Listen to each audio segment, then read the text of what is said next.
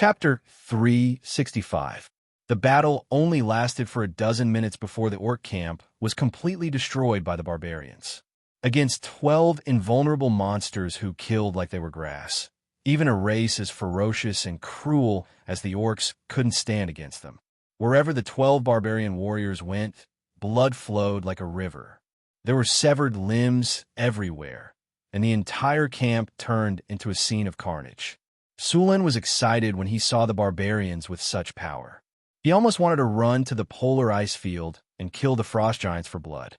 Fortunately, he knew that place was the nest of the frost giants, so he didn't act rashly.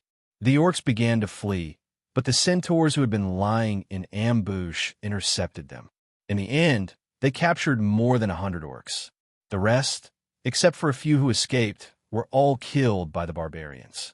In fact, the barbarians' god's descent state could only be called a fake god's descent. The real god's descent had the body of Titan. In addition to their powerful defense, they were directly immune to low-level spells. But now, there were no other creatures besides the Titan world that had this ability. After seeing the power of the barbarians, Sulan planned to inscribe magic patterns on his body. But unlike the barbarians, Sulan's magic patterns were all kinds of spells. He planned to inscribe some common spells on his body. When the time came, he wouldn't need to prepare to cast them. He could use the magic patterns to release them. The master-level magic tattoo technique was very powerful. With the help of Wizard's Hand, Sulan could inscribe magic tattoo on himself. Although Wizard's Hand was only a Circle 0 spell, it still had many uses. It could lift objects up to 5 kilograms and control objects up to 15 meters away. As for the operation, it depended on the individual's ability. Some people could use Wizard Hand to its fullest potential, while others could only use it to pick up items and clean up. In the Pink Book, the Sorcerer's Hand spell was listed as a classic secret spell. There wasn't much difference between a beginner magic pattern tattoo technique and an ordinary one. The only difference was that magic patterns were left behind. But as the technique was upgraded, this kind of tattoo technique that took up a lot of space and was inefficient was gradually eliminated. There was a limit to how much skin was suitable for tattooing, and a spell would take up a lot of space if all the runes were inscribed on it. Therefore, at the beginning, these magic pattern tattoos could only inscribe one spell on the body. Along with the advancement of technology, even more sophisticated mageweth craftsmanship appeared. A palm-sized piece of skin could be engraved with more than a dozen arcane marks. It was only at this time that this technique was widely used. Many wizards began to engrave mageweths on their bodies. During that time, more than 80% of the wizards were bald. Even the witches were bald. If one didn't know better, they would think that the Adept Academy had become a monastery for monks. Later, these technologies were further improved by the Arcane Kingdom. With the upgrade of rune technology, mageweths were gradually eliminated, and this more precise and smaller rune technology was developed. Just like a miniature carving, a magic pattern could be inscribed on an area the size of a fingernail. Of course, to achieve this, one would have to use some special tools and tools. Sulan didn't know how to do that at the moment. In fact, to be more precise, it was already rune engraving, an upgraded version of mageweth technology. Mageweths were only a single arcane mark, while runes were a combination of arcane marks. In order to inscribe this kind of rune, arcanists used a special machine. This machine was very complicated, and ordinary carving knives were no longer capable of this technology. Therefore, they created a technology that condensed the scorching ray into a very, very thin line. According to Sulan's understanding, it was a very thin laser. This scorching ray was as thin as a micron.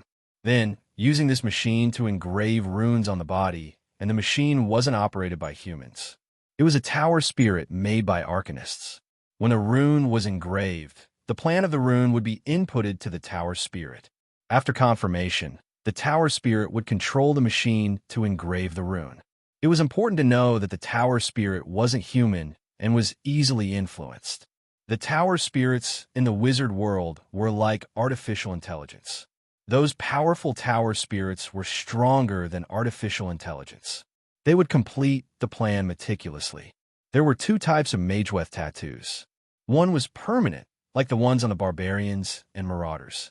The other was temporary. These temporary Mageweths would disappear after the spell was cast and could be re-engraved. Wizards would usually modify them according to the environment and the enemies or monsters they were about to face. Sulen was engraving a temporary Mageweth tattoo on his body. This kind of tattoo had another advantage. It was relatively cheap. Sulen was going to engrave defensive spells, energy deflection field, energy barrier, bear's brute force, and greater haste. In a laboratory, Sulen took out all kinds of things he needed and put them on the workbench next to him. In fact, there were many ways to engrave runes on oneself. The simplest and most commonly used method was the wizard's hand. There was also the mirror clone spell.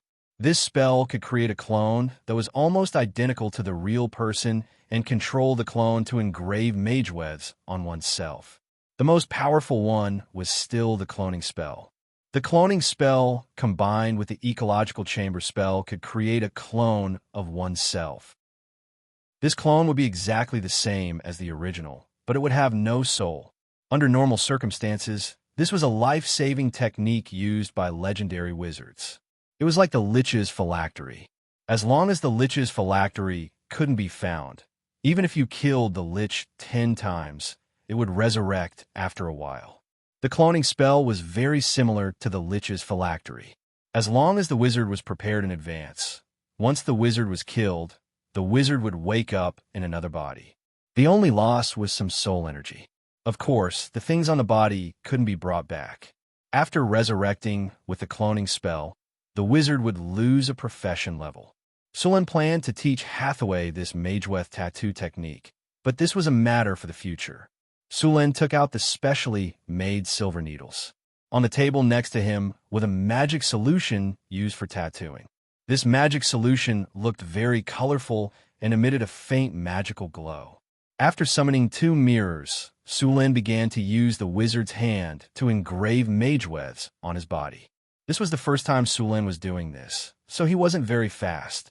The spell he was going to engrave was the energy field deflection spell, which was a defensive spell. However, it wouldn't directly block the opponent's attack.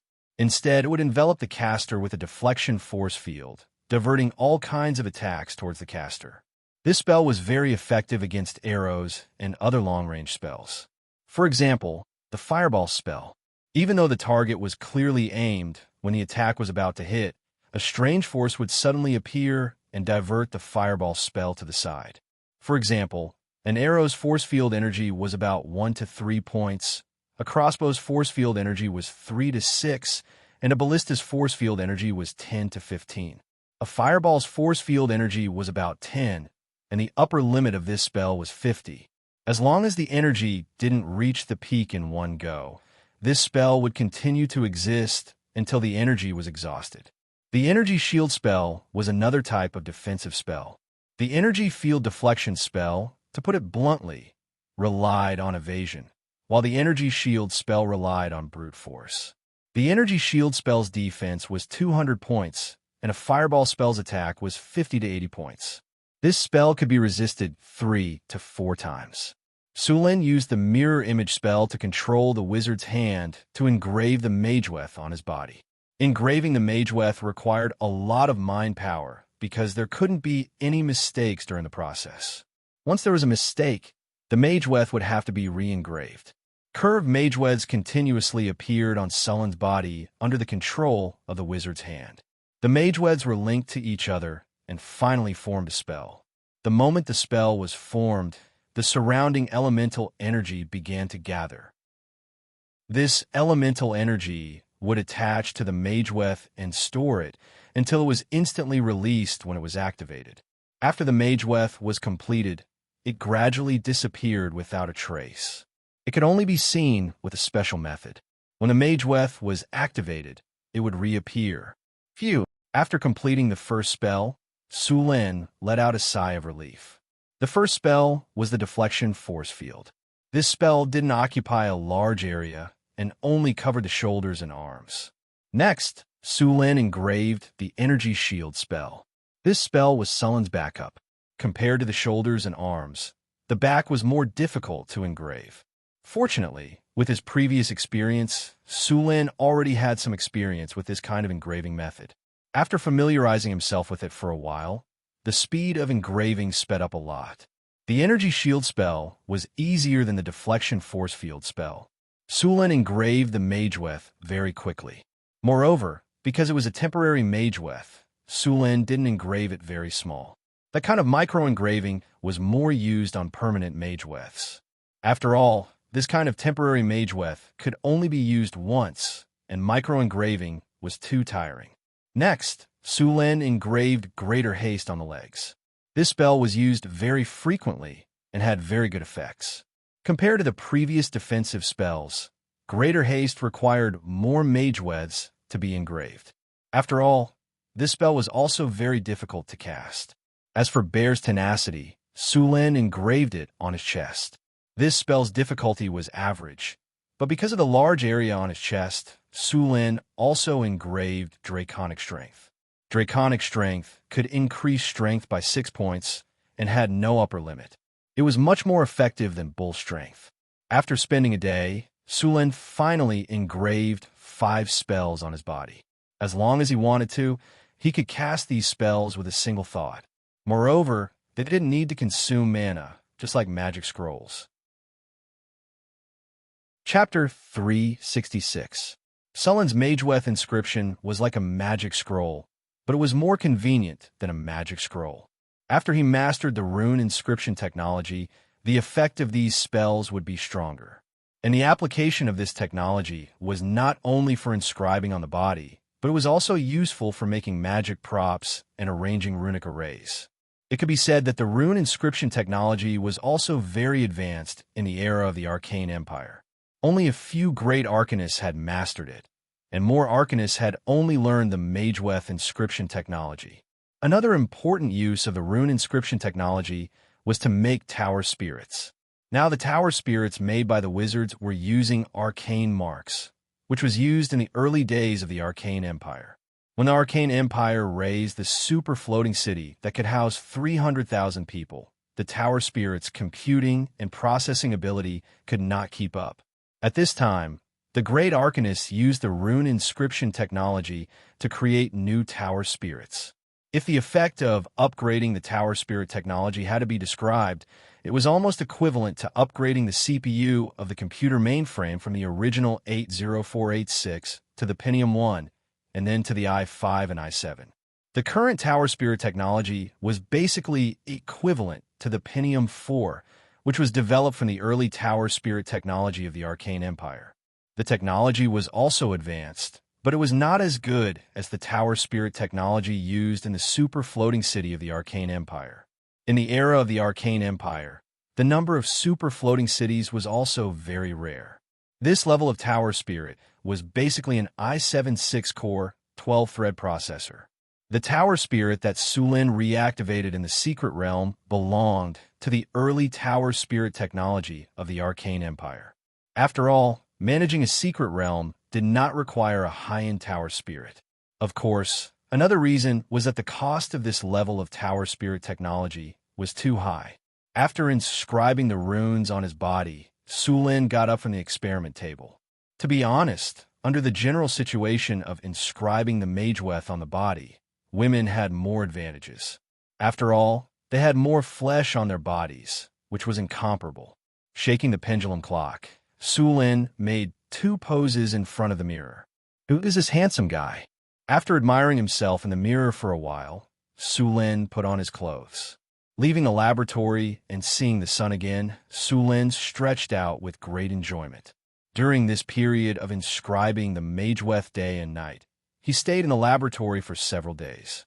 The concentration of elements in the secret realm was very high, and the Mageweth on Sulin's body was quickly replenished with energy. Sulin closed the door of the laboratory and left.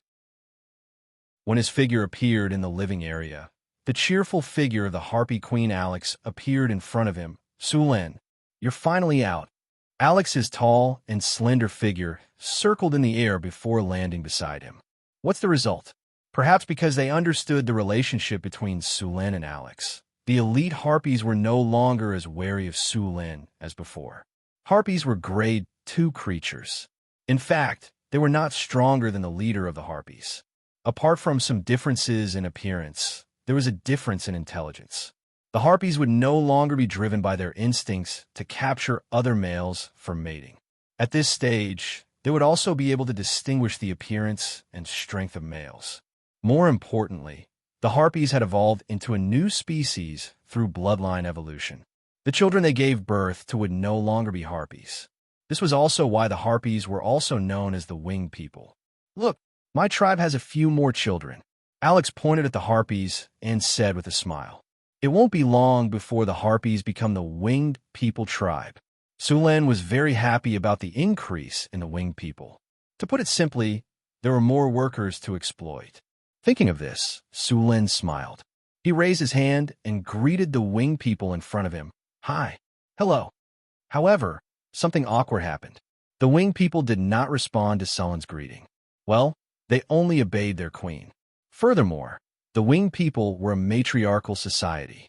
In their eyes, Su Lin was just the queen's consort, although they did not know that Su Lin would let their queen carry him on her back at night and call him daddy. Oh, right. Su Lin seemed to have remembered something. I brought back a gift for you. An exquisitely crafted gold and gemstone crown appeared in his hand. It's so beautiful. Alex let out a cry of surprise, and then couldn't wait to throw herself into Su Luin's arms. She reached out to grab the crown in her hand and kissed Su Luin's face with her delicate red lips. Mwah! It was the kind with sound effects. Thank you. Su Lin, Alex said excitedly. Come, I'll put it on for you. Su Lin said with a smile. Alex's previous crown was made by the harpies. The workmanship was very poor. Now, the crown was made by a few master craftsmen that Su Lin invited. It was gorgeous and beautiful. More importantly, the crown was a magic equipment. An energy shield spell was engraved on it. Su Lin took off Alex's former crown, and then picked up the new crown and put on Alex's head. Alex, who got the new crown, flew in the sky excitedly, while the harpies followed her around. Seeing Alex's excited look, Su Lin continued to walk toward the living area. On the way, he met Grace and Karina. One was a half-elf, and the other was a drow. They were still secretly competing.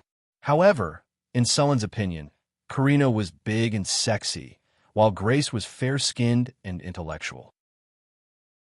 Both of them had their own merits. However, Grace had the upper hand for now. After all, there were twice as many half-elves as drows. In the living area of the secret realm, many houses had been rebuilt. Compared to the northern city, it had a more natural feel. This was because there were many winged people living here. Compared to houses, they preferred tree houses. The half-elves also liked to live in trees. This was why most of the buildings in the living area were tree houses. These tree houses were the masterpiece of the half-elf druids. They cultivated special seeds and used druid spells to make these trees grow quickly. In the end, they grew into all kinds of tree houses. Of course, there were also some other houses such as pumpkins and mushrooms. It looked like a fairy tale. Sulin's residence was also a tree house. However, his tree house was very large. It was 80 square meters. The room was very clean. Even if no one lived here for a long time, there would still be harpies or half-elves who would come to clean it. After such a long period of high concentration, Su Lin felt a little tired. As soon as he came back, he lay on the soft velvet bed to rest. The night passed without a word. After enough sleep, Su Lin looked very energetic the next day. The smell of food wafted over, and Sulin's stomach couldn't help but grumble. After yawning, Su Lin walked out of the treehouse and saw Grace watering the plants around with a water bottle. Good morning, Su Lin.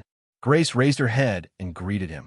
At the same time, she flipped her long hair and said with a smile, Do you want some breakfast?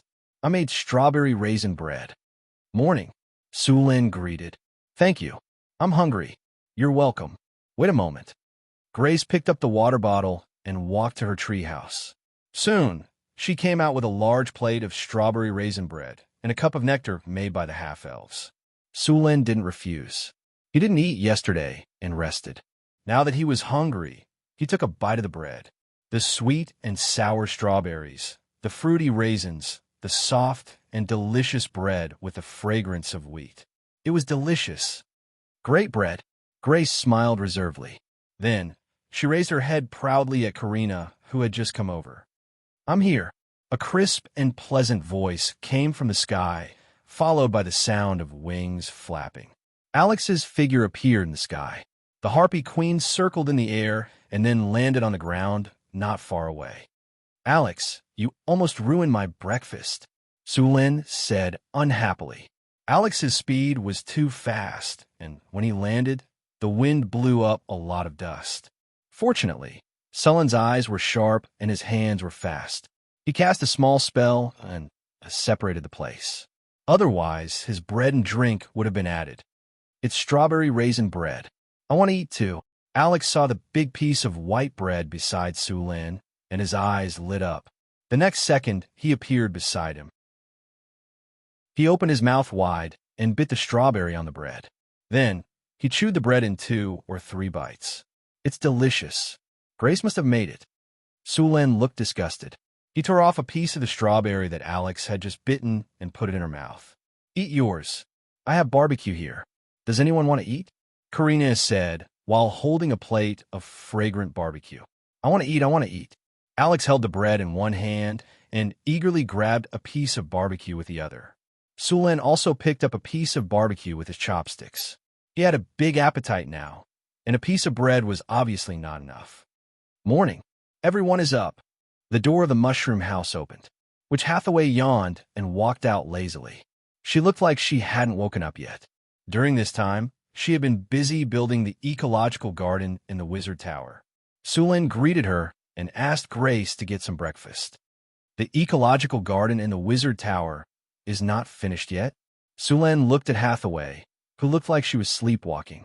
Hathaway glared at Sulin.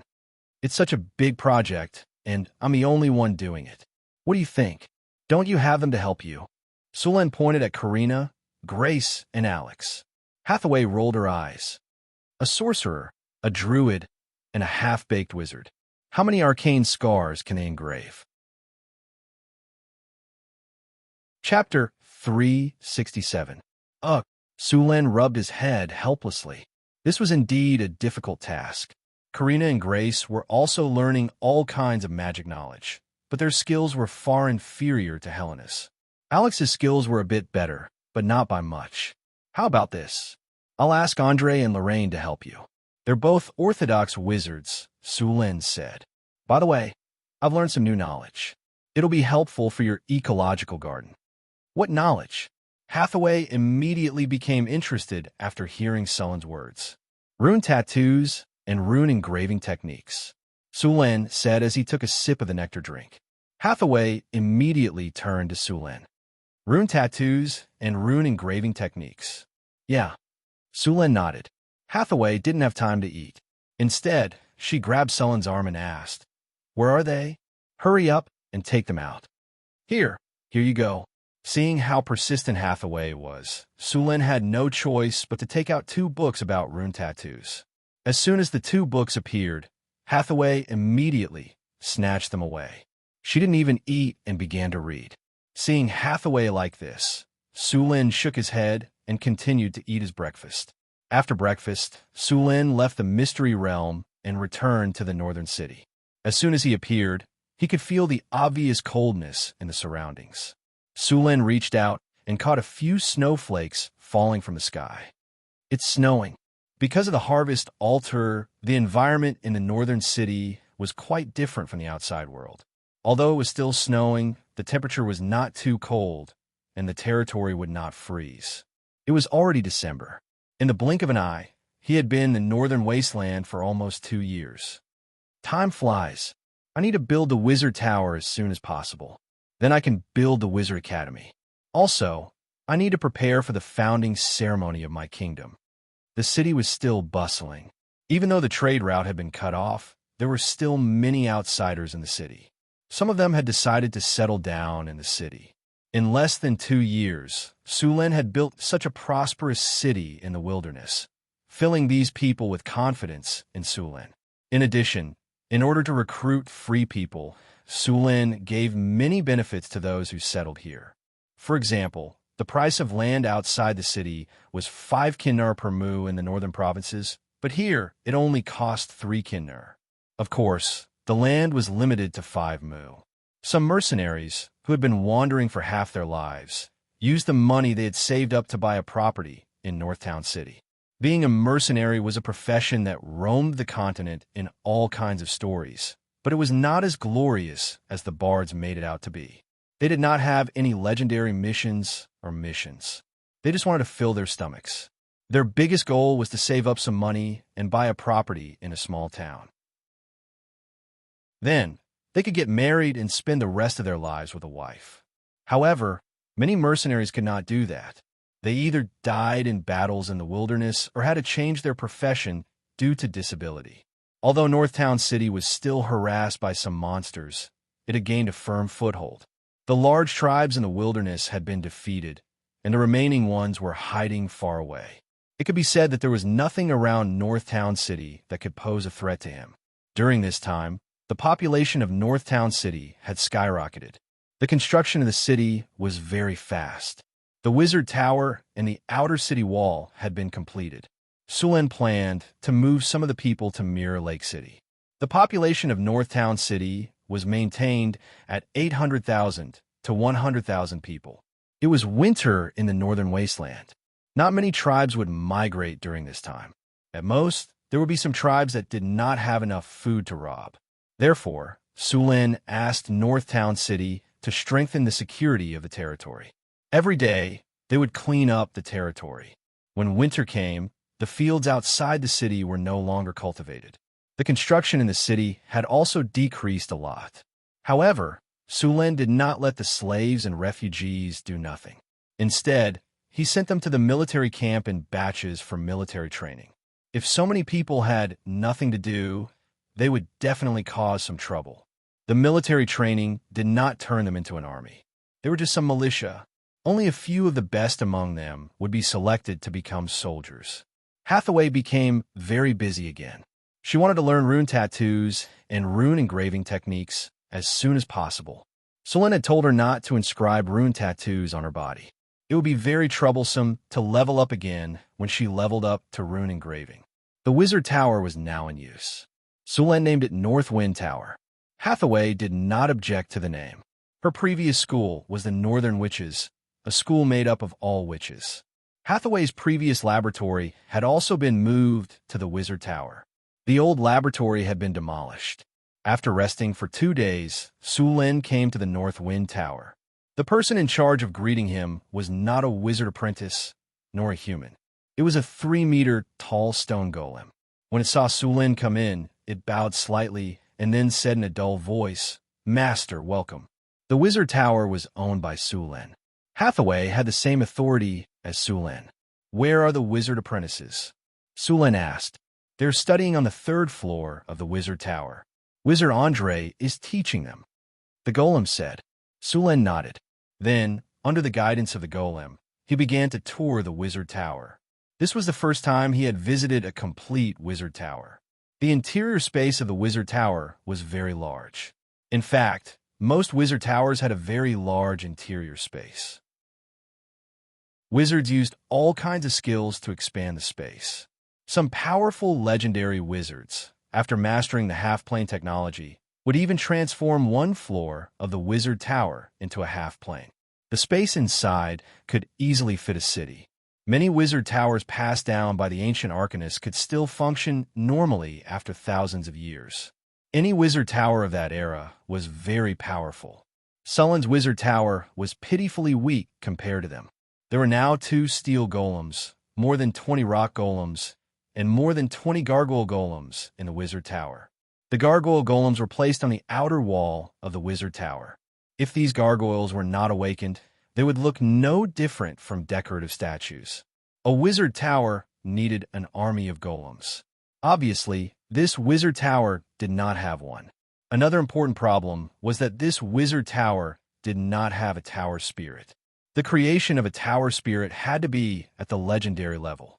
Hathaway's strength was still not enough. The golem in front of him must have been cast by Hathaway's soul enlightenment. Its intelligence was much higher than that of ordinary stone golems. It was like an intelligent robot. High-level tower spirits were somewhat like artificial intelligence, but more powerful than artificial intelligence. Sulen was still learning alchemy. He was still very interested in golems and tower spirits. Unfortunately, the requirements for mastering it were too high. Not only did it require a very high level of magic and alchemy skills, but it also required a lot of special knowledge. Sulen was still unable to build golems. After all, he had only learned wizard instructions for a short time. Strictly speaking, Sulen was now only a level 10 wizard. Of course, because he had mastered the magic tattoo technique, his level could be slightly higher. As for building a mechanical life, Sulen was still not sure. After all, the realm of the soul was too mysterious.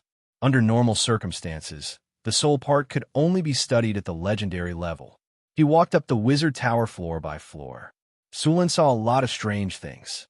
Some were magic devices that he could not understand, and some were all kinds of strange laboratories.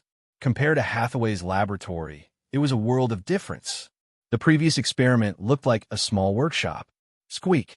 When Sulen passed by a place that looked like a prison, he suddenly heard a sound that sounded like a mouse. He turned around and looked. Immediately, he saw 3 giant bats locked in cages. These bats were all the size of wash basins and looked somewhat ferocious.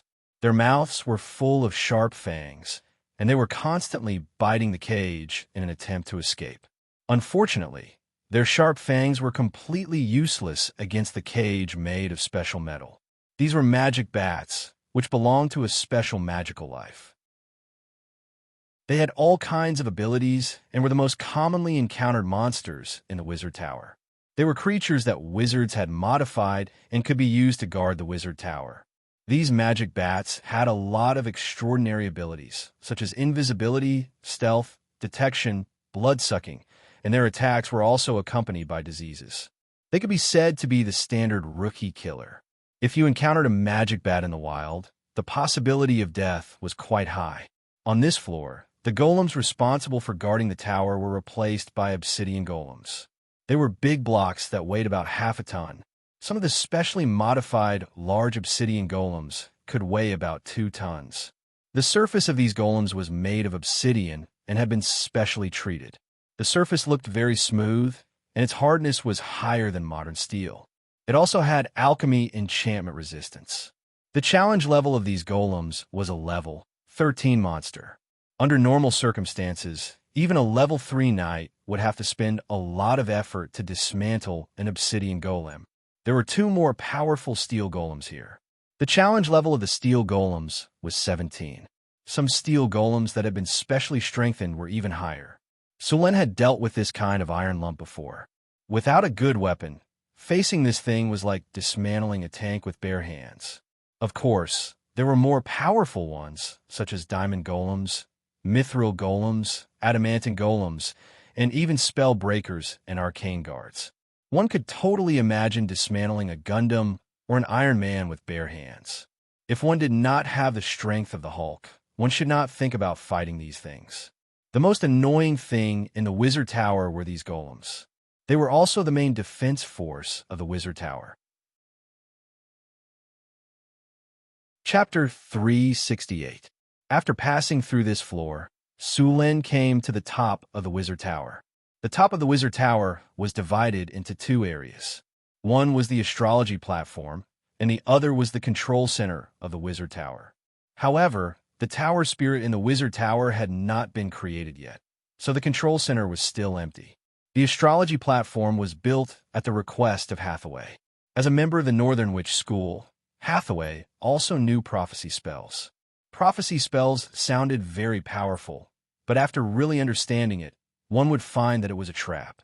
The cost of divination spells was often not proportional to the benefits. Divination spells could easily be interfered with by various factors, and even if the spell was successfully cast, the results that one saw might not necessarily happen.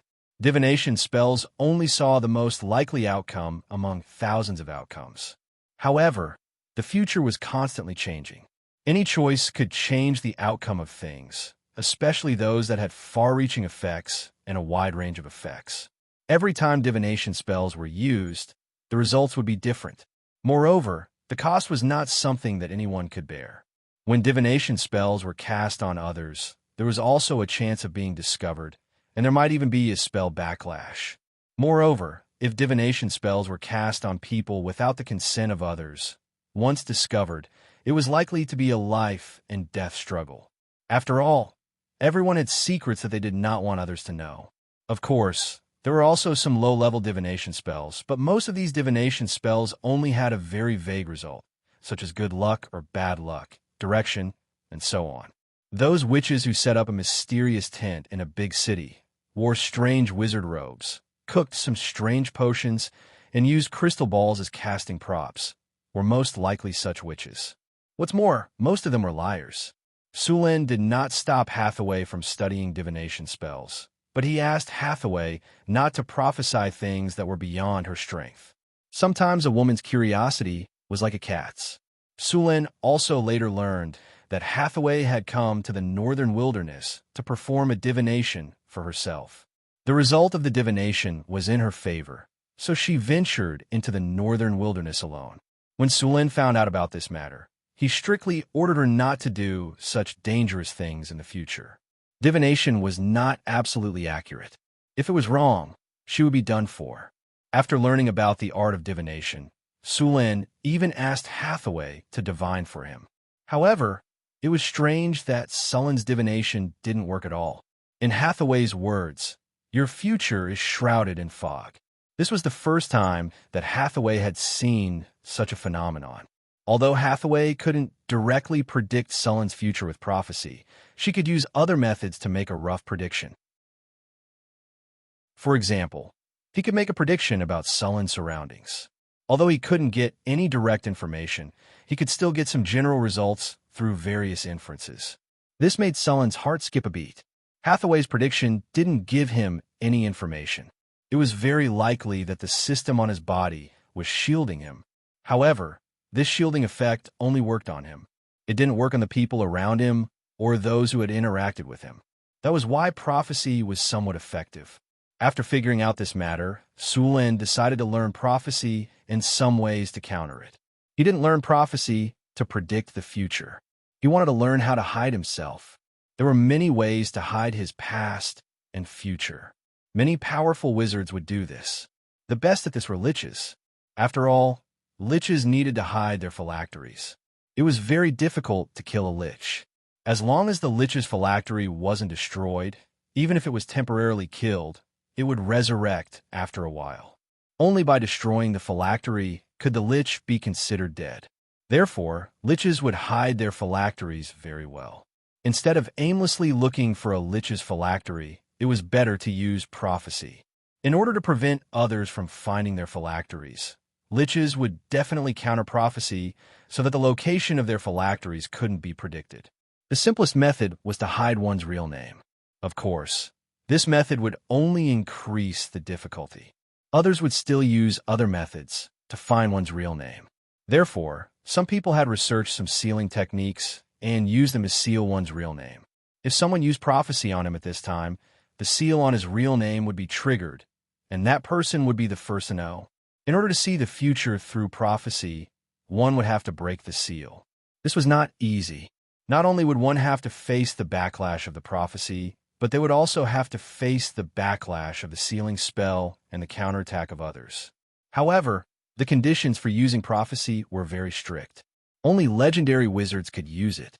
This method quickly spread among the liches, and even arcanists from other schools of thought learned it. Although arcanists were powerful, they were not without weaknesses.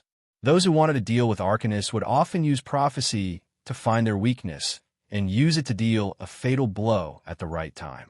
This method had appeared more than once in history. However, other than the first two successful attempts, almost all of them failed. Other than prophecy, there were also people who split a small part of their soul and used this small part to carry their own fate. Finally, they used prophecy to seal this small part of their soul. Some arcanists felt that this prophecy was not safe enough, so they added more seals on top of the original one. It was said that the most ridiculous prophecy had added 30 seals on a piece of his soul. It should be known that each seal was stronger than the previous one. With so many seals stacked on top of each other, those who dared to use the prophecy technique on him would be severely injured or even killed by the backlash of the seals. Sulin planned to use this spell to seal a piece of his soul after he became a legendary wizard. For now, he could only rely on the system's own shielding power.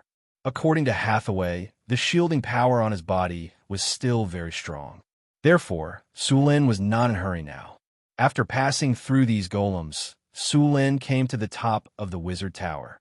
As soon as he arrived, warm sunlight shone in. Sulin looked up at the sky. There were no clouds in the sky above the wizard tower. A special spell was used here. No matter the weather, the sky could be seen. Standing on the wizard tower, Sulin looked out. In the distance, there was a winding mountain range like a giant dragon. It was the Sierra de Lotus. At this time, the mountain range was covered with a thick layer of snow. Around the mountain range was a lush forest. South of the forest were two winding rivers. Many farms were neatly cultivated on both sides of the rivers. Near the wizard tower was a city that was as neat as a chessboard. There was an endless flow of people in the city. This was his northern city. In the south of the city, there were even more farms. These were all his territories. The towering Magus Tower was like a skyscraper. Standing here, one could easily overlook everything. It gave one a feeling of being in control of everything. A sense of excitement rose in one's heart. It was as if one was high up in the sky like a god. "You're here." A pleasant female voice sounded from behind him. Sulin turned around and looked. In an instant, it was as if he was struck by lightning. A stunned expression appeared on his face. In front of him was a spacious imperial concubine chair covered with comfortable winter wolf fur. Hathaway was leaning lazily on it. One of her jade-like arms supported her head. The other hand was holding the book, Magic Tattoo, that Sulin gave her. Her face was still delicate and beautiful. In terms of appearance, Hathaway, Chris, and Alex were all top-notch. It was just that their styles were somewhat different. She was the kind of woman who was graceful with a hint of charm, gorgeous with a hint of intelligence. She had a tall and slender figure, curvy curves, perfectly round and perky buttocks, and firm and slender thighs. Her body proportions were perfect, with white and straight calves and a slender and flexible waist. No matter how one looked at her, she was impeccable. Of course, if that were all, Sulin, who was already familiar with her beauty, would not show such an expression. After all, they had known each other for a long time. However, at this moment, Hathaway was different. Sulin almost could not take his eyes off her. At this moment, Hathaway was wearing a white silk nightgown. The neckline of the nightgown revealed her smooth, jade-like skin. Her breasts were half exposed. The nightgown was tied at the waist and had a slit. Her beautiful legs wrapped in soft, shiny stockings were slightly curled up. The pure, white silk material was very light and thin, even slightly transparent. This was the high-quality silk produced by the half-elves in the territory. The stockings were woven from the silk of the underground spiders bred in Crete. Each of them was very expensive. The combination of black and white was even more stunning.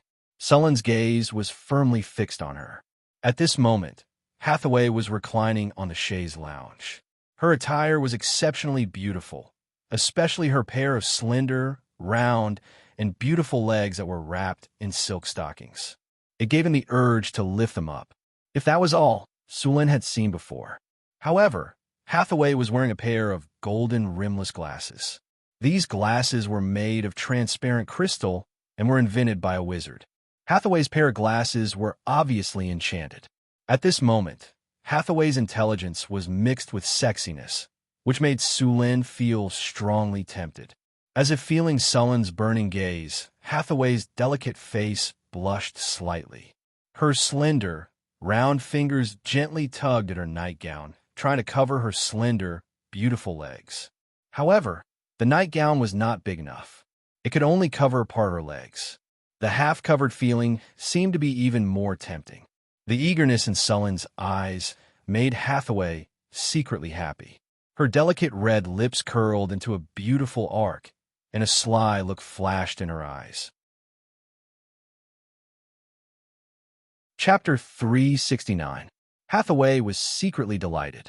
Although she often studied all kinds of knowledge, she was not stupid. She felt pressure from Sulin, as well as from Chris and Alex. Although she was very outstanding, neither the succubus Chris nor Alex were below her in the slightest. Although she did not want to monopolize him, she did not want to lower her position in Sulin's heart. "Do you like it?" Hathaway lifted her finger and brushed her hair behind her ear. "I like it very much," Sulin exclaimed. "I felt that it was even more powerful than Chris's seduction spell." As Sulin spoke, he sat down next to Hathaway and hugged her in his arms in an unusually domineering manner.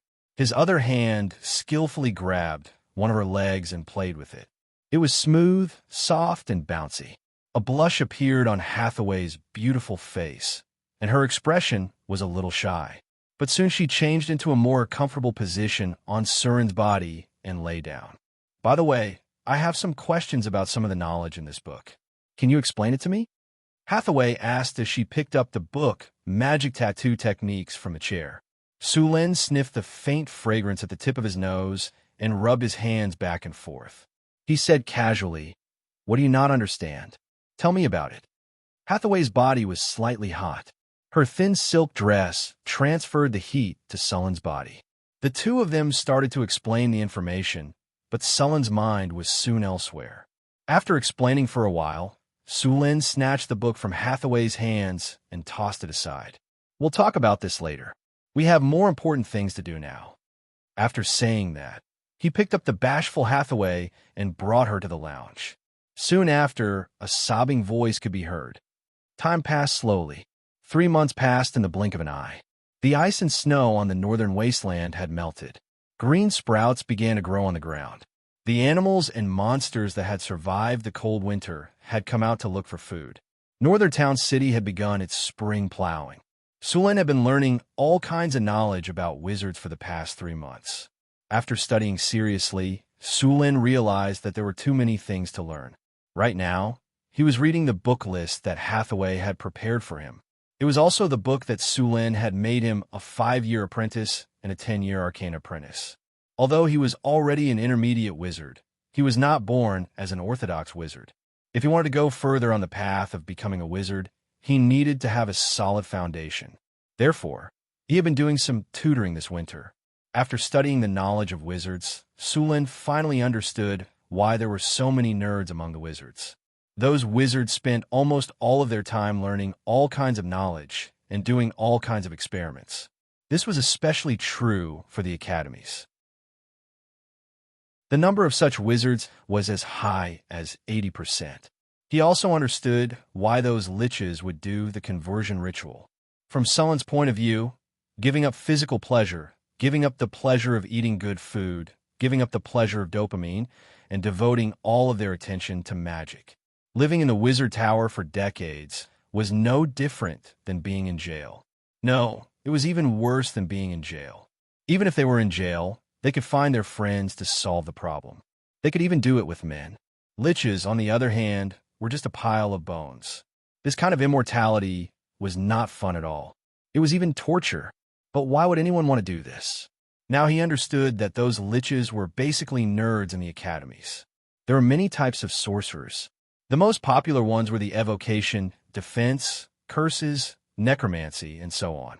There were also divisions based on inheritance, combat sorcerers, and academy sorcerers.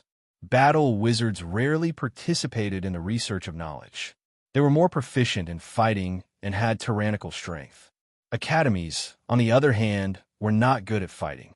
However, as time passed and the academies grasped more and more knowledge, this kind of perception would quickly decrease. In every era, the most powerful adepts were usually from the academies. One of the reasons why liches were powerful was because they had lived for a long time. Another reason was that most liches were converted from academies. Basically, every liches was very rich. They had enough time to make all kinds of excellent and powerful magic tools. Many of the powerful magic tools in the world were made by liches. Sulen also realized that most of the academies were straight men. Some were even stealing men. Sulen found a lot of such things in some of the diary manuscripts. In the eyes of those wizards, women were very troublesome creatures. They would moan for no reason, pull you to look at the shooting stars when you were looking at the stars, and then make a solemn wish. Make a wish to a shooting star? Wasn't the wishing spell more convenient? They would also make a mess of your experiment. They would spray all kinds of perfume and strange substances on your body, and then affect the accuracy of your experiment.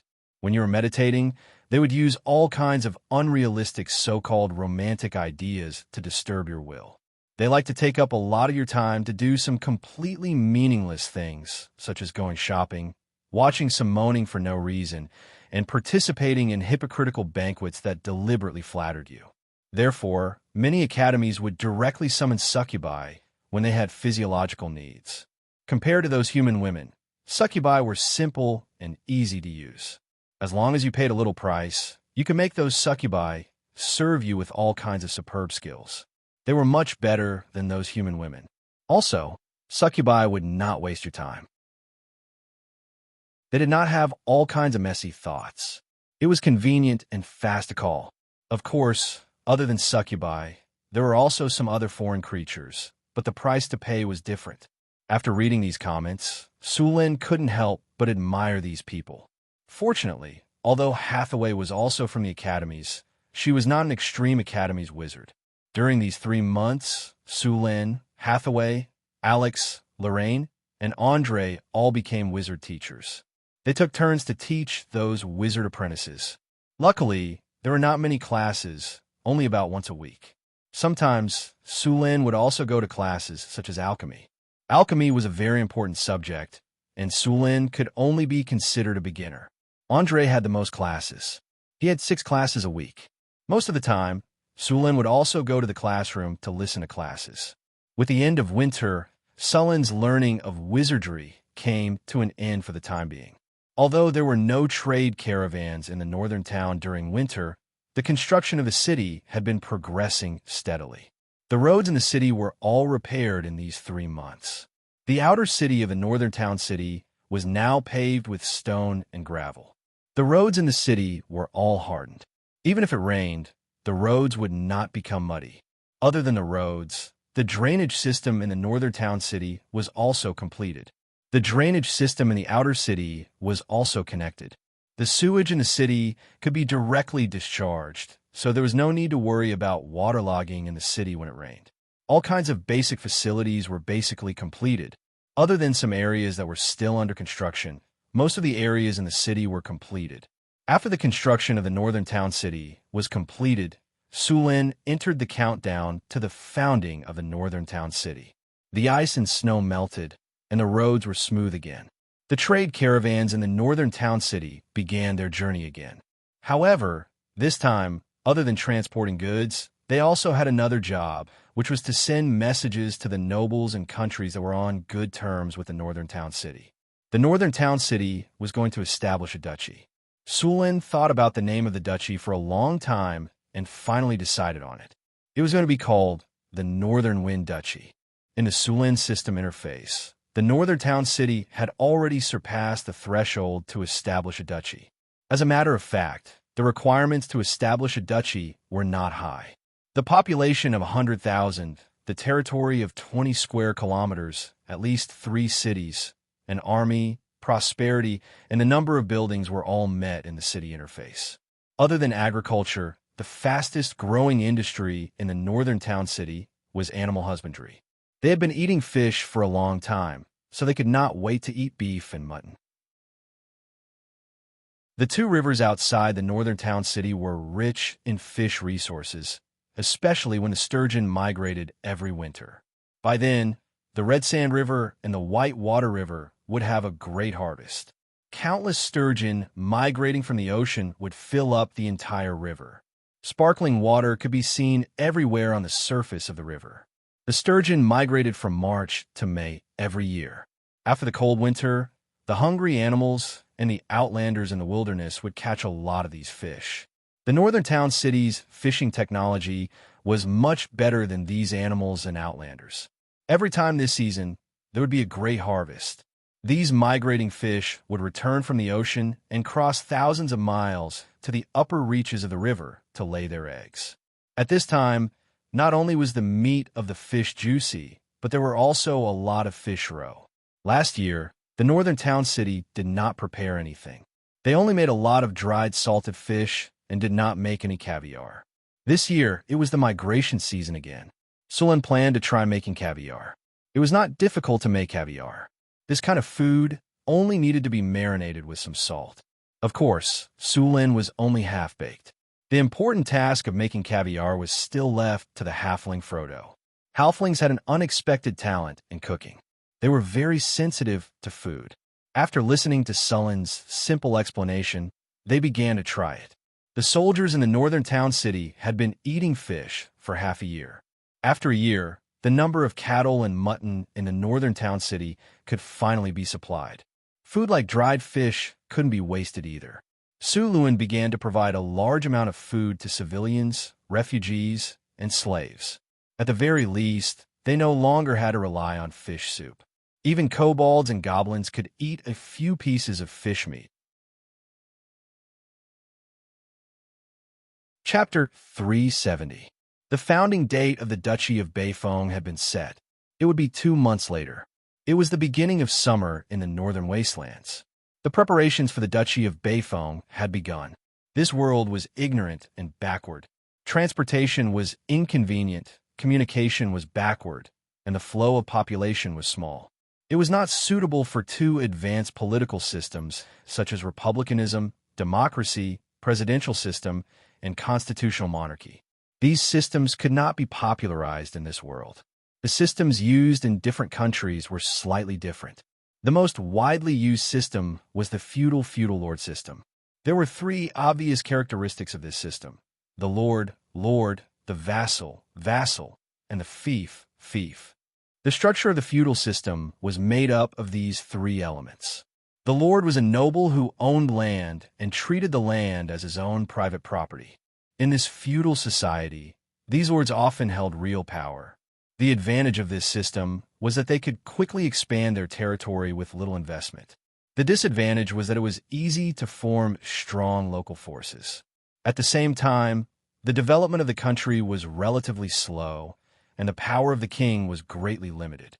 The Kingdom of Florence, the Kingdom of Yan, the Kingdom of Lorenza, and so on all used this system. There were also the Kingdom of Light, the City-State Alliance, and the Kingdom of Aristocracy. However, these systems were not suitable for the Duchy of Beifong. The Duchy of Beifong was very small now, and there were only 3 cities. Sulan naturally would not give it to others. He planned to modify the feudal system. Nobles could have their own fief, but the ruling right of the fief belonged to the kingdom. Nobles could have their own army, and part of the taxes of the fief would be paid to the kingdom. There would not be a situation where one's vassal was not one's vassal. It was not that he did not want to use the county system and a monarchy to rule, but the nobles would definitely not support it. In this supernatural world, individual strength was tyrannical and a monarchy was not suitable. Sulan invited many people to the founding ceremony of the Duchy of Beifong. The royal family of Florence, the nobles of the northern provinces, the Kingdom of Lorenza, the Desert Kingdom, and the Southern Alliance had cooperated with the northern wastelands. There were 20 to 30 nobles in total. There is no need to worry about the ceremony being empty. Just as Sulan was busy preparing for the founding of the duchy, the great priest of the Temple of Wisdom suddenly came to him. "My lord, Great Priest Vina wants to see you. What's she doing here?" Sulan was a little puzzled. "Take her to the living room. I'll be there soon." Although Sulan didn't know what this great priest wanted, he still decided to meet him. After signing the document in his hand and handing it to the attendant beside him, Sulan got up and walked to the reception hall. Sulan soon arrived at the reception hall. High Priestess Vina was waiting for him in the room. This priestess of the Wisdom Shrine was wearing a very luxurious priestess robe today. She seemed to have dressed up and looked very solemn and formal. "Long time no see, Your Excellency," Reverend Vina said with a smile when she saw Sulan walking in from outside the door. Reverend Wei Na, It's nice to see you again, Sulin said gently. Even though he wasn't interested in the so-called etiquette, Sulin still learned these lessons seriously. At this moment, although Sulin's actions seemed a little casual, they weren't impolite at all. Vina nodded to herself when she saw Sulin's appearance. This lord didn't look like a nouveau riche. Instead, he looked like an elegant noble. He wore well-trimmed clothes, had a strong and straight body, and a handsome and delicate face. His eyes were sharp but not overbearing. At a glance, he looked like one of those heroic figures in epics and legends. He made people's eyes light up. Vina couldn't help but sigh in her heart. He really was a natural-born king. Just his appearance and temperament made people feel like they were willing to submit to him. He was powerful, handsome, elegant, and wealthy. He would definitely be the most dazzling star if he appeared in the noble banquets of other kingdoms. Vina quickly recovered and said with a smile, "Your Excellency Sulin is even more elegant than before." The two of them exchanged some pleasantries before taking their seats. The servants served tea. After the door was closed, Sulin began to ask, "Your Excellency, is there anything I can help you with today?" "There's some things." Vina put down the tea and said with a smile, "I heard that Your Excellency Sulin is preparing to officially establish the Northwind Dukedom in 2 months. Yes, the Northgard city is currently preparing for the establishment ceremony. This wasn't a secret. Although Sulin hadn't officially invited the church, it wasn't difficult for them to find out. Then I'll congratulate Your Excellency in advance on becoming a Grand Duke," Vina said with a smile. "Thank you. I'll need your church to attend the establishment ceremony when the time comes." Sulin nodded. "We will." Vina nodded. "Your Excellency Sulin, have you thought about who you'd like to crown you during the establishment ceremony?" "I haven't thought about that yet." Sulin shook his head. Vina's eyes lit up, and then she continued, "Your Excellency Sulin, I have a suggestion, but I'm not sure if you'd be willing to accept it." "Of course I'd be willing to accept a good suggestion," Sulin said with a smile. Vina smiled. "I suggest that you invite the Pope of the Wisdom Church to crown you.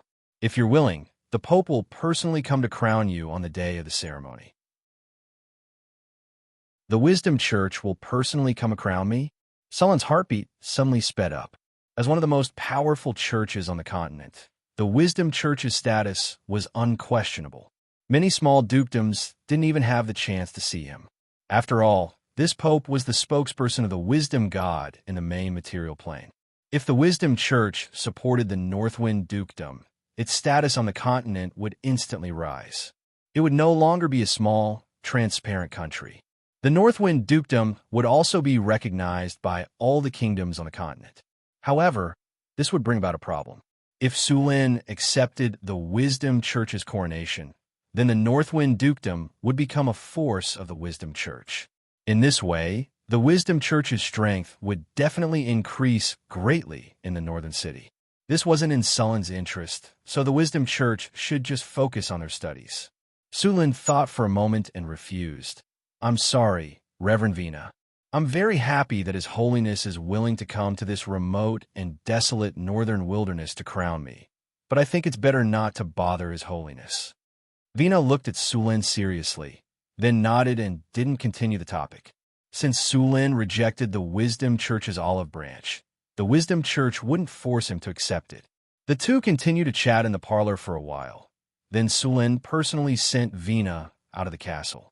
The Wisdom Church wasn't an underground church like the Dark Lady. As long as one rejected it, they would be an enemy, so there was no need to worry about the Wisdom Church's revenge. In fact, most churches were like this. Only those in the evil camp would be like this, but Sulin wasn't worried. After Sulin sent the Wisdom Church's priest away, in the next few days, the War Church, the Wealth Church, the Justice Church, and several other churches came one after another. Their goal was the same as the Wisdom Churches, which was to invite Sulin to their pope for the coronation. Of course, Sulin rejected. Unlike the other royal families, Sulin was able to establish a kingdom by relying on his own strength.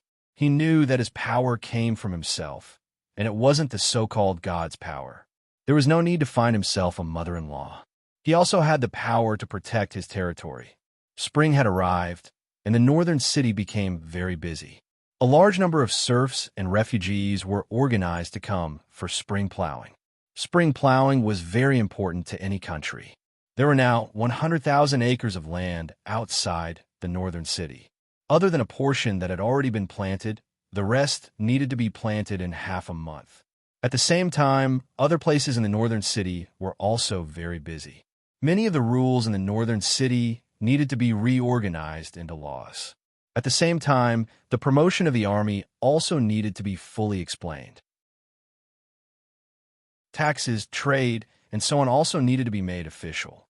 The invitations sent out by the northern city received responses in a month. Almost all the nobles who received the invitations said that they would come. Some who couldn't come for various reasons sent their sons to participate in their place. As long as the nobles in their right mind wanted to continue working with the northern city, they wouldn't refuse this kind of founding ceremony. The Florentine royal family said that they would send Prince Grant to celebrate in person. The Marquis of Savoy also said that he would send his son and daughter to participate in the founding ceremony. The northern city had sent a large number of troops to the northern city to clean up the outsiders. The trade route to the northern city was especially important. Sulin found the Little Mare mission and asked for more centaurs. He then asked the cavalry to clean up all the bandits around the road. During this period of time, Sulin didn't want to see any merchant caravans being robbed by bandits. The roads and all kinds of infrastructure in the northern city had been completed, but there were still many details to be completed. For example, the flower beds on both sides of the road weren't planted with flowers and plants. The facilities in the city park weren't complete, and the statues used as decorations still needed to be improved.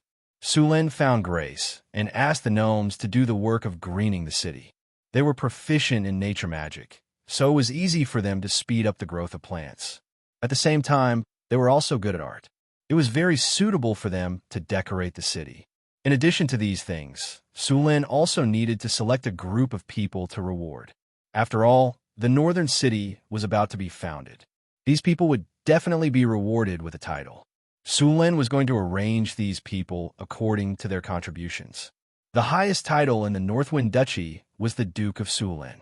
The others were counts, viscounts, barons, lords, and knights. The title of Marquis was prepared for the crown prince. The others were only counts at most. P.S. Please subscribe, please subscribe, please subscribe. Important things must be repeated 3 times. Chapter 371. The news of the northern battlefront city building a new kingdom slowly spread. After hearing the news, many merchants brought all kinds of resources to the city. Many circuses were also preparing to head to the city.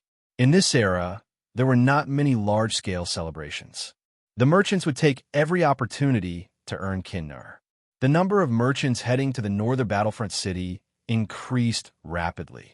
Just as the construction of the northern battlefront city was in full swing, a cavalryman galloped toward the city. Judging by his attire, it was obvious that he was a messenger. The galloping of the horse was very urgent. The messenger was running at full speed. There was an emergency passage in the northern battlefront city for messengers. No one was allowed to use it. Even though the northern battlefront city was crowded with people, no one dared to go near the emergency passage. The messenger galloped all the way without stopping. He soon arrived at the inner city. He only stopped when he reached the main gate of the Lord's mansion. Then, he heard hurried footsteps. A series of urgent knocks came from the door.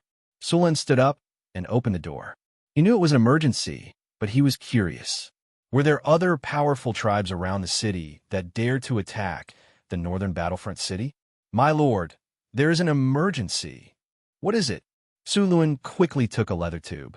He first checked that the seal on the leather tube was intact, and then opened it.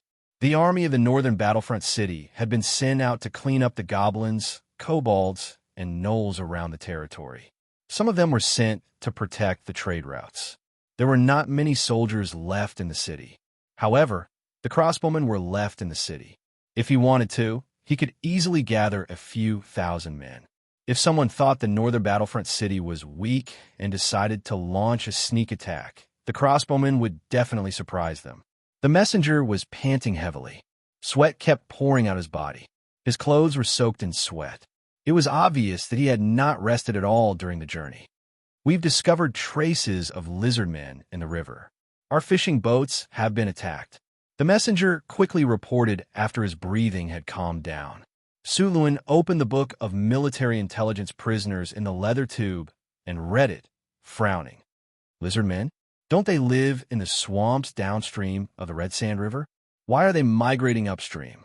Sulen flipped through the military report and felt a little strange. Why are the lizard men joining in on the fun at this time? Are they here to attend my coronation? Sulen wasn't too worried. He was confident that he could defeat the lizard men. Go and invite General Ayton and General Johnson here. Sulen put down the urgent military report and ordered the attendant beside him. The attendant accepted the order and left. About 15 minutes later, General Ayton arrived at Sullen's study. Sulen handed him the urgent military report on the table. After he finished reading it, Sulen said, Ayton, immediately take some people downstream to investigate. I want to know more about these lizard men. Changson, go and gather the army we've established. Yes, sir. Yes, sir. The two of them nodded, then turned around and began to move. Johnson turned around and went to assemble the army. Thump, thump, thump. The muffled sound of drums echoed throughout the camp. The soldiers resting in the tents immediately got up and put on their armor in an orderly manner. They listened to the orders of the flag bearers and gathered together. After the two of them left, Sulen found Hathaway and asked her to take charge of the northern city. Sulen felt a little strange about the lizardmen's movement to the north. These creatures could easily leave the swamps. They were like fish in water in the swamps and were very powerful. However, once they left the swamps and came to land, these lizard men were even weaker than the gnolls. Their only advantage was probably their ability to regenerate and reproduce. After they left the swamps, even if the northern city was a little weak, the lizard men were still no match for the crossbowmen. Sulen left the northern city with 300 soldiers and traveled down the river. Along the way, Sulen received more information about the lizard men. This time, the lizard men were very active. Sulen even suspected that they had mobilized all their forces. Why would the lizard men mobilize all their forces at this time of the year? Migration? Expansion of territory? Or a food crisis? Sulen immediately ruled out the possibility of expanding their territory. The lizardmen's body structure could not allow them to leave water for long periods of time. They could only live in areas with abundant water. Ever since Sulen came to the northern wasteland, he had never heard of the lizard men expanding from the swamps. A food crisis was not right either. During this period of time, sturgeons were swimming. There were a lot of fat sturgeons in the river. The lizard men were good at swimming, so it was easy for them to catch sturgeons. Naturally, they would not lack food. Then, could it be that they were migrating? Sir, the lizard men attacked our ships, but they were defeated by the army. An officer said beside Sulen. Originally, Sulen planned to clean up the northern wasteland and then celebrate the founding of the country. However, at this critical moment, the lizard men had invaded. A large number of scouts were sent out, and all kinds of information were sent back. The next day, Sulen finally collected some useful information. The lizard men robbed many small tribes along the way, but they did not conquer them. Could it be that they lacked food? Sulen looked at the information in his hands. There was a large pile of documents in front of him. They were all information about the lizardmen's movements in the past 2 days. The scouts of the northern city were very good at collecting information. With them around, nothing that happened in the northern wasteland could escape his eyes. What is this? There seems to be a dragon's roar coming from the swamps. At this time, Sulen suddenly saw a piece of information under the pile of documents. Swamp dragon's roar? Did a black dragon appear in the swamps? The most famous true dragon that liked to live in the swamps was the black dragon. As the black dragon and the white dragon, the black dragon's strength was ranked second to last. Their faces would turn into skeletons when they reached adulthood, so some people called them skeleton dragons. The black dragon's breath was acid, and it was very corrosive. They liked to eat rotten food. They would soak their food in acid and wait for it to rot before enjoying it. Taste was very important. Black dragons liked to build their nests in the swamps. They had a special ability to corrupt the water and make it unable to support the survival of animals. They also had a special ability to transform the water around them. Black dragons liked to hide under the water and sneak attack. In addition, black dragons rarely entered the forest because the trees in the forest would interfere with their mobility. Black dragons liked gold coins, and they usually collected a lot of coins. If a black dragon really appeared in the swamps, then it could indeed cause such a situation. Sullen's heart was burning. If there really was a black dragon, then it meant there were treasures here. Chapter 372. Sullen led the army along the river. He didn't bring many people with him this time. Only 12 barbarian marauders and 200 half-elf archers. Although there weren't many people, they were all elites. If the 12 barbarian marauders went all out, it wouldn't take them much effort to wipe out an army of thousands. With the help of the 200 half-elf archers, it wouldn't be difficult to wipe out an army of 3,000 to 5,000 people. Dealing with some lizardmen wouldn't be a problem either. Sullen never thought of enslaving the lizardmen.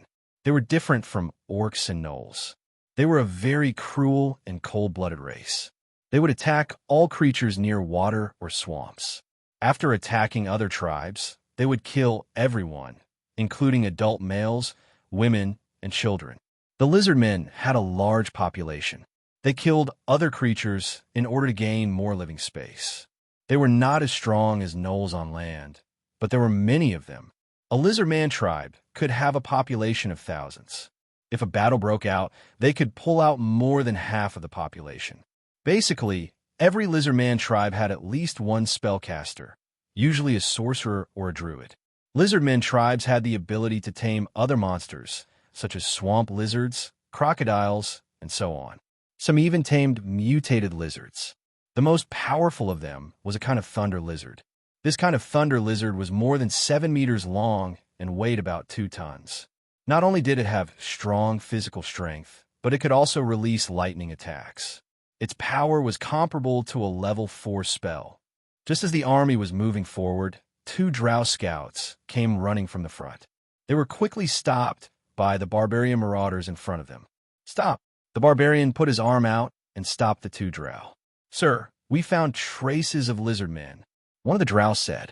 Sullen waved at the barbarian and let him pass. "Where are they?" "There's a northern barbarian village 5 kilometers from here. The lizardmen are attacking the village." "It seems that these lizardmen don't know how much trouble they've caused," Sullen said coldly. "Then give them a reminder. Go and kill those lizardmen.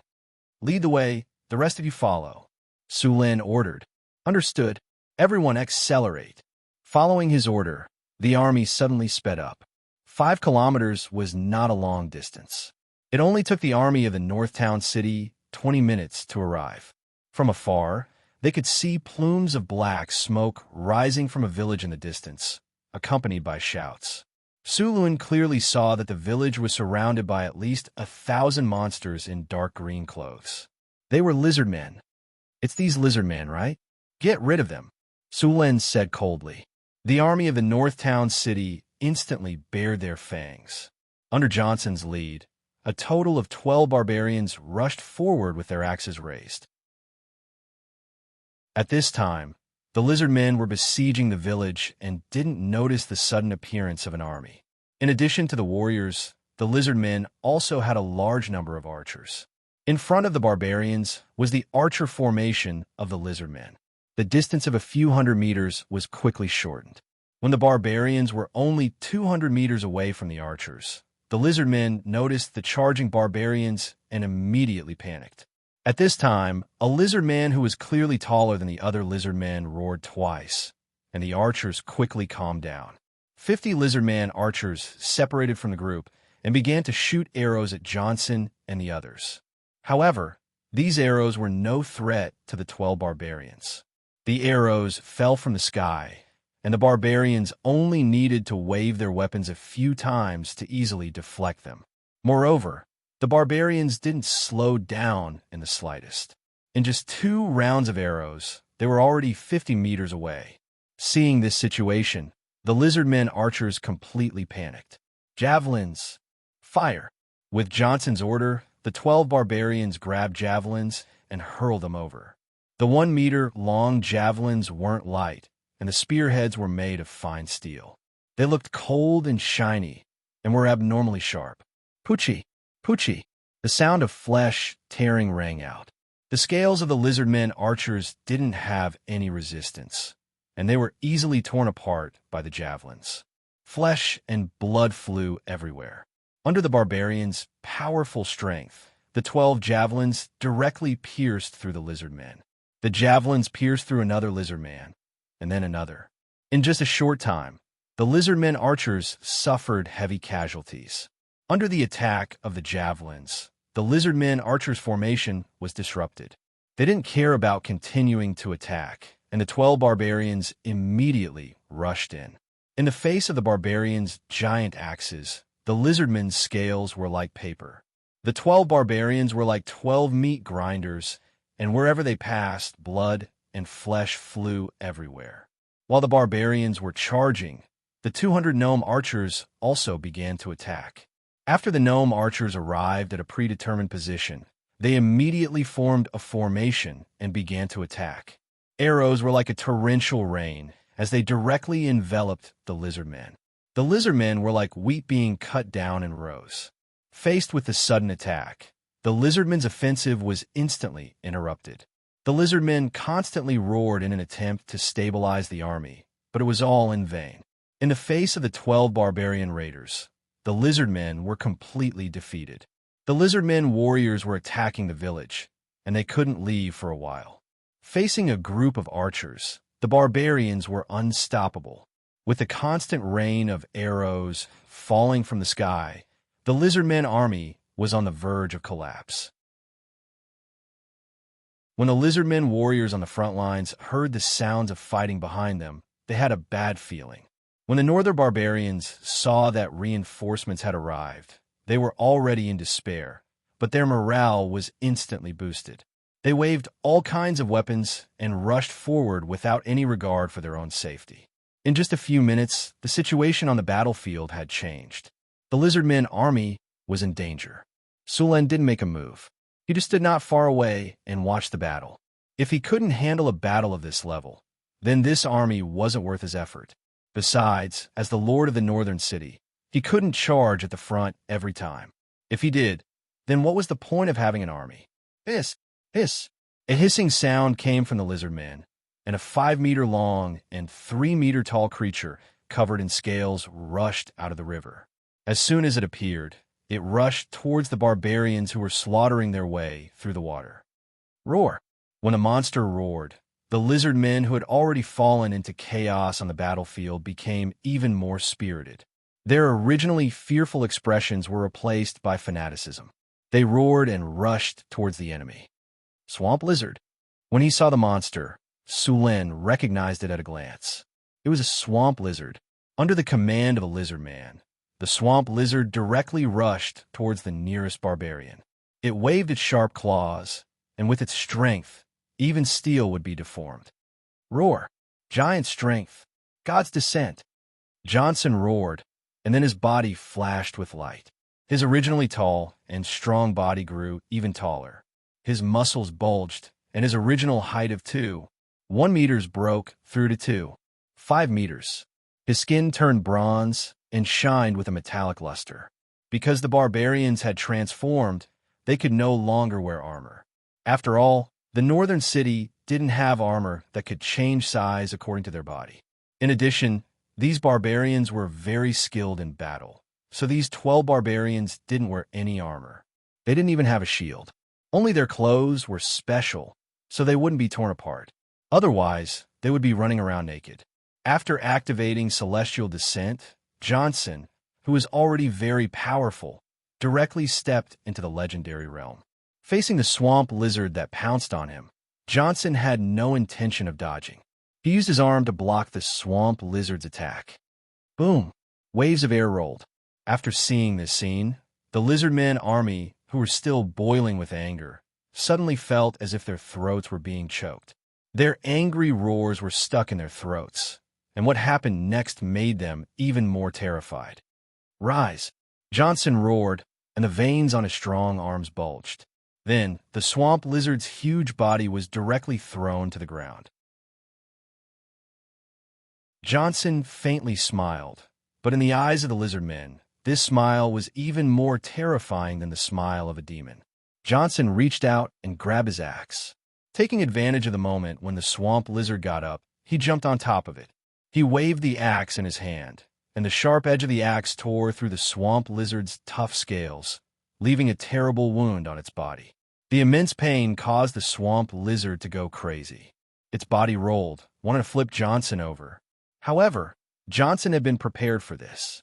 He jumped down first and took advantage of the opportunity to fiercely chop the swamp lizard's abdomen with his axe. This was one of the swamp lizard's weak points. The sharp axe tore through the scales without any hindrance and directly opened a terrible wound on the swamp lizard's abdomen. Blood splattered everywhere, and scorching hot blood spurted out. Even the internal organs were clearly visible. After suffering such a serious injury, even a giant beast like the swamp lizard was on the verge of death. Seeing their trump card being easily dealt with, the lizard men couldn't hold on any longer. Their morale fell to the bottom, and many lizard men began to flee. However, it was already too late. The other 11 barbarians also roared and activated God's descent. The 12 barbarians were like 12 sharp knives, and all the enemies in front of them were torn apart. The lizardmen's formation was directly penetrated by them. Chapter 373. The lizardmen army collapsed, and the barbarians that had been guarding the village rushed out to pursue. These barbarians hated the lizardmen to the bone, so they naturally wouldn't give up this opportunity for revenge. During the pursuit of the lizardmen, there was a small incident. A small group of lizardmen had gathered together and retreated. However, they didn't scatter and flee. Instead, they fought as they retreated. Some of the northern barbarians who pursued them were even killed instead. This situation quickly attracted Su Luan's attention, and he immediately ordered the archers to take special care of them. Soon, the lizardmen were wiped out, and the few that remained fled. But since they were targeted, how could they be allowed to escape? A barbarian marauder rushed over. When the lizard men saw the incoming barbarians, their expressions changed drastically. One of the lizard men waved a withered vine cane, and a green light appeared. Thorny vines. The lizard men tossed a few creatures out. Vines instantly sprouted from the ground in a dozen meters around them. These plants grew wildly as soon as they appeared. In a breath's time, they had wrapped around the barbarian marauder and bound him in place. These vines were covered in sharp barbs, but against the marauder's bronze skin, these vines had no effect at all. The vines grew rapidly, quickly wrapping around the marauder's legs and extending upwards. Seeing the marauder trapped, the lizard man let out a sigh of relief. But just as he thought it was safe, the marauder swung his axe. The tough vines only lasted a few blows before they were completely cut apart. The barbarian leapt out of the vines. Seeing this, the lizard man instinctively wanted to flee. However, the barbarian was faster. Before the lizard man could move, the barbarian was already brandishing its weapon, ready to cut him down. "Leave one alive."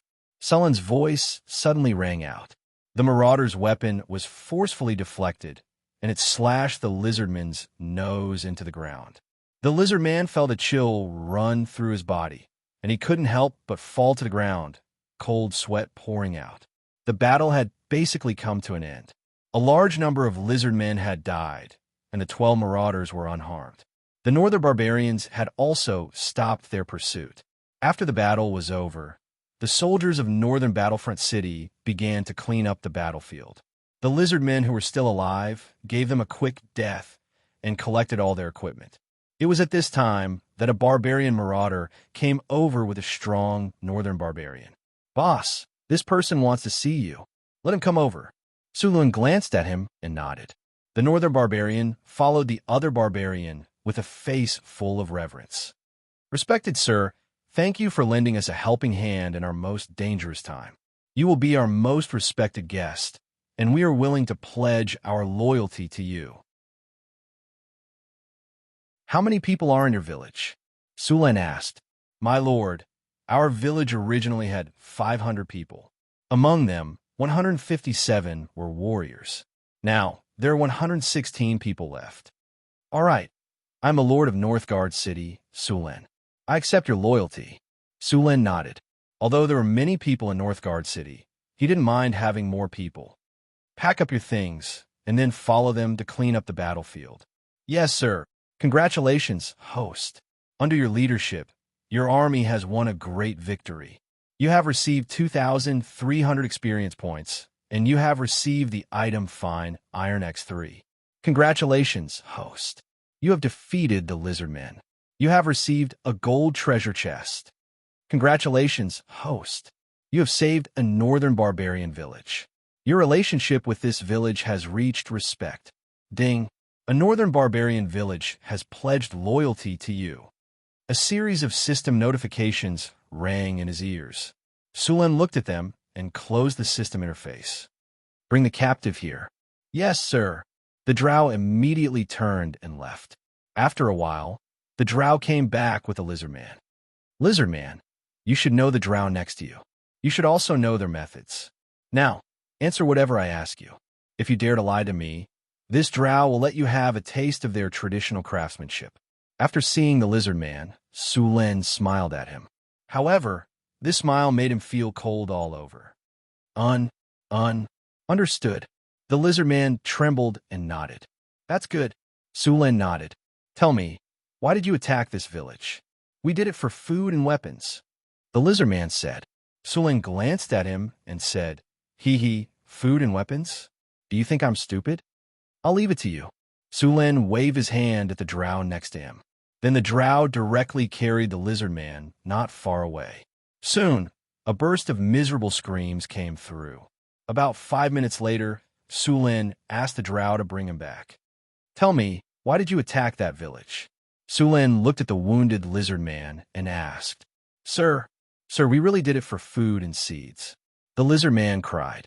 It seems that you won't cry until you see the coffin. It's the sturgeon migration season now. You shouldn't be short of food. You're telling me it's for food? The lizard man said, Sir, what I said is true. You have to believe me. Our tribe is preparing to migrate. We rob the food to find a place to plant it after we migrate. Well, let's say what you said is true. Sulen nodded and continued. You want to migrate?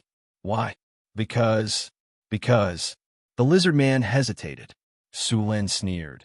It seems that the lesson just now was not enough. Milton, teach him a lesson. Yes, sir. Milton smiled and then took the lizard man away again as he begged for mercy.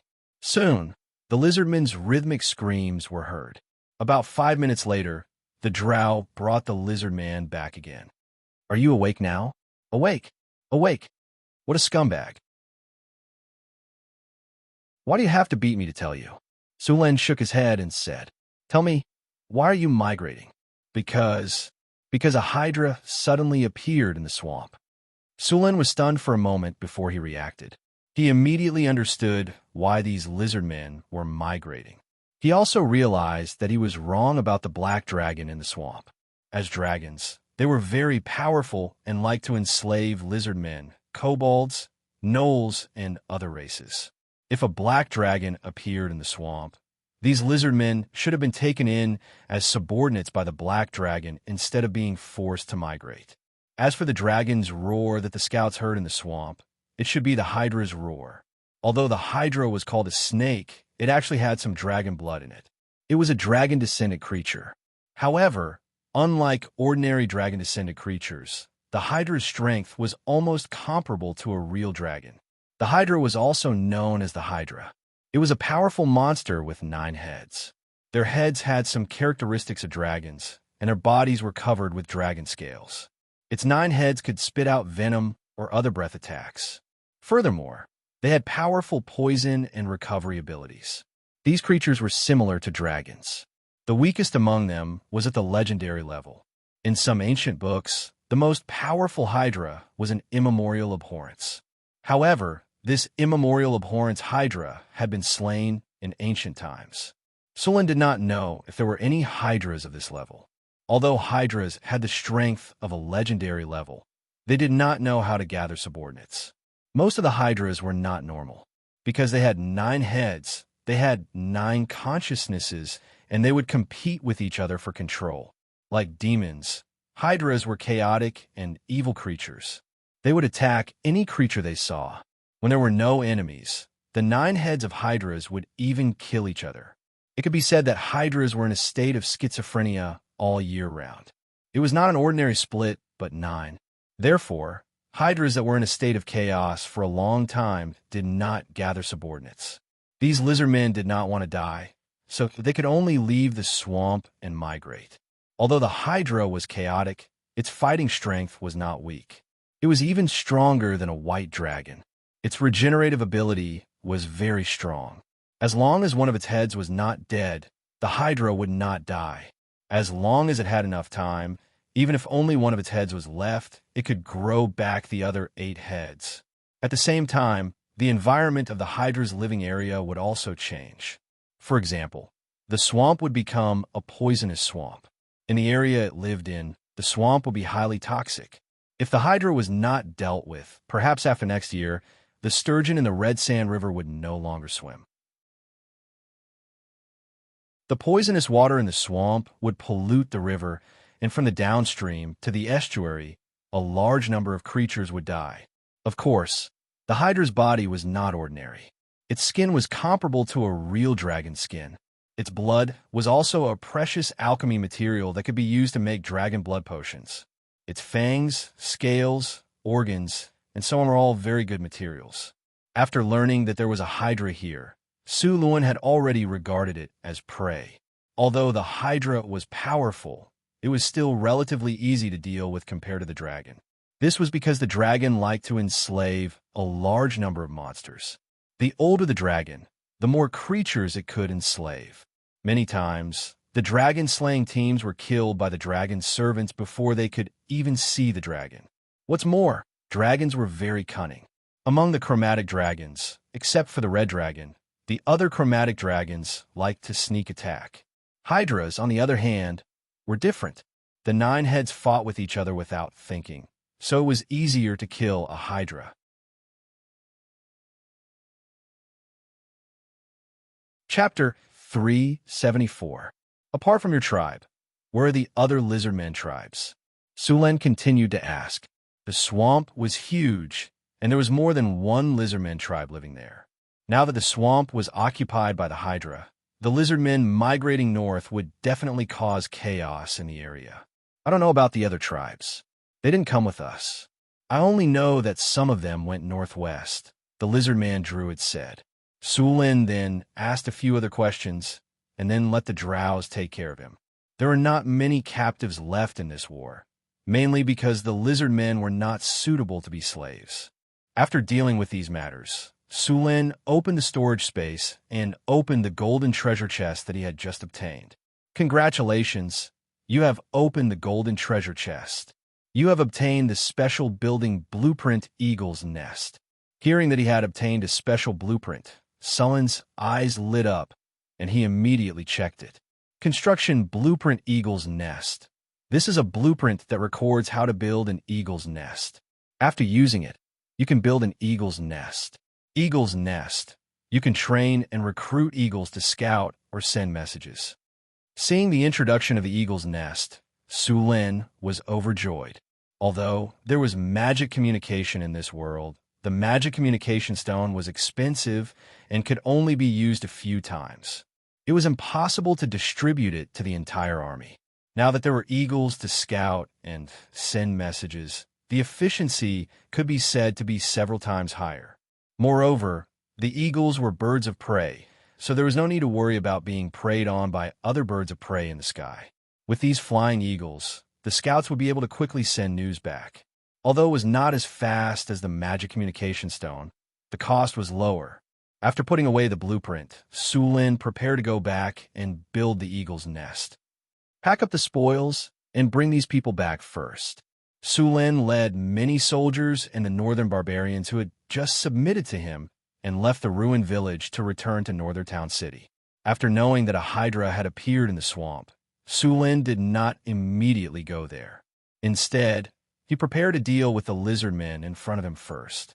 After returning to Northern Town City, the scouts began to collect traces of the lizard men, and then the army of Northern Town City would be sent out to encircle and eliminate them.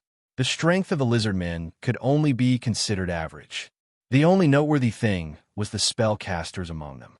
These spellcasters could cast spells to enslave the swamp beasts. However, unlike other spellcasters, lizardman spellcasters were more focused on enslaving and cultivating swamp beasts, so they could not cast many spells. With the presence of the barbarian plunderers, the swamp beasts they tamed were simply a joke. Sulin found some craftsmen and prepared to build an eagle's nest in the military camp.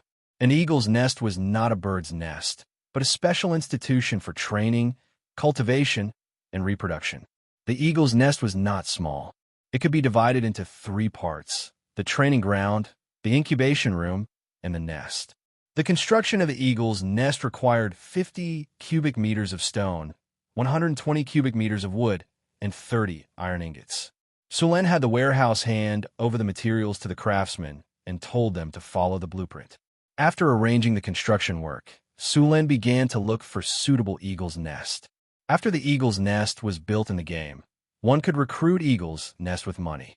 This function did not exist in the real world. One had to capture some eagle's nest first, then send them to the eagle's nest to be tamed. After the taming was complete, professional training was required. Only after passing this could the eagle's nest become a messenger eagle. Capturing eagle's nest naturally did not require him to do it himself.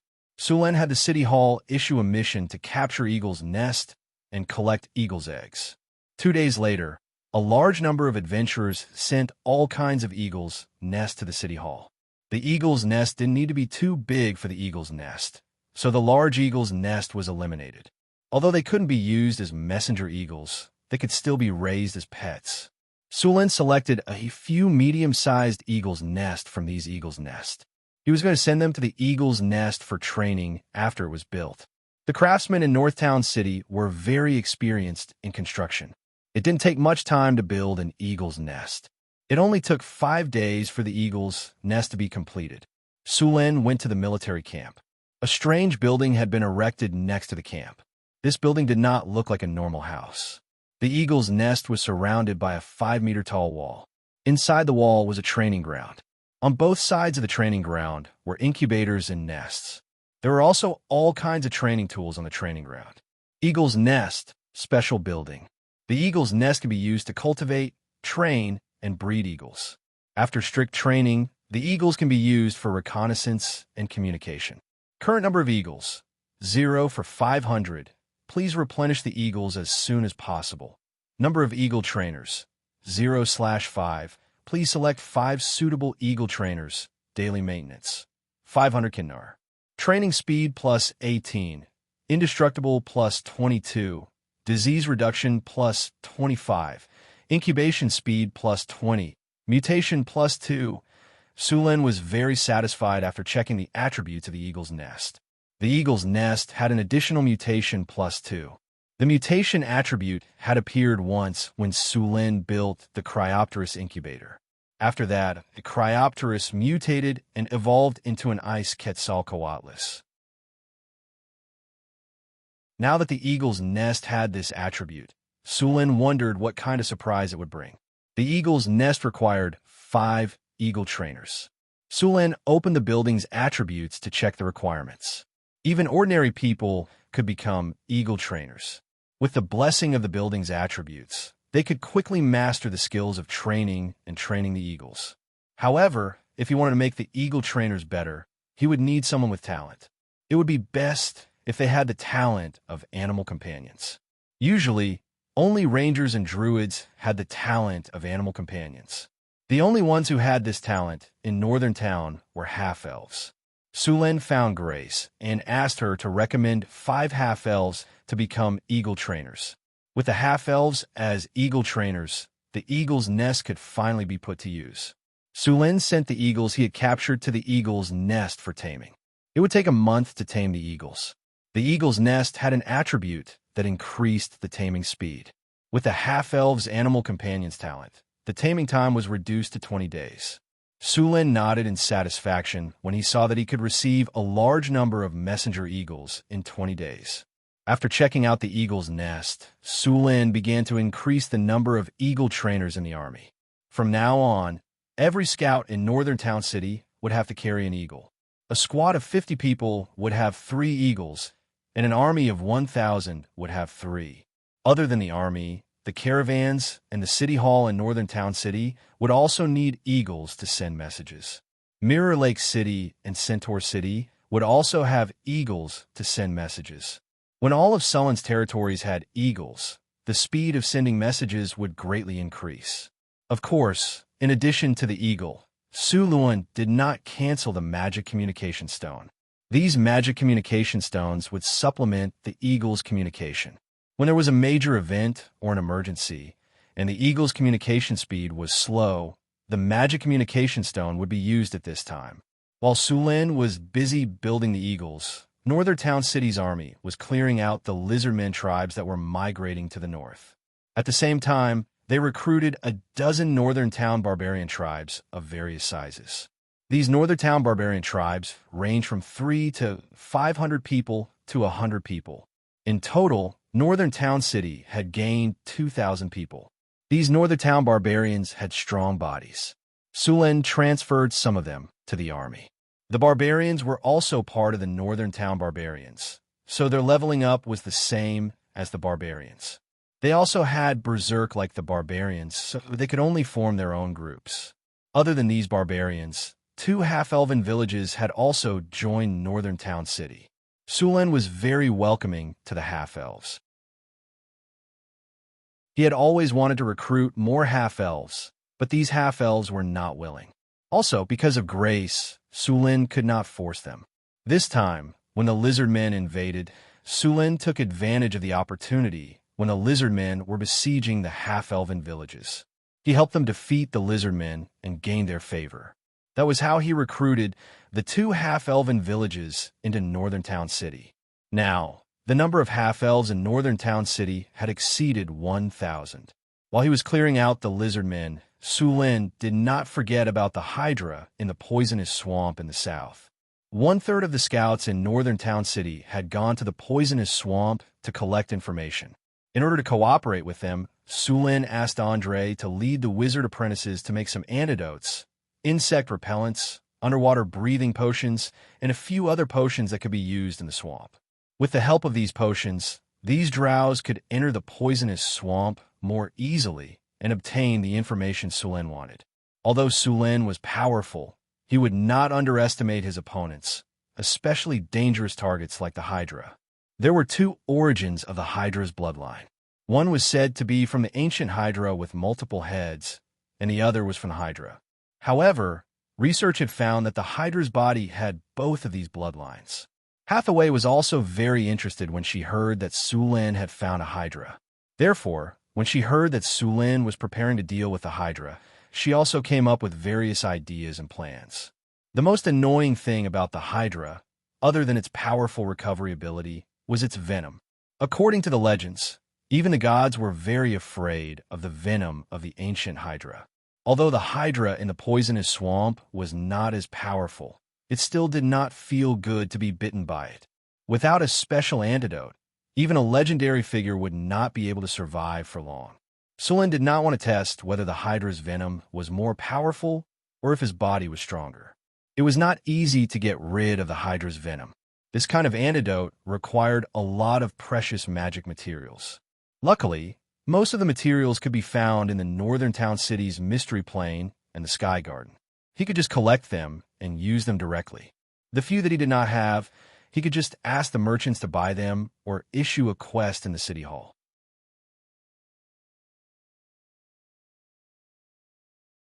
Chapter 375.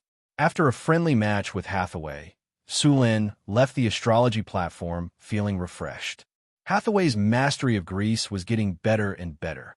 Even the little succubus Chrissy couldn't compare. Sulin and Hathaway discussed Transfiguration, Wizard's Hand, Art of Tentacles, and other magic books in detail. In the end, Hathaway was exhausted and had to end the match. Hathaway also had some new products. For example, a special oil that could be used together with grease. It was made by Hathaway using the essence of more than 10 flowers. Not only was it smooth, but the smell was also very fragrant. Just a little bit was enough to make it very smooth. They walked out of the Wizard Tower through the stairs. The elemental energy in the Wizard Tower was very dense. The elemental pool in the Wizard Tower had transformed the entire Wizard Tower into a place where elemental energy was active. Wizards could live in this environment like fish in water. Boom! A muffled sound was suddenly heard, followed by a burst of black smoke coming out of a laboratory not far away. Two golems quickly rushed over, and the door of the laboratory opened. A man in a tattered sorcerer's robe ran out of the room, wearing a pitch-black robe. The two golems didn't say anything and directly sprayed liquid at the man. "Stop! Stop! I don't have any radiation on me," the man said angrily. However, the two golems didn't care about his protests. They kept spraying the man's body back and forth before stopping. Then, the golems sprayed the lab again. Sulin finally realized that the black silhouette was Wizard Lorraine. Wizard Lorraine also saw Sulin next to him. After being stunned for a moment, Wizard Lorraine smiled awkwardly and said, "Haha, experiment mistake. Basic, no problem. No problem. It's just that these golems are making a big deal out of nothing. Mr. Sulin, can you ask Ms. Hathaway to change the settings of the golems? They're too rude. I think that's a good idea. Magus experiments are very dangerous, so these precautions are necessary." Sulin looked at Luo Lin, who was like a drowned rat, with a trace of mockery in his eyes, and said righteously, "All right, I knew it. You guys just want to see a joke." Wizard Lorraine snapped his fingers and used a cleaning spell to clean the dust and water off his body. "You're underestimating me. I've been professionally trained in noble etiquette. No matter how funny it is, I won't laugh unless I can't hold it in." Sulin left the Wizard Tower in a good mood and returned to the Lord's castle. At that moment, the Drow scouts who went to the swamp came back with some information. "Sir, we found the Hydra in the poisonous swamp," the Drow with the scar on his face said. "Where is it in the poisonous miasma swamp?" Sulin leaned against the chair in the study and asked. Scarface took out a parchment scroll and said, "Sir, this is a simple map of the swamp that we drew." He handed the parchment scroll over. Sulin took the parchment scroll and spread it on the table. There was a very simple topographic map drawn on the parchment scroll. A winding line represented a river, and the paths in the swamp were also marked. In a place that looked like a lake in the swamp, there was a mark of a multi-headed snake. In addition to this snake, Sulin also found a few marks of small people on the west side of the swamp.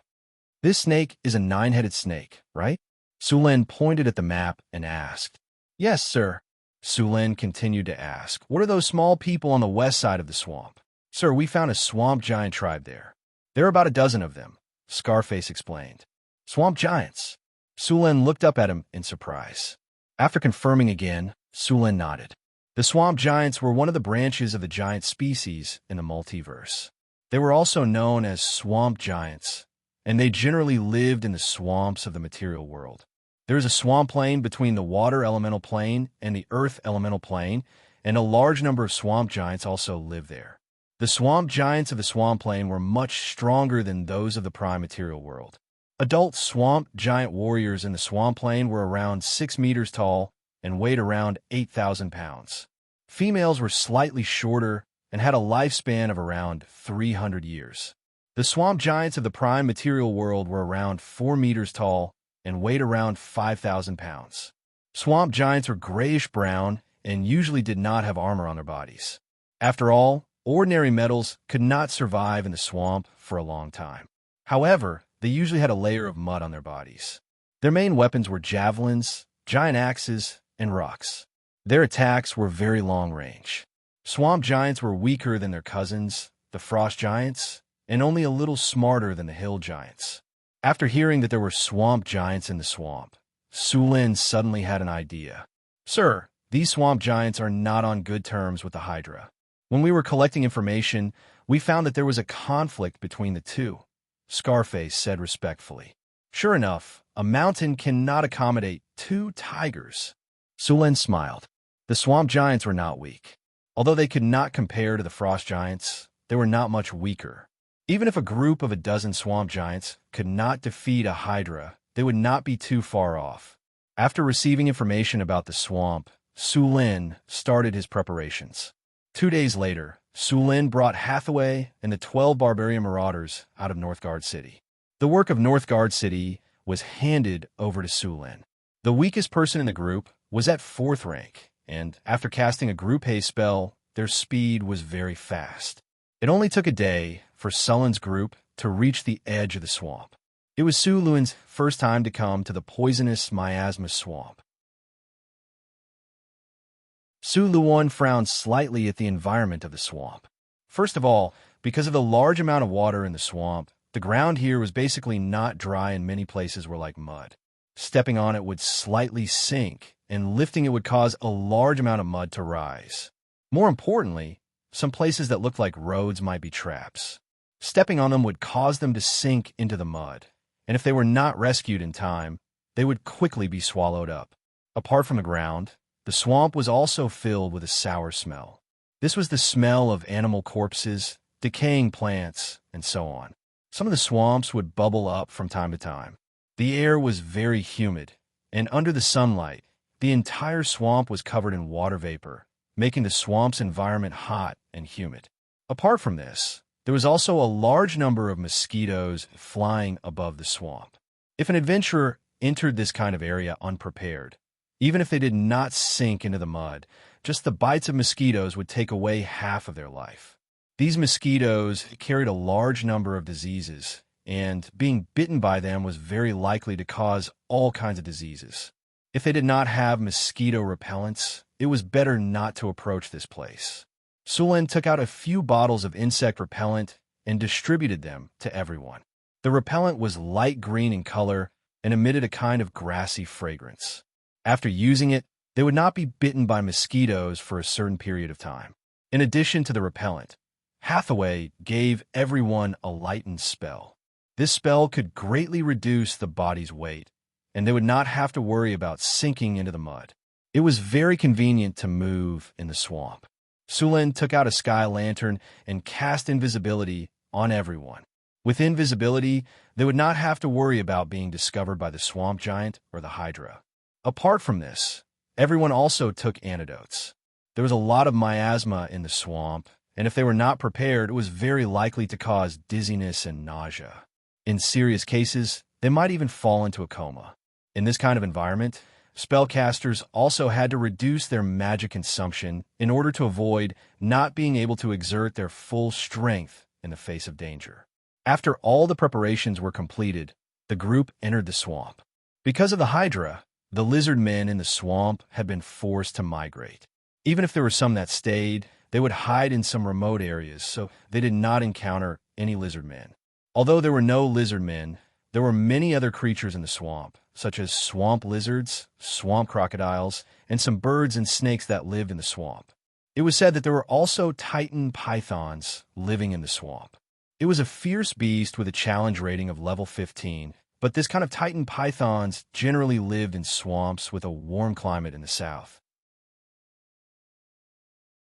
Sulin and the others approached the area where the Hydra lived according to the route on the map.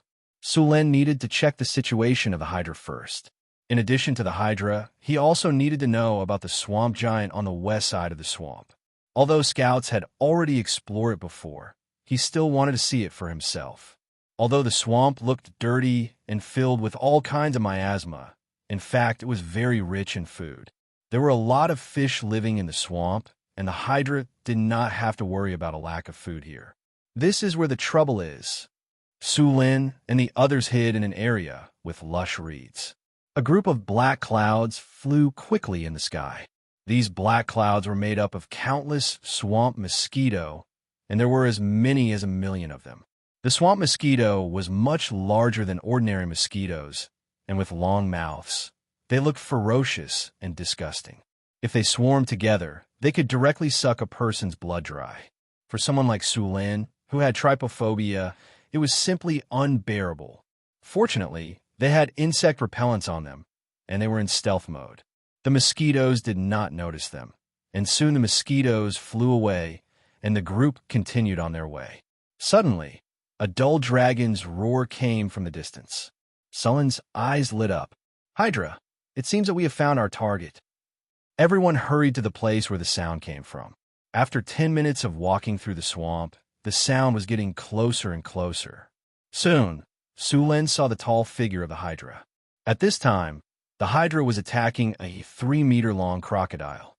Under the siege of the Hydra's many heads, the crocodile only lasted a few minutes before it was killed by the Hydra.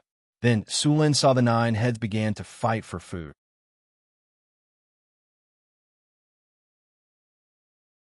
Chapter 376. The Hydra's 9 heads fought with each other, and a 3-meter-long swamp crocodile was torn to pieces in just a few minutes before being devoured by the 9 heads. Sulin did not continue approaching. Although he had invisibility, it was not omnipotent. There were many ways to counter it. For example, some true dragons had true eyes that could see through invisibility and illusions.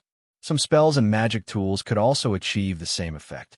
After eating its fill, the Hydra in the distance slowly swam into the depths of the swamp. This Hydra was about 18 meters long and covered in a layer of dark green scales.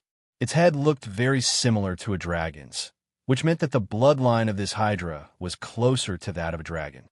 Sulin followed the Hydra from afar and did not get too close. After walking for about 10 minutes, the Hydra entered a pool to rest. After confirming the Hydra's location, Sulin and the others quietly left. They then began to search the west side of the swamp. This time, their target was the swamp giants. The swamp giants were actually easier to find than the Hydra. After all, they were different from the Hydra. The swamp giants had built a small tribe in the swamp, which was easier to find than the pool where the Hydra lived.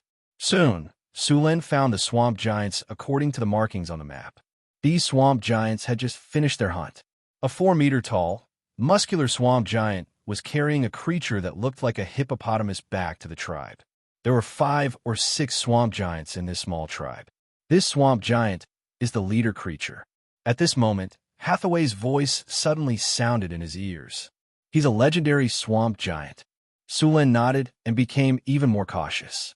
It was no wonder that a legendary swamp giant dared to fight the Hydra head-on.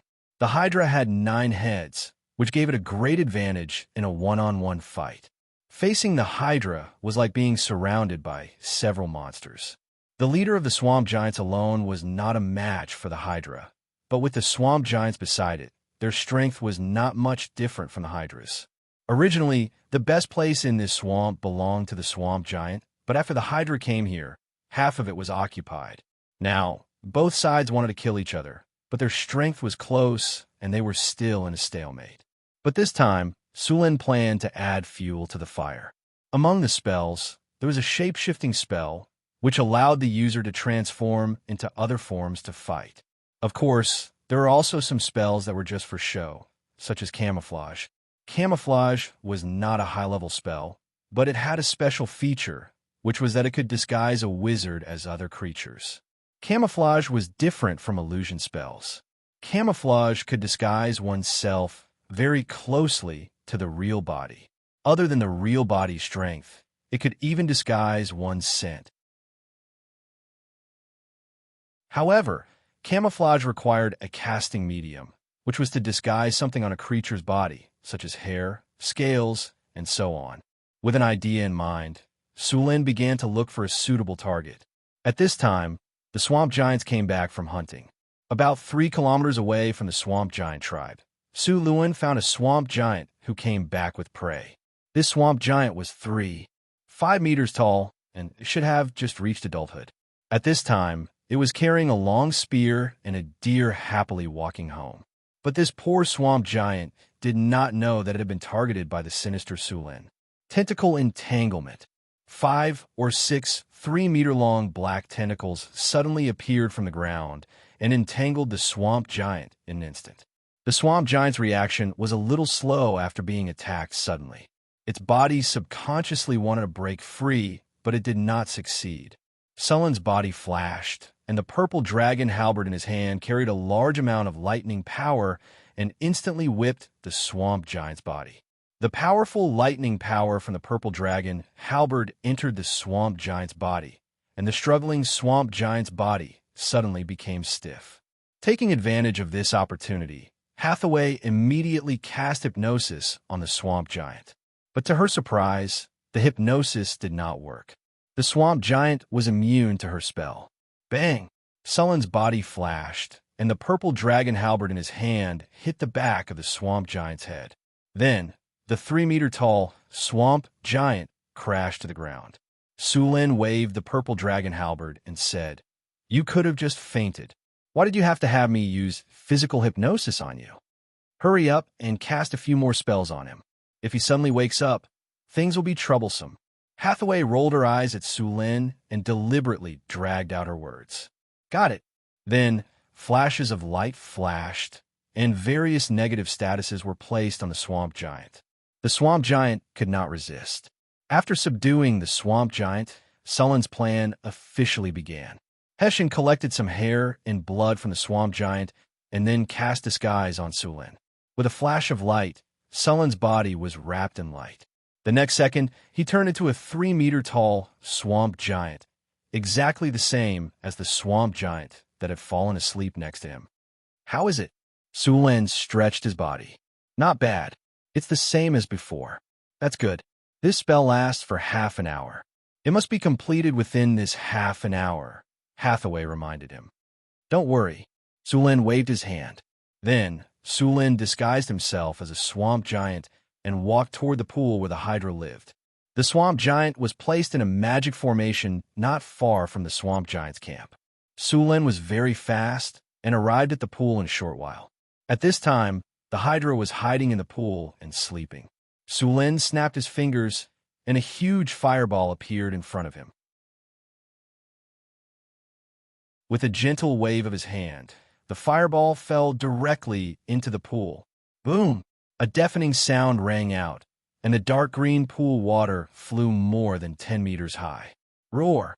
Then, an angry dragon roar sounded. The next second, 9 ferocious heads rushed out of the water. However, as soon as they came out of the water, they were hit by a long spear. Blood splattered, and a sharp pain came. The other heads of the Hydra swayed and bit at him. Sulin naturally wouldn't stay still. He dodged in a flash, and the long spear in his hand hit another head of the Hydra again. The Hydra, who had been disturbed from its sleep and had a bad temper, was hit twice in a row. It became even angrier. The pool rolled, and its huge body directly stood up. After seeing that it was a swamp giant who attacked it, the old and new hatred added up. The Hydra's 18 eyes turned red, and its cold and crazy eyes made even Sullen's hair stand on end. Acid spray. The next second, one of the Hydra's heads suddenly spewed a large amount of stinky acid. Sullen's expression changed, and he dodged to the side. However, as soon as he dodged the acid attack, another acid attack was already waiting there. At this time, Sulin couldn't care about anything else. If he was attacked, his camouflage would be destroyed. He dodged in a rather embarrassing manner, and then his body jumped to the right as much as possible. The Hydra's breathing came from behind him. Sulin felt the sour smell in the air, and then his body was enveloped by another acid spray. He still couldn't dodge it. The Hydra had too many heads. With so many heads working together, Sulin felt like he was fighting 1 against 9. This was cheating. How many times can you dodge with 9 heads continuously spitting out attacks? Unless he used teleportation to escape, there was no way he could dodge at all. The stinky corrosive liquid enveloped Sulin. At this time, a light flashed, and a translucent energy barrier appeared on the surface of Sullen's body, blocking all the acid outside. However, the area where the acid and the energy barrier came in contact kept making sizzling sounds. The Hydra's acid spray was not much different from the Black Dragon's acid spray. Although the amount of acid spray from each head was not as much as the black dragons, the total amount was several times that of the black dragons. The energy barrier on Sullen's body appeared on the surface of his body. This spell was cast quickly, but its defensive power was not enough when facing a legendary enemy. Although it blocked the acid spray, it looked like he couldn't hold on much longer. However, a short period of time was enough. Mage armor, ice armor. 2 flashes of light blocked the Hydra's acid spray. Then, Sullen's figure flashed and rushed out of the range of the acid spray. The Hydra thought that it had killed the swamp giant that dared to disturb its sleep and attack it, but the next second, the swamp giant rushed out of the acid spray and once again hit one of its heads with a spear in its hand. After being attacked consecutively, the Hydra became even angrier and rushed forward with a roar. This time, Su Lin didn't entangle with the Hydra anymore. His figure flashed, and he ran away.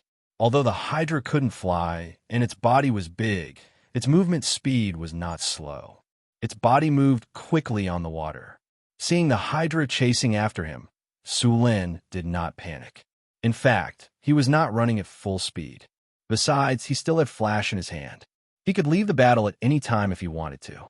Su Lin used camouflage to lure the Hydra toward the swamp giant's tribe. The two were very fast. It only took about 10 minutes for them to get close to the swamp giant's tribe. When they ran quickly, they caused a lot of noise.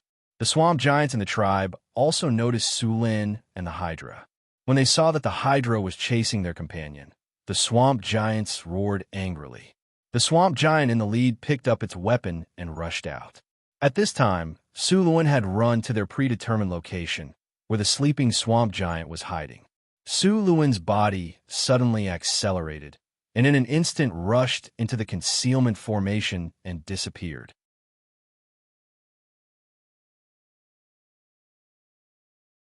Chapter 377. After Su Lin entered the magic array, he instantly disappeared and reappeared several kilometers away. At the same time, the magic array lost its effect, and the swamp giant woke up from its slumber. However, by the time it woke up, the Hydra had already rushed over.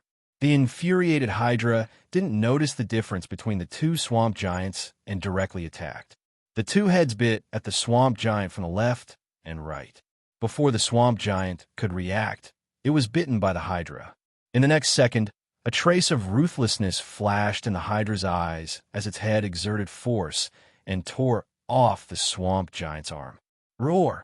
The swamp giant felt intense pain as blood gushed out.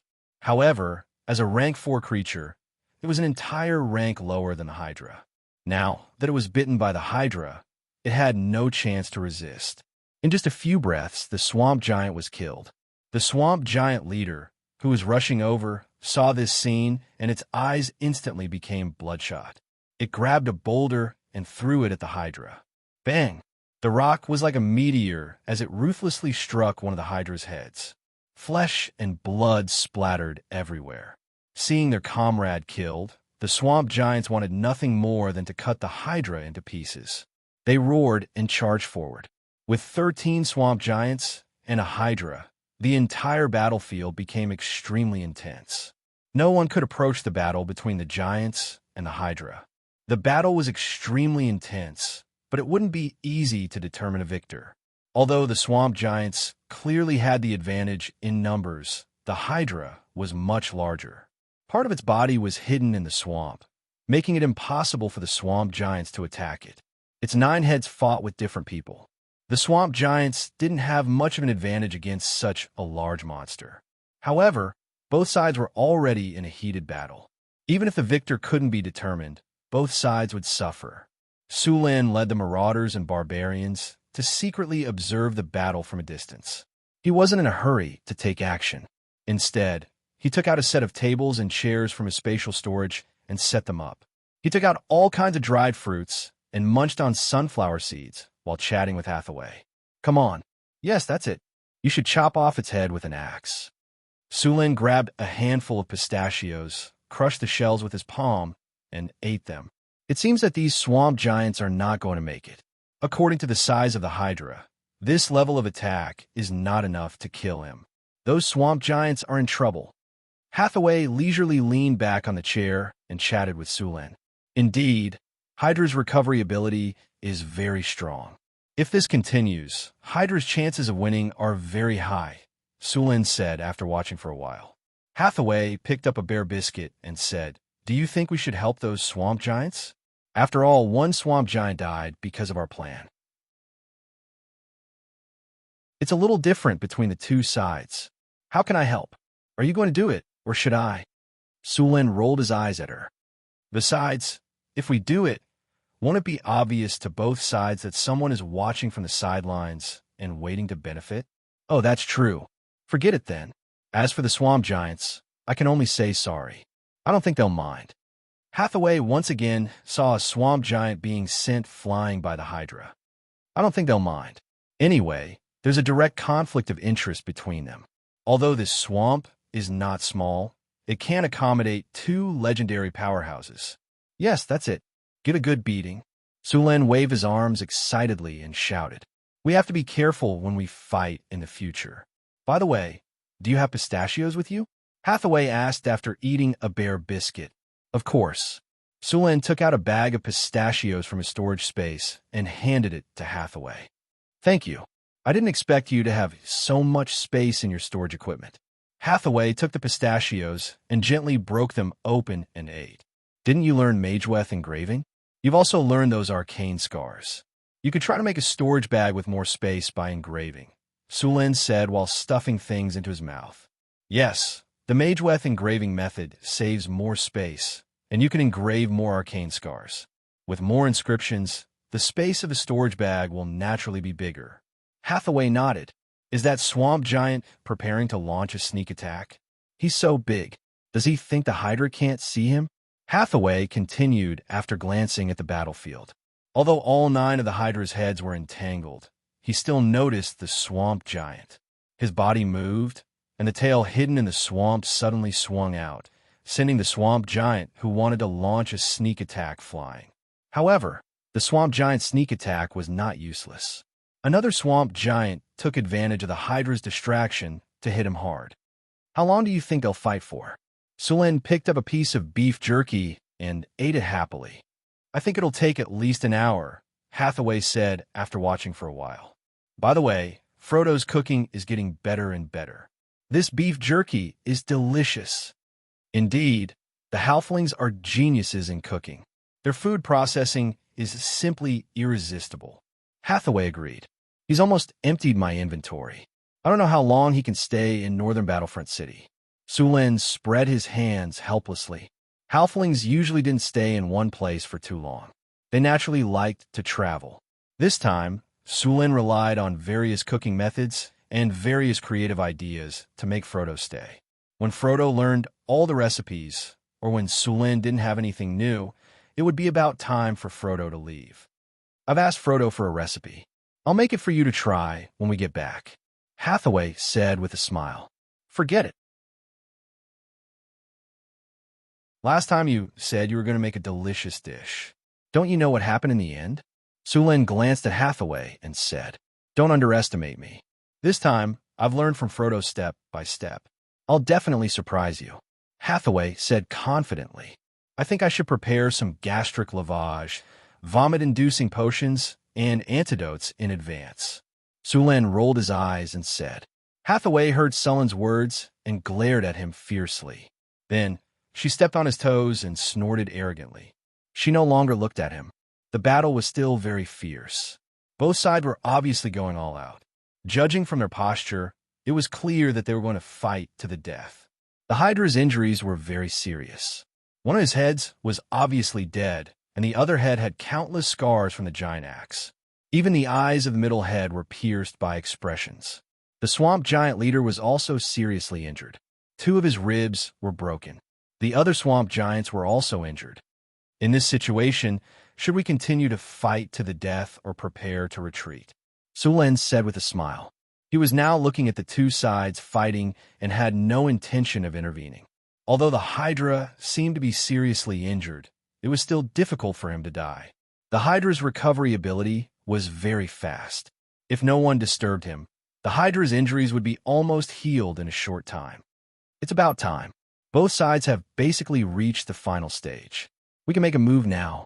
It'll be a big loss if we can't get the kill tonight, Sulin said with a smile. The Hydra is seriously injured, and the swamp giants are not doing well either. Get ready. I'll deal with the Hydra. You deal with the swamp giants. Sulin ordered simply. Hathaway nodded and said, Okay. A strong magic light appeared. Such a strong energy fluctuation instantly attracted the attention of both sides. The next second, Sulin's figure suddenly appeared beside the Hydra. Suluin's body appeared in midair, and his whole body was shrouded in a layer of thunder and lightning power. The powerful thunder and lightning power kept flashing, and a long halberd completely surrounded by the power of thunder and lightning instantly pierced into the center of the Hydra. Lightning spear. The dazzling lightning power flashed. The next second, the purple dragon halberd with boundless power instantly pierced the Hydra's head. The layer of dark green scales was easily pierced through like paper. The purple dragon halberd's momentum did not decrease. It directly penetrated the skull. The hard skull could not withstand such a powerful force. The purple dragon halberd pierced the Hydra's head. The powerful electric current flowed along the river and destroyed the Hydra's brain. Along with an incomparably mournful scream, the Hydra's head powerlessly drooped down. The other heads were slightly paralyzed by the powerful lightning power. Thunderstorm. A powerful lightning energy instantly exploded out, and just as the Hydra's body was about to recover, it was immediately struck by a lightning bolt that was as thick as a water bucket. Bolts of lightning quickly descended, and the Hydra's body was charred black. Flesh and blood flew everywhere, and a large amount of lightning jumped about on its body. Even the Hydra's powerful healing ability was reduced to a minimum under this lightning energy. Smooth slash. 5-inch Sulin did not relax his vigilance. While the Hydra was attacked by the thunderstorm, his figure quickly streaked across the sky. The purple dragon halberd in his hand was constantly waving. The powerful force directly cut off several of the Hydra's heads. Blood splattered everywhere.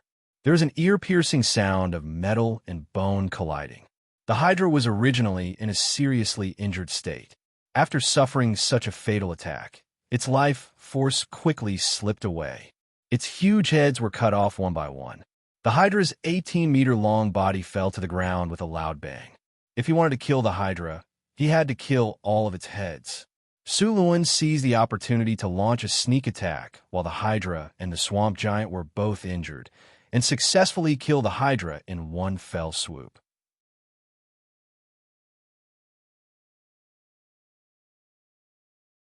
Chapter 378. Group Teleportation. When Sulin suddenly appeared, Hathaway's silhouette also appeared in the sky, not far away. 12 barbarian marauders appeared with her. As soon as these barbarians appeared, they immediately activated God's Descent. In an instant, 12 smaller giants appeared beside the swamp giants. Slow. Group Haste. Draconic Might. Group Enchantment Weapon. Rays of light shone from Hathaway's body, and an earthen yellow light flashed. The bodies of the surrounding swamp giants suddenly slowed down a beat. Following that, several rays of light shone, and the strength of the barbarian marauders rose to another level. The swamp giants were at the 4th rank, around level 16. They were a bit weaker than the frost giants, and they had just fought a fierce battle with the Hydra. Apart from the ones who had died, the rest were all injured. They were originally weaker than the barbarian marauders, and now they were all injured. The barbarian marauders at their peak were simply no match for them.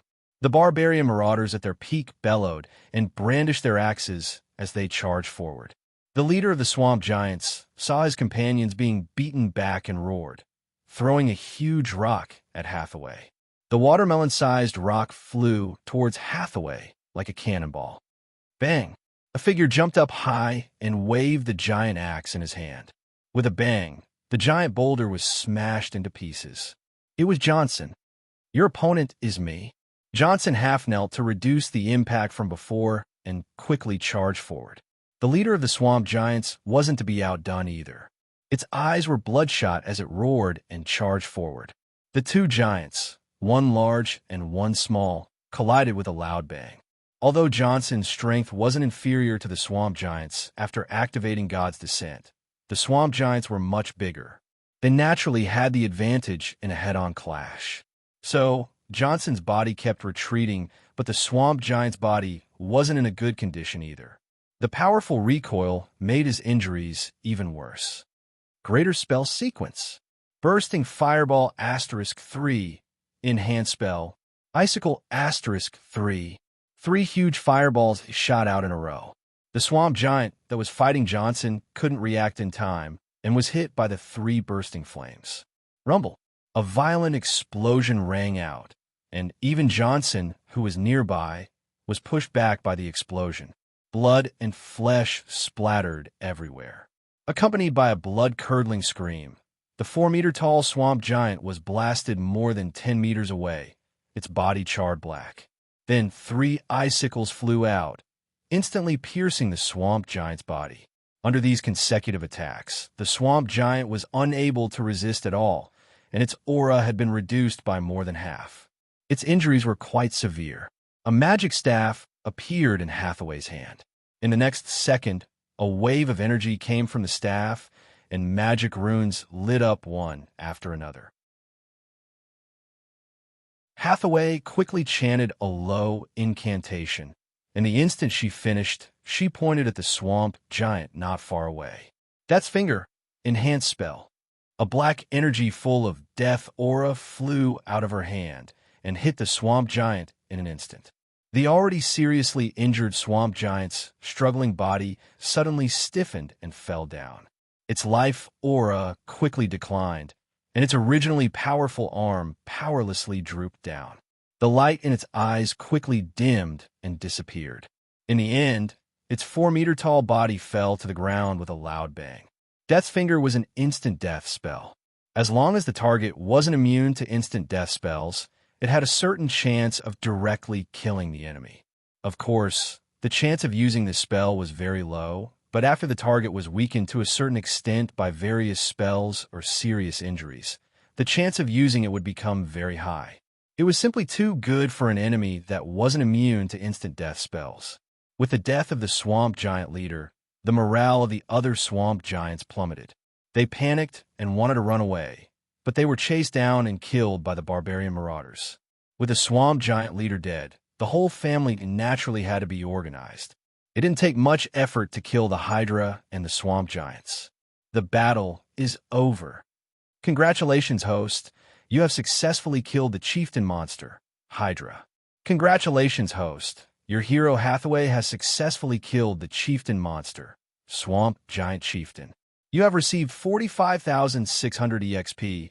You have received items: Big Dipper Nectar X1, Magic Gem, Ruby X5. You have received Platinum Treasure Chest X2. Your army has killed the Swamp Giant. You have received 5,300 EXP. You have received items: Magic Steel X5. Battle of the Venomous Swamp. May, year 1688 of the Huiwa calendar. A Hydra appeared in the Venomous Swamp and invaded the Swamp Giant's territory. You schemed to incite a battle between the Hydra and the Swamp Giant, and when they were both injured, you successfully killed 2 legendary monsters. Your name is widely spread in the Northern Wastelands. Your fame +20. Congratulations, host. You have killed the Hydra leader. You have received 1 legendary skill point. With the end of the battle, a series of system notifications rang in Sullen's ears. Sullen, I feel like I'm going to break through. Hathaway suddenly said, Break through? You're going to break through to the legendary rank? Sullen looked at Hathaway in surprise. Hathaway nodded. Yes, I have a feeling. Sullen opened the system panel and looked for Hathaway's information. Sure enough, Hathaway's level had reached the edge of the legendary rank. Her EXP was overflowing, and she could advance at any time. Hathaway didn't level up now because she felt that it wasn't safe here. She wanted to go back to the Wizard Tower to advance to the legendary rank. Thinking about it, Hathaway had received the EXP from killing the Frost Giant Chieftain. This time, with the Swamp Giant Chieftain, she had killed 2 legendary monsters. Her EXP should be enough. That's great. Let's go back now, Sulin said excitedly. Next, Sulin and the others began to quickly search for the loot, mainly the corpses of the Hydra leader and the Swamp Giant. The Hydra leader and the Swamp Giant Chieftain didn't have the habit of collecting treasures. Naturally, they didn't have a lot of wealth like the dragons. Sulin only searched briefly and left after finding nothing.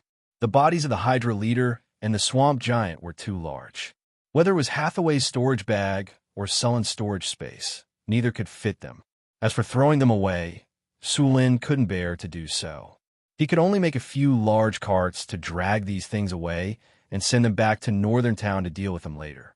The precious materials were handled by Hathaway on the spot and stored in Sullen's storage bag and Sullen's storage space.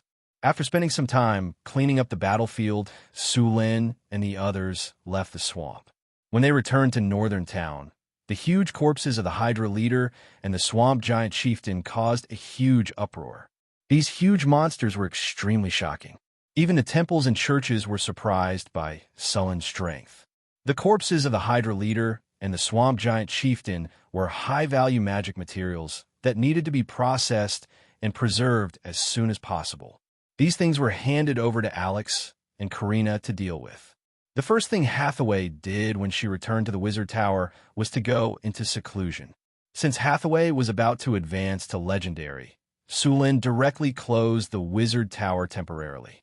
Apart from Alex, Chris, Karina, and Grace, everyone else left for the time being. Hathaway's advancement to Legendary was somewhat different from Sullen's. Sulin was closer to a warrior, while Hathaway was a pure spellcaster. She needed more elemental energy. After she entered the seclusion room, the Wizard Tower's elemental pool adjusted 80% of the energy supply to the room. At this time, the elemental energy in the room was so dense that it almost liquefied. As time passed, the energy in the elemental pool was quickly consumed. Because of the shielding circle set up in the seclusion room, the outside world didn't know the state of the room, so Hathaway's advancement didn't spread out. After waiting for about 3 hours, the door of the seclusion room finally opened. Hathaway walked out with a face full of excitement. As soon as the door opened, Alex couldn't wait to rush over and ask, "How was it? How was it? Did you succeed?" Judging from his expression, he must have succeeded. Chris, who was at the side, said with a smile. But why did her tone sound a little sour? Legendary Wizard. Huh? How do you feel? Karina asked. Hathaway smiled and said, "Successful advancement. I feel like I've seen the world again." Although there was only one rank between a legendary wizard and a great wizard, the difference was like heaven and earth. As a matter of fact, in terms of mana, the growth of the power of the will and the accumulation of mana from a beginner wizard to a great wizard was all about the accumulation of mana. Once a wizard reached the legendary rank, their soul would undergo a sublimation, and they would begin to come in contact with the essence of the world and understand the laws. This was the fundamental difference between a legendary wizard and a great wizard. When I reached the legendary rank, my soul seemed to come in contact with the source sea. It was a very strange feeling. When you all become legendary, you will feel it too. Hathaway briefly explained the changes of becoming a legendary wizard. Chris, Karina, Alex, and Grace all looked at her with envy. They were indeed very envious. One had to know that Hathaway's rank was the lowest back then, but now she was the first to break through to the legendary rank. They couldn't help but be envious. As a succubus, it was a little difficult for Chris to advance. She still had a third of her experience bar. As a sorcerer, Karina was also lacking a lot of experience. As for Alex and Grace, they weren't much better off. Congratulations on officially stepping on the path of a wizard, Sulin said with a smile. For ordinary people, the legendary rank was basically the end they could only look up to. But after becoming a legendary wizard, they understood that the legendary rank was just the beginning.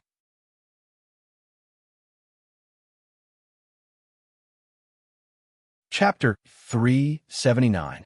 Hathaway becoming a legendary was a big deal for the northern battlefront city.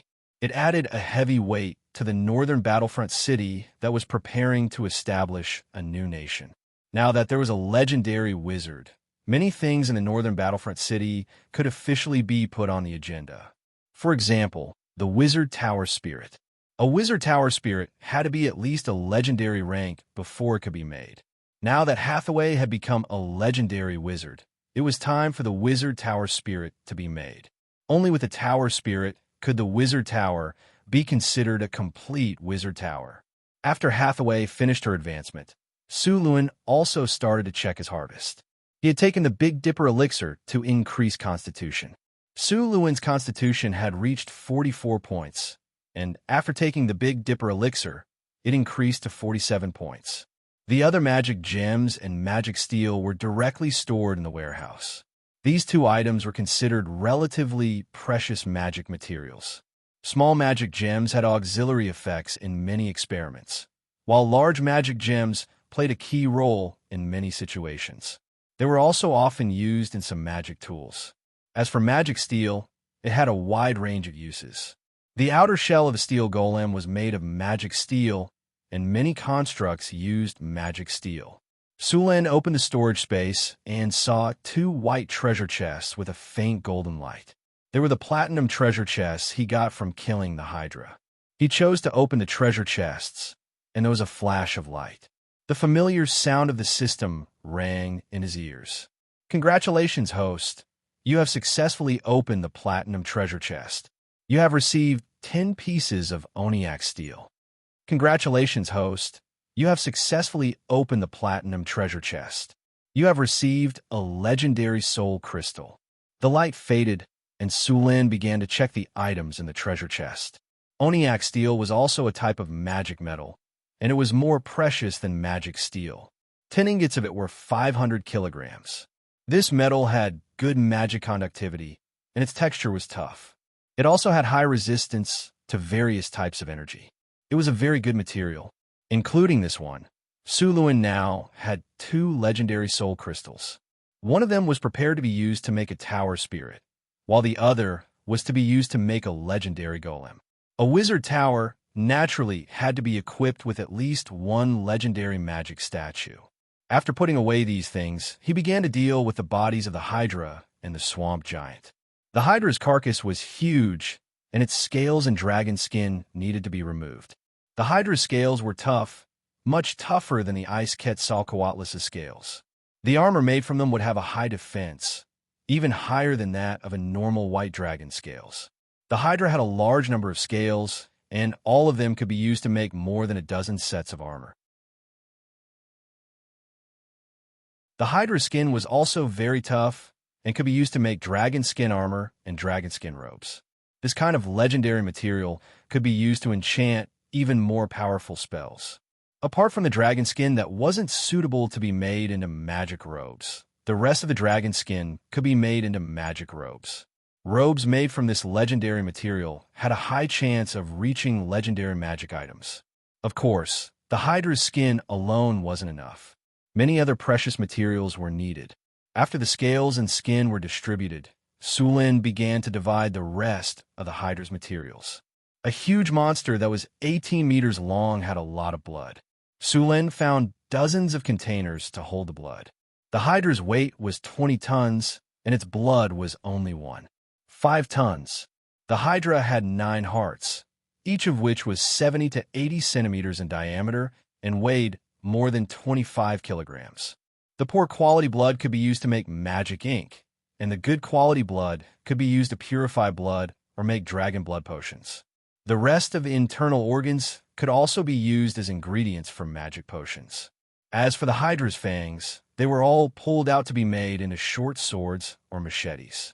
The venom sac could be used to make poison, and the remaining bones and meat had their own uses. If Sulin was a necromancer, he could directly summon an undead Hydra, but now it could only be used as a magic ingredient. The meat could be used after being processed.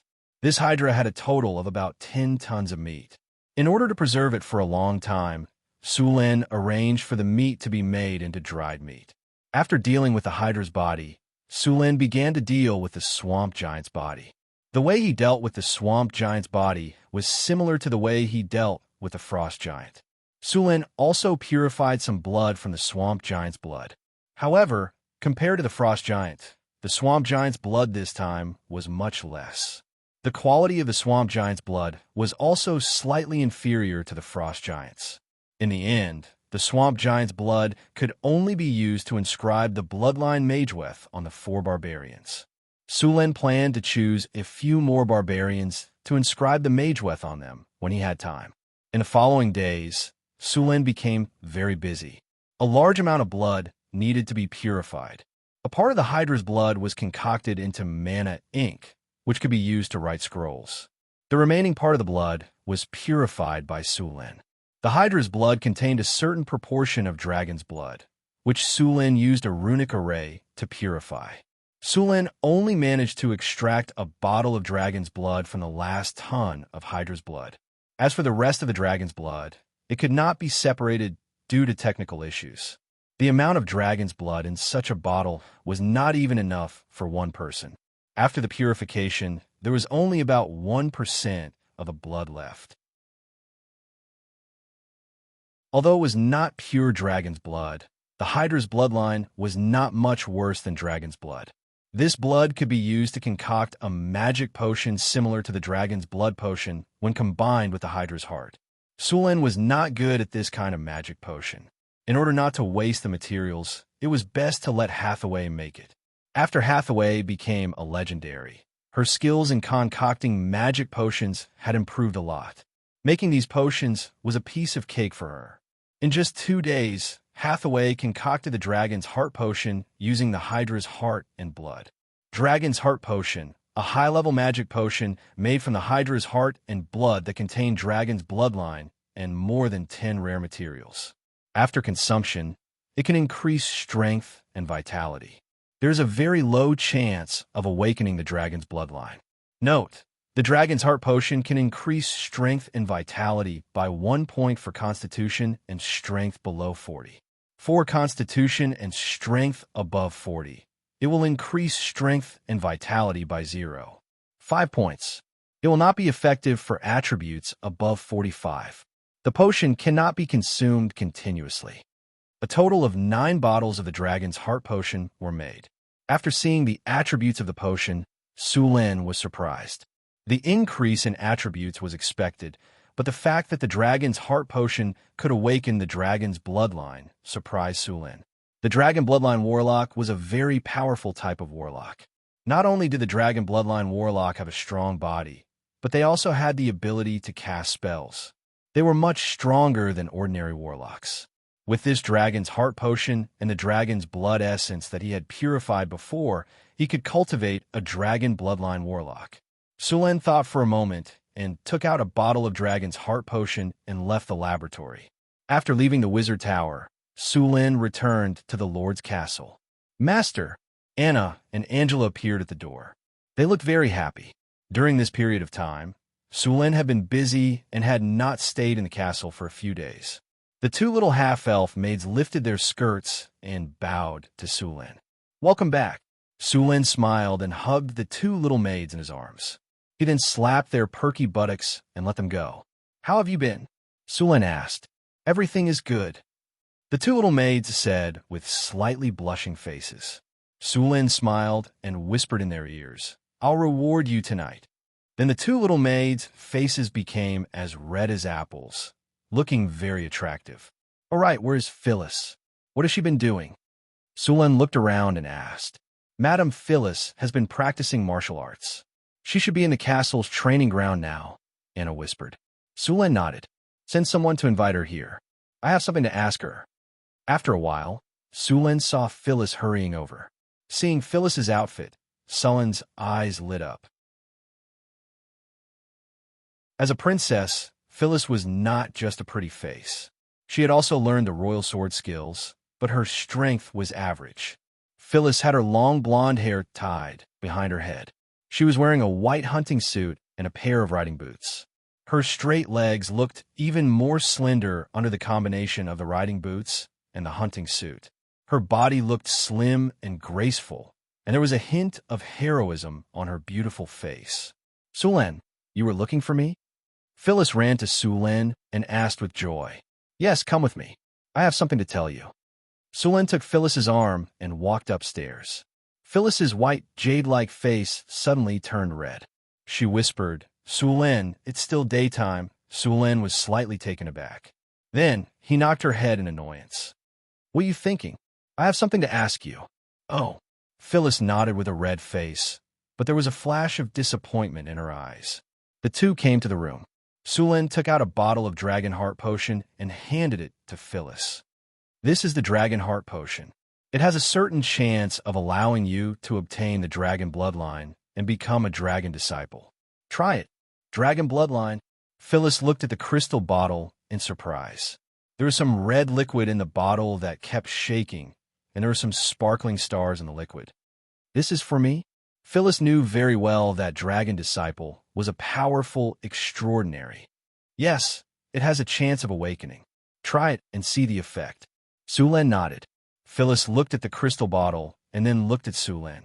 Then she opened the crystal bottle and drank the potion.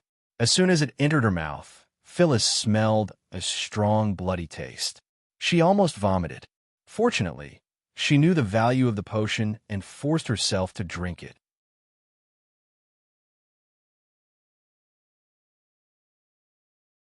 Chapter 380. After Phyllis took the Dragon Heart Potion, Sulen checked Phyllis's attributes for a while and found that there were no other changes except that her strength and physique had increased by 1 point.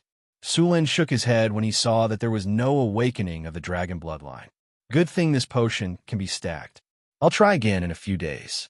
Phyllis was a little disappointed, but she was relieved when Sulen said there was still a chance. In the next few days, Sulen began selecting Barbarian Greytack Berserkers to help them level up into Barbarian Raiders. This time, the Giant's Blood could level up 4 people. One of them was Boulder, and the other 3 were Barbarians. Since he had a lot of experience, Sulen was very familiar with this kind of rune engraving. It took 3 days for the 4 Barbarian Raiders to finish. Other than Boulder and Johnson, who were heroic units, the rest of the Barbarian Raiders were still normal units.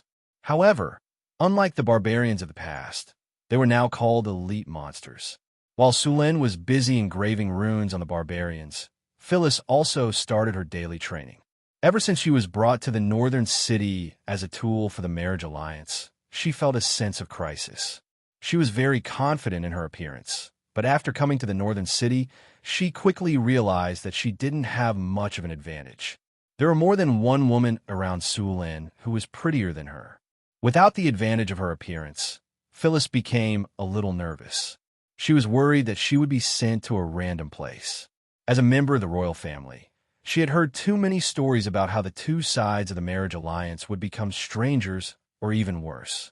Fortunately, Sulen didn't do that, which made her feel relieved. After living in the northern city for a while, she found that she liked life here. However, another thing made her worried again. She realized that none of Sullen's women were normal except for herself. From the wizard to the winged queen, from the succubus to the half-elf, she was the only normal human. This made her feel very disappointed. But after some time, she picked up the court swordsmanship from a long time ago. She didn't want to be a vase that would be casually discarded when she grew old. When Sulen saw her practicing her swordsmanship, he also found her a half-elf tutor. Just 2 days ago, Sulen had specially prepared a bottle of potion for her, which was said to be able to help her become a dragon disciple. However, after she took it, she didn't become a dragon disciple except for increasing her strength and body. This made her very disappointed. "Madam," just as she was in a daze, a middle-aged maid beside her bowed and said. Phyllis put the weapon back on the shelf, but the maid handed her a towel to wipe her sweat and said, "Have you sent the food over?" "It has been delivered, madam," said the middle-aged maid. "You guys go ahead and prepare dinner. I'm going to take a bath." Phyllis took off her tight hunting suit, revealing her white silk underwear. Her voluptuous body outlined her impressive curves. After changing into a loose bathrobe, Phyllis turned around and walked to the bathroom. The bathroom was steaming.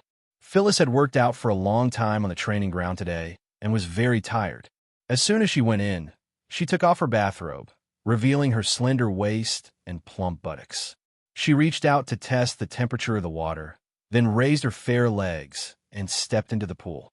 Her curvaceous body slowly submerged in the water. However, as soon as she stepped in, Phyllis frowned slightly and whispered, "What's wrong? Why is the hot spring water a bit cold today?" "Someone," Phyllis shouted outside. A series of footsteps came, and then a maid came in and asked respectfully, "Madam, what can I do for you? Why is the water a bit cold today? How long has it been since the water was changed?" Phyllis asked. "Cold." The maid was a bit surprised. "Madam, the water was just changed." "Just changed the water?" Phyllis was a bit surprised. The maid took 2 steps forward and came to the side of the pool. When her fingers touched the hot water, she felt a burning sensation. The water isn't cold. The water in the pool was slightly hot, and the temperature was at least 60 degrees. This temperature was a bit high for taking a bath. It even felt hot. Seeing that the maid's expression didn't seem to be fake, Phyllis seemed to feel that something was wrong. She knew the temperature of the hot spring water. When she soaked in the hot spring before, it was a bit hot, but today she felt that the water was cold. "Okay, you can leave now." Phyllis waved her hand and let the maid leave, but she still had some doubts in her heart. Although the water was a bit cold, Phyllis still soaked in the hot spring for a while. Bathing in the hot spring could restore her strength. She was a bit tired at the training ground today, but soaking in the hot spring would quickly restore her strength. After soaking in the hot spring for about 10 minutes, Phyllis stretched herself lazily. Her breasts rose in an exaggerated arc, which went down smoothly and then shrank quickly. After coming out of the bathroom, Phyllis put on a white silk nightgown, and several maids brought in a sumptuous meal. After a simple dinner, Phyllis asked the maids to take away the food, then got up and went to the study. She wanted to read for a while before resting. The next day, Sulin returned to the Lord's castle after completing the barbarian's rune inscription. Phyllis immediately came to see him. "What's wrong?" Seeing Phyllis hurrying over, Sulin asked curiously. "Sulin, there are some changes in my body," Phyllis said. Sulin was a bit surprised. "Changes? What changes?" Phyllis was a bit embarrassed. "I don't seem to be afraid of heat anymore." Sulin frowned slightly. "Not afraid of heat? Is this the awakening of the dragon warlock bloodline?" Thinking of this, Sulin hurried over to check Phyllis's pupils. When a dragon warlock awakened their bloodline, their pupils would become different from that of a human. They would be closer to the pupils of a dragon. After careful observation, Sulin found that there were no changes in Phyllis's pupils. "Come with me." After finding no changes, Sulin did not give up. Instead, he led Phyllis to a room. Sulin opened the system panel and found Phyllis's information. Soon, he saw a line of small words under Phyllis's information: Dragon Bloodline Awakening. Level of Awakening: Low. Sulin was a bit surprised when he saw this line. Phyllis's situation was just beginning to awaken, but the effect was not good. Normally, when a dragon bloodline awakened, the dragon bloodline awakened would not be afraid of fire, their strength would increase, and dragon scales would appear. However, Phyllis only had the ability to not be afraid of heat, which was a far cry from a warlock's awakening. "Take off your clothes," Sulin said to Phyllis as they entered the room. "Ah!" Phyllis was a little surprised. Then, her pretty face flushed red. "Sulin, it's still daytime. Is it okay to do it at night?" "What are you thinking?" Sulin rolled his eyes at her. "I want to check the level of your awakening." "Awakening?" Phyllis immediately became excited. She grabbed Sulin's arm with both hands and asked, "I've awakened the dragon bloodline? Does that mean I can become a dragon warlock?" Sulin felt the amazing elasticity on his arm. A delicate fragrance wafted to the tip of his nose. There seemed to be a fire in his heart, but soon Sulin suppressed it. "You have indeed awakened the dragon bloodline, but the level of awakening is very low." "Really?" Phyllis's eyes flashed with a hint of surprise. "Hurry up, take off your clothes." "I'll check," Sulin urged. "Oh." Phyllis hesitated for a moment. Then, she undid her belt shyly. The silk robe slid down gently, and a beautiful jade-like body appeared in front of Sulin. She had full breasts, a slender and powerful waist, and slender and straight legs. She was only wearing thin underwear. Although they had seen each other many times, Phyllis was still a little shy. Under Sulin's fiery gaze, Phyllis's body trembled slightly, and a layer of rose color appeared on her skin. "Turn around." Sulin patted Phyllis and asked her to turn around. Then, he reached out and touched her spine. Sulin touched her tailbone bit by bit. He was checking Phyllis's spine. After awakening as a dragon bloodline, a pair of dragon wing bones would gradually grow on the human spine. At first, dragon bloodline warlocks didn't have wings, but as their level increased, the dragon bloodline would gradually awaken. At this time, a pair of dragon wings would grow on both sides of the dragon bloodline warlock. This pair of dragon wings wasn't as big as the dragon wings of a giant dragon and couldn't be used to flap them. Of course, they still had the ability to fly. Moreover, the dragon wings of dragon bloodline warlocks could be retracted. When they weren't in use, they could be put away. It was very convenient. Sulin was now looking for the dragon wing bone on Phyllis's body. Soon, Sulin touched a bone that was a little different from an ordinary spine. This bone was slightly protruding on both sides. This bone was the dragon wing bone, but it hadn't fully formed yet. Dragon wing bones would only grow on people who had awakened the dragon bloodline warlock's talent. As the dragon bloodline warlock awakened, it would gradually grow and eventually grow into a pair of dragon wings. "Is it done?"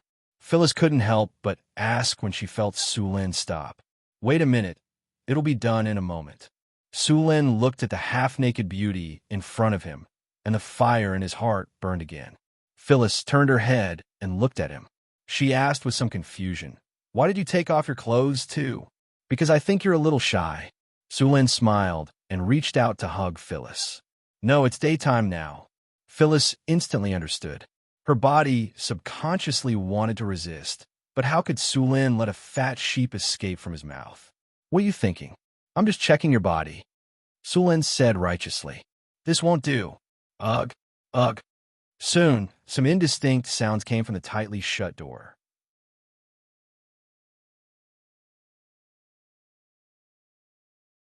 Chapter 381.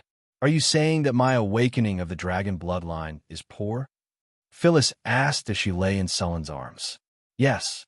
Although you've awakened your dragon bloodline, the degree of awakening is very low, and your talent is not high either," Sulin said as he played with the smooth skin in his hand.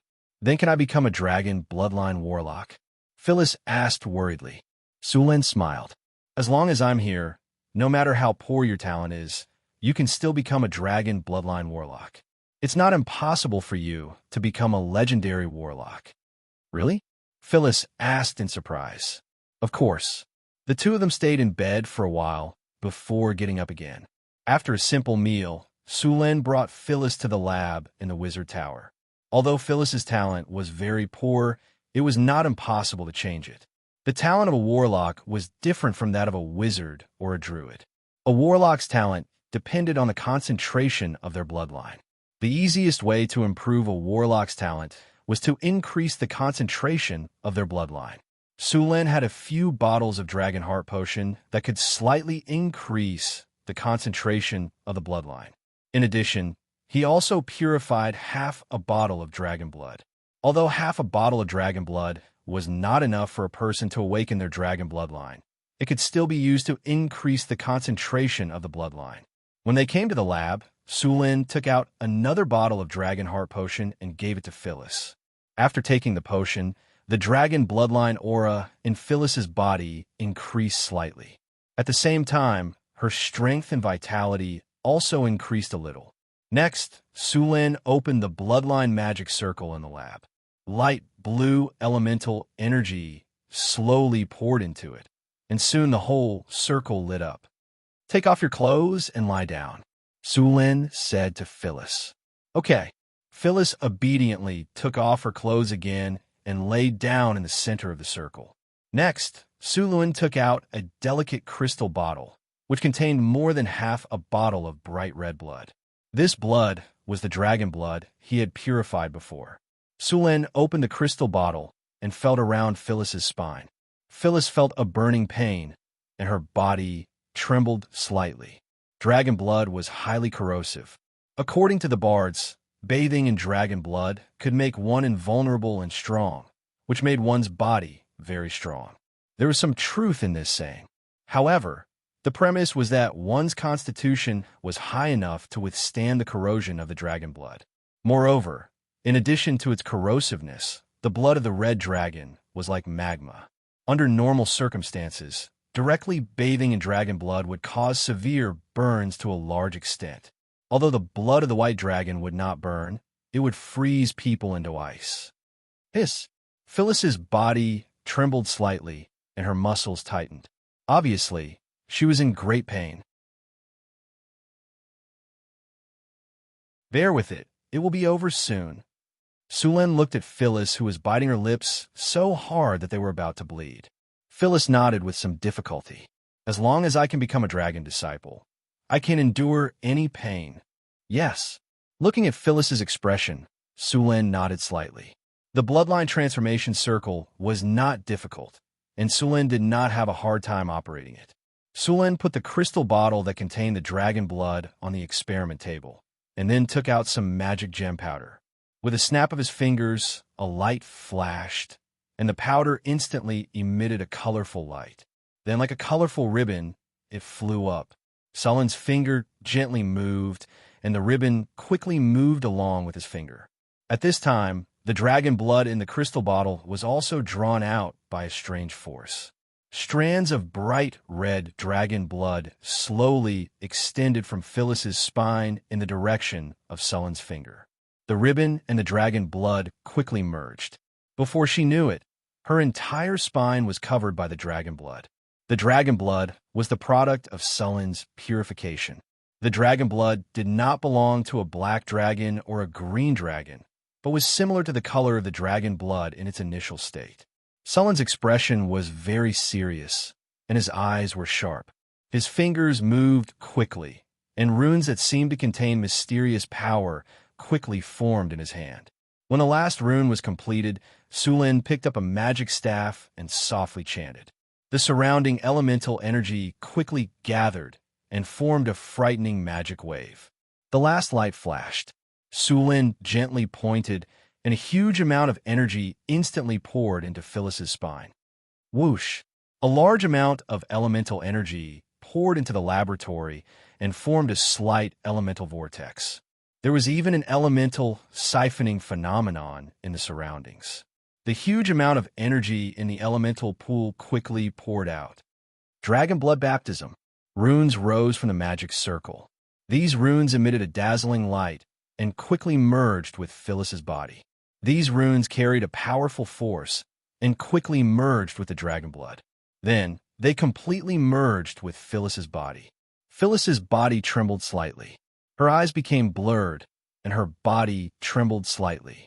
After the burning and corrosive sensation disappeared, strands of scorching energy emitted from her spine and quickly circulated throughout her body. As this energy circulated, Phyllis's body was also rapidly changing. The power of the bloodline in her body was also rapidly increasing. As the energy continued to circulate, Phyllis's body became stronger little by little. Sulin was slightly relieved. A sense of fatigue came over him. Although the dragon blood baptism was not difficult, it consumed a lot of energy. All right, the ritual is completed. You can get up now. Sulin snapped his fingers and cut off the energy supply of the runic circle. The whole runic circle slowly dimmed. Done. Phyllis was a little stunned. Then, she got up and put on her clothes under Sulin's urging. Your body should be very strong now. The dragon blood baptism just now can strengthen your bloodline. You can feel the changes in yourself, Sulin said with a smile. I feel my body is full of energy. Phyllis said excitedly as she clenched her fist. This is just one of the changes. Sulin said affirmatively. The potential of a dragon bloodline warlock is quite amazing, especially a warlock with a strong bloodline like yours. If you can fully utilize it, it won't be difficult for you to advance to the legendary rank. Dragon bloodline warlocks were very powerful. They were born with great strength. After awakening their dragon bloodline, they would have dragon scales, dragon ability, dragon breath, dragon constitution, dragon wings, and half-dragon transformation. In the beginning, dragon scales were only equivalent to leather armor. However, as dragon bloodline warlocks continued to advance, the defensive effect of dragon scales would continue to strengthen. In the end, dragon scales' defensive power would surpass that of plate armor, and it would also have a certain degree of magic resistance. Dragon ability allowed dragon bloodline warlocks to have strength comparable to legendary warriors. They could completely rely on strength to fight. Needless to say, dragon breath was a kind of power similar to dragon breath. This kind of dragon breath would gradually strengthen. Dragon's constitution would allow dragon bloodline warlocks to have a strong physique not inferior to warriors. Dragon wings allowed them to have the ability to fly. Half-dragon transformation allowed them to transform into some of the characteristics of dragons in battle. In the state of half-dragon transformation, the various strengths of dragon bloodline warlocks would be strengthened again. In fact, a powerful dragon bloodline warlock's close combat strength was not inferior to a warrior. Moreover, compared to warriors, they also had the ability to fly and cast spells. Although dragon bloodline warlocks' casting ability was weaker than that of ordinary warlocks, the gap was not big. Moreover, they also had dragon breath. In addition to these, dragon bloodline warlocks inherited the dragon bloodline, so their lifespan was also very long. The basic lifespan was more than 300 years. If they advanced to the legendary rank, their lifespan would be greatly extended.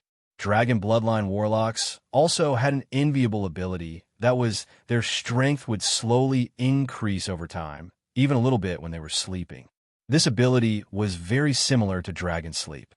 Phyllis had obtained the dragon bloodline as a red dragon warlock. The first ability she awakened was fire resistance.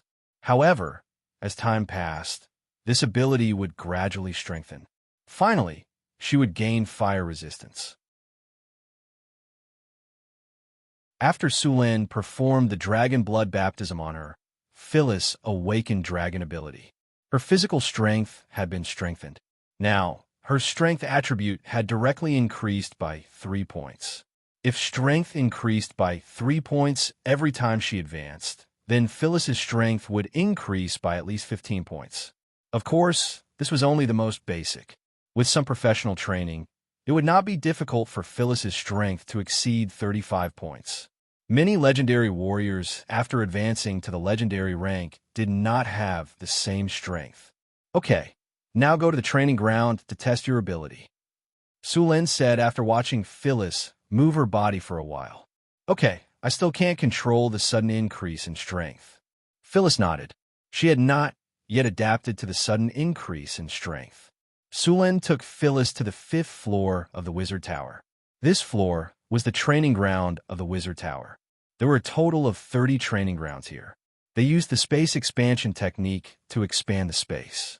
These training grounds were blessed with various protective spells and were divided into levels.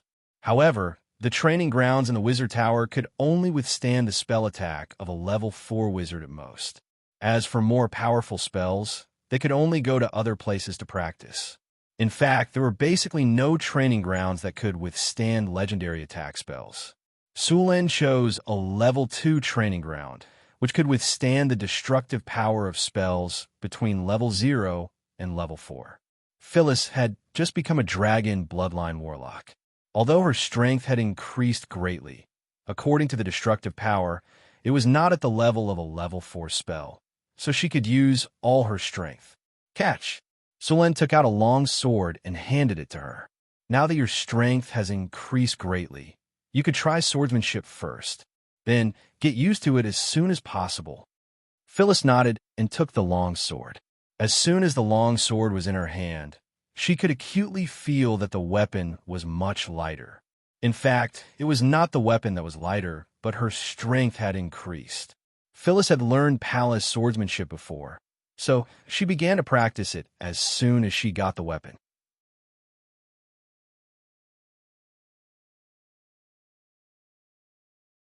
Chapter 382. Phyllis waved her weapon and then launched an attack on Sulin. Sulin gently flicked her weapon away with his wooden sword, and then casually knocked Phyllis's calf with his sword. "Focus," Sulin said in a deep voice. "Sorry." Phyllis quickly got up, picked up her weapon, and got into a fighting stance. "Huh." Phyllis once again waved her weapon at Sulin, but of course, she was easily defeated by Sulin. After a while of sparring, Sulin had a rough idea of Phyllis's strength. To be honest, Phyllis's combat awareness was not high, and the palace swordsmanship she learned was not very effective. The palace swordsmanship was developed from the battlefield swordsmanship, and there was nothing wrong with it. But later, the palace swordsmanship gradually began to be improved in the direction of rituals and patterns. In the end, this kind of swordsmanship was inclined to the performance type and was not suitable for fighting.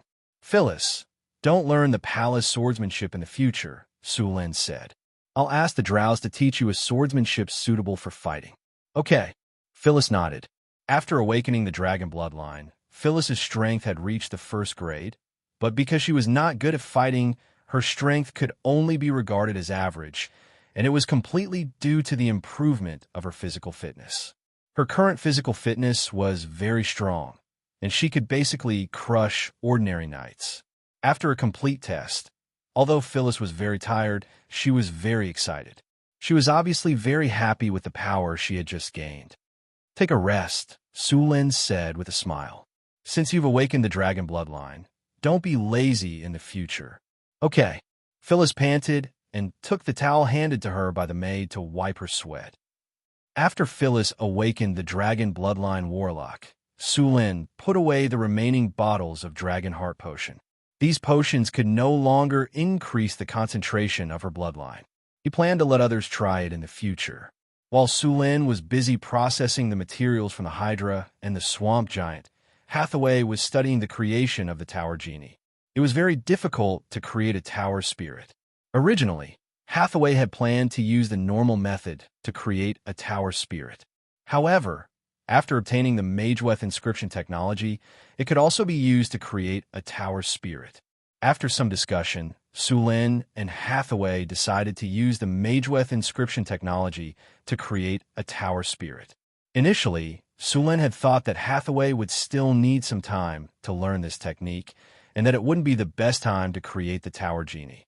However, he didn't expect that after advancing to the legendary level, her learning ability would also increase. It only took her a few days to completely master the Mageweth inscription technique.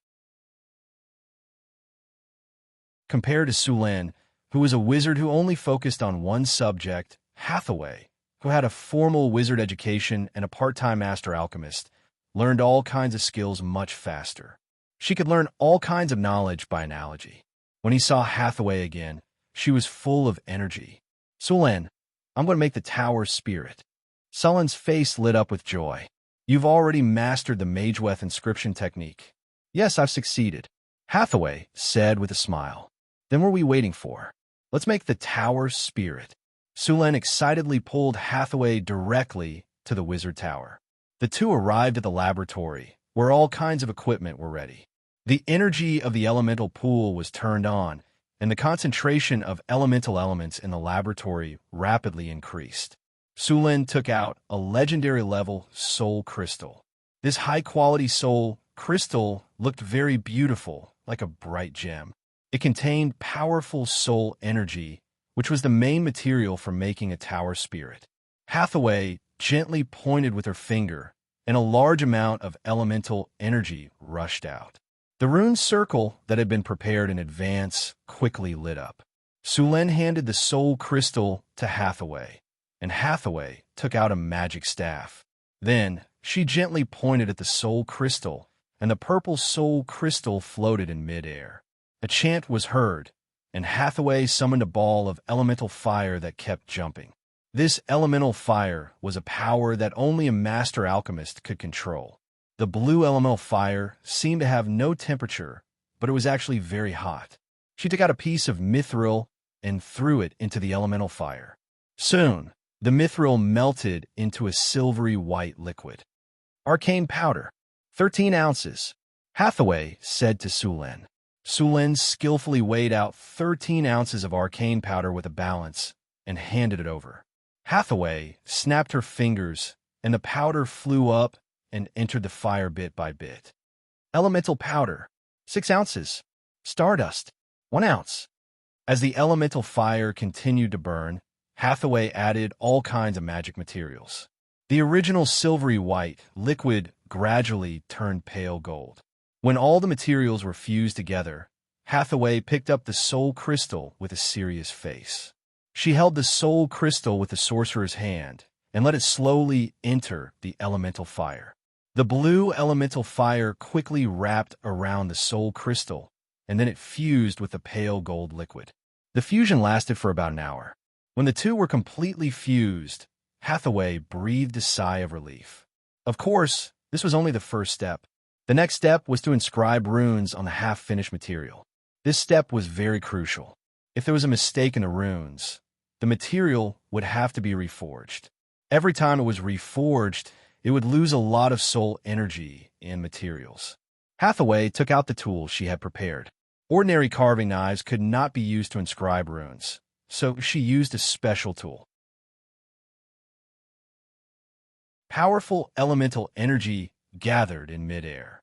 Hathaway activated the tool, and the half-finished soul core in front of her instantly enlarged from the size of a palm by a few hundred times. Next, Hathaway controlled the special carving knife and began to inscribe runes. These runes had been simulated in her mind hundreds of times. Although it was her first time doing it, she was very familiar with it. Runes quickly appeared one after another without any mistakes.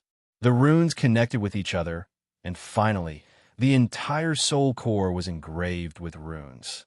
When the last rune was engraved, a light flashed, and all the runes lit up. Finally, they connected into one. Soul control. Hathaway snapped her fingers, and powerful magic waves emanated from her body. In the next second, a stream of soul energy was extracted from the soul core. Traces of vague whispers appeared in the laboratory, and the negative energy in the surroundings began to gather. If someone was here, they would clearly feel that the place had suddenly become gloomy. A huge amount of soul energy appeared. Although this soul energy had lost its consciousness, it quickly began to struggle and wanted to escape. Soul shackle. A pale golden chain suddenly appeared and directly entangled all the soul energy. The soul energy, which was still moving, immediately became obedient. Sulin lit up the ghostwood that he had prepared earlier. The ghostwood was a type of magical plant that grew in graveyards and other places with dense negative energy. It was usually used to make concentrating incense, which could increase the efficiency of a wizard's meditation. It could also protect and calm the soul. With the appearance of the smoke, the soul energy seemed to have become more solid. Soul construct. Hathaway softly chanted, and a purple light merged with the soul shadow. The soul shadow also began to undergo various changes. Hathaway continued to repair the soul energy. Soul weave. Rays of light flashed, and as time went by, the soul energy gradually became the appearance that Hathaway wanted. There were many types of tower spirits, from the combat tower spirits to the auxiliary tower spirits to the dual-purpose tower spirits, and so on. Generally, wizard towers used auxiliary tower spirits or dual-purpose tower spirits. The tower spirits used in floating cities were large and comprehensive tower spirits. A floating city's tower spirit would be composed of many auxiliary tower spirits and combat tower spirits. Sulin's wizard tower naturally did not need so many tower spirits. The tower spirit that Hathaway made this time was a dual-purpose tower spirit.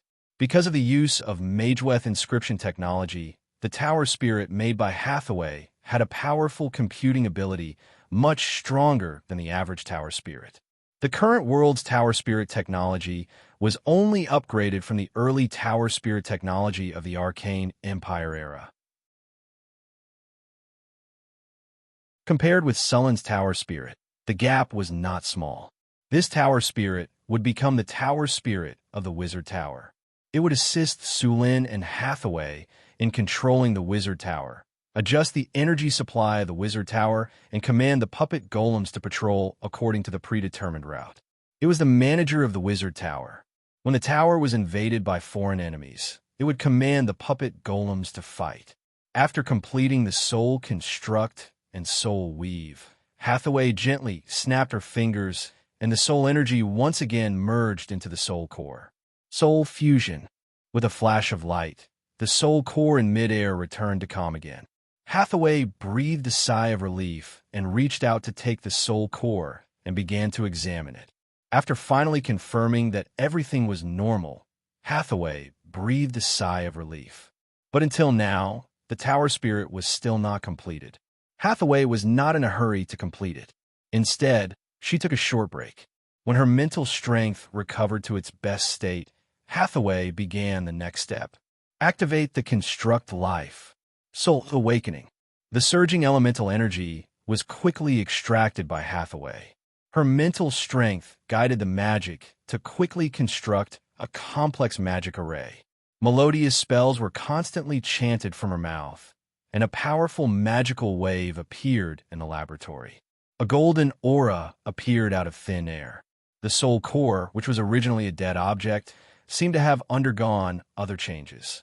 The brilliance dissipated, and another soul wave appeared, followed by a strange life wave. Finally, all the light dissipated.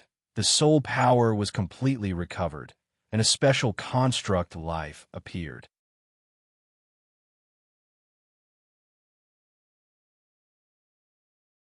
Chapter 383. Tower spirits were not simple magic creations. They were a special kind of life form. They were very similar to elemental creatures, but they were different from elemental creatures. According to the template of society in his previous life, tower spirits should be a high-level artificial intelligence. Master, a cold mechanical voice sounded. From today onwards, your name is Milky Way. Sulen gave the new tower spirit a name.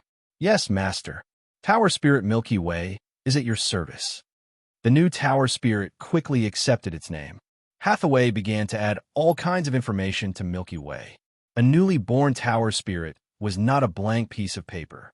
Because of the remnant soul consciousness in the soul crystal, it usually received some simple general knowledge. However, this general knowledge was not enough to control the wizard tower. Hathaway needed to instill all kinds of knowledge into the tower spirit. With the continuous infusion of knowledge, the tower spirit quickly learned through a large amount of computing power and constantly grew. When Hathaway finished instilling all kinds of knowledge, she picked up the tower spirit's soul core and went to the 7th floor of the wizard tower. The 7th floor of the wizard tower was divided into two parts. One was the astrology platform, and the other was the control center. The control center had been completed long ago, but because there was no tower spirit, it was empty. Now that the tower spirit was completed, it naturally had to be placed in the control center. Only in this way, the tower spirit could control the wizard tower and assist Sulen and Hathaway in controlling the wizard tower. In the empty control hall, there was nothing other than the control center. The floor here was paved with white marble, and it was enchanted with a hardening spell. Its hardness was far greater than that of steel. A large number of energy channels were laid under the marble, and these energy channels were all connected to the control center. Hathaway arrived in front of the control panel in the middle. This stone platform wasn't made of stone, but it looked like it was made of stone. Hathaway had used several dozen kinds of magic materials to create it, and it had a very strong magic conductivity. A large number of magic patterns had already been engraved on the control panel. In the middle of these magic patterns, there was a groove. With a light tap of her finger, several rays of magic light flashed, and the control center slowly rose.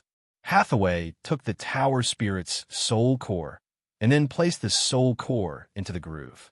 With a light snap, the soul core was tightly sealed. With a flash of light, the runic array of the control center was activated, and the entire console emitted a dazzling magic light. The energy of the elemental pool was instantly activated, and a huge amount of elemental energy flowed into the control center through the energy channel. Then, a powerful soul wave came, and the surrounding magic patterns all lit up. Master, Tower Spirit Milky Way has successfully taken over the Sorcerer Tower. Self-check mode is in progress. The elemental pool is functioning normally. The Sorcerer Tower's energy channel is functioning normally. The Sorcerer Tower's security is functioning normally. The Golem Squad is moving normally. The Ecological Garden is functioning normally. The dungeon is not activated. The isolation room is not activated. The laboratory is functioning normally. Self-examination complete. Magus functions normally. Would you like to restart the Sorcerer Tower? After rebooting, the Sorcerer Tower will be fully taken over by Tower Spirit Milky Way. Sulin asked, will restarting the Wizard Tower affect the ongoing experiments or other things? No. When the Adept Tower is reactivated, it will reserve a portion of energy to maintain normal operation. Then restart it, Sulin said. Restarting. Following the cold voice of Enhe, the light of the control center gradually dimmed, and the elemental energy continued to decrease. Prepare to restart. 5, 4, 3, 2, 1. Restart. The elemental pool is operating, beginning to supply energy. The magic array is activated. The energy channel is beginning to self-check. Self-examination complete. Beginning energy transfer. A huge amount of elemental energy instantly gushed out from the elemental pool and was transferred to various parts of the Sorcerer Tower along the energy channel. Beginning to scan the structure of the Sorcerer Tower. Scan complete. Constructing a three-dimensional model. A ray of light flashed, and a large amount of light suddenly appeared in front of Hathaway and Sulin. Then the light gathered, and a three-dimensional model quickly appeared in front of the two of them. It was the three-dimensional model of the Sorcerer Tower. This model had all the places of the Sorcerer Tower marked. It could be enlarged, shrunk, or rotated according to the movements of the two of them. Every part of the Sorcerer Tower could be analyzed and observed. It was very intuitive. Three-dimensional model construction completed. The Golem Squad is moving, resetting the patrol route. The patrol route has been revised, cleaning and repairing 28 loopholes. The isolation room is functioning normally. The laboratory is moving normally. The ecological garden is functioning normally. Alert mode activated. As Enhe's voice sounded, the Sorcerer Tower once again resumed its normal operation. The Sorcerer Tower is functioning normally. Hathaway and Sulin looked at each other and smiled. It seemed that this tower genie had done a good job. Master, please set the permissions. Sulin and I are set to the highest permissions. Hathaway said directly. Setting complete. Chris, Karina, Alex, Grace, Phyllis, Anna, and Angela are set to level 7 permissions.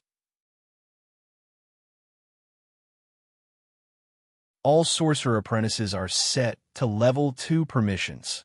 Sorcerer Lorraine and Sorcerer Andre are set to level 4 permissions. Permissions setting complete. As a ray of light rose, the various permissions were divided. As the Tower Genie took over the Sorcerer Tower, Sulin and Leylin had full control of the Sorcerer Tower. Enhe, activate the three-dimensional model of the Sorcerer Tower. Scan the energy channels and the surrounding ley line network. Hathaway stood in the middle of the hall and said, along with a faint golden light, a ring of light suddenly appeared in the control center.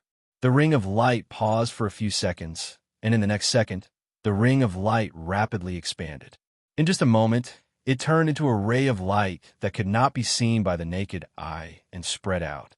The light quickly scanned the Sorcerer Tower, and then Enhe's cold mechanical voice sounded again.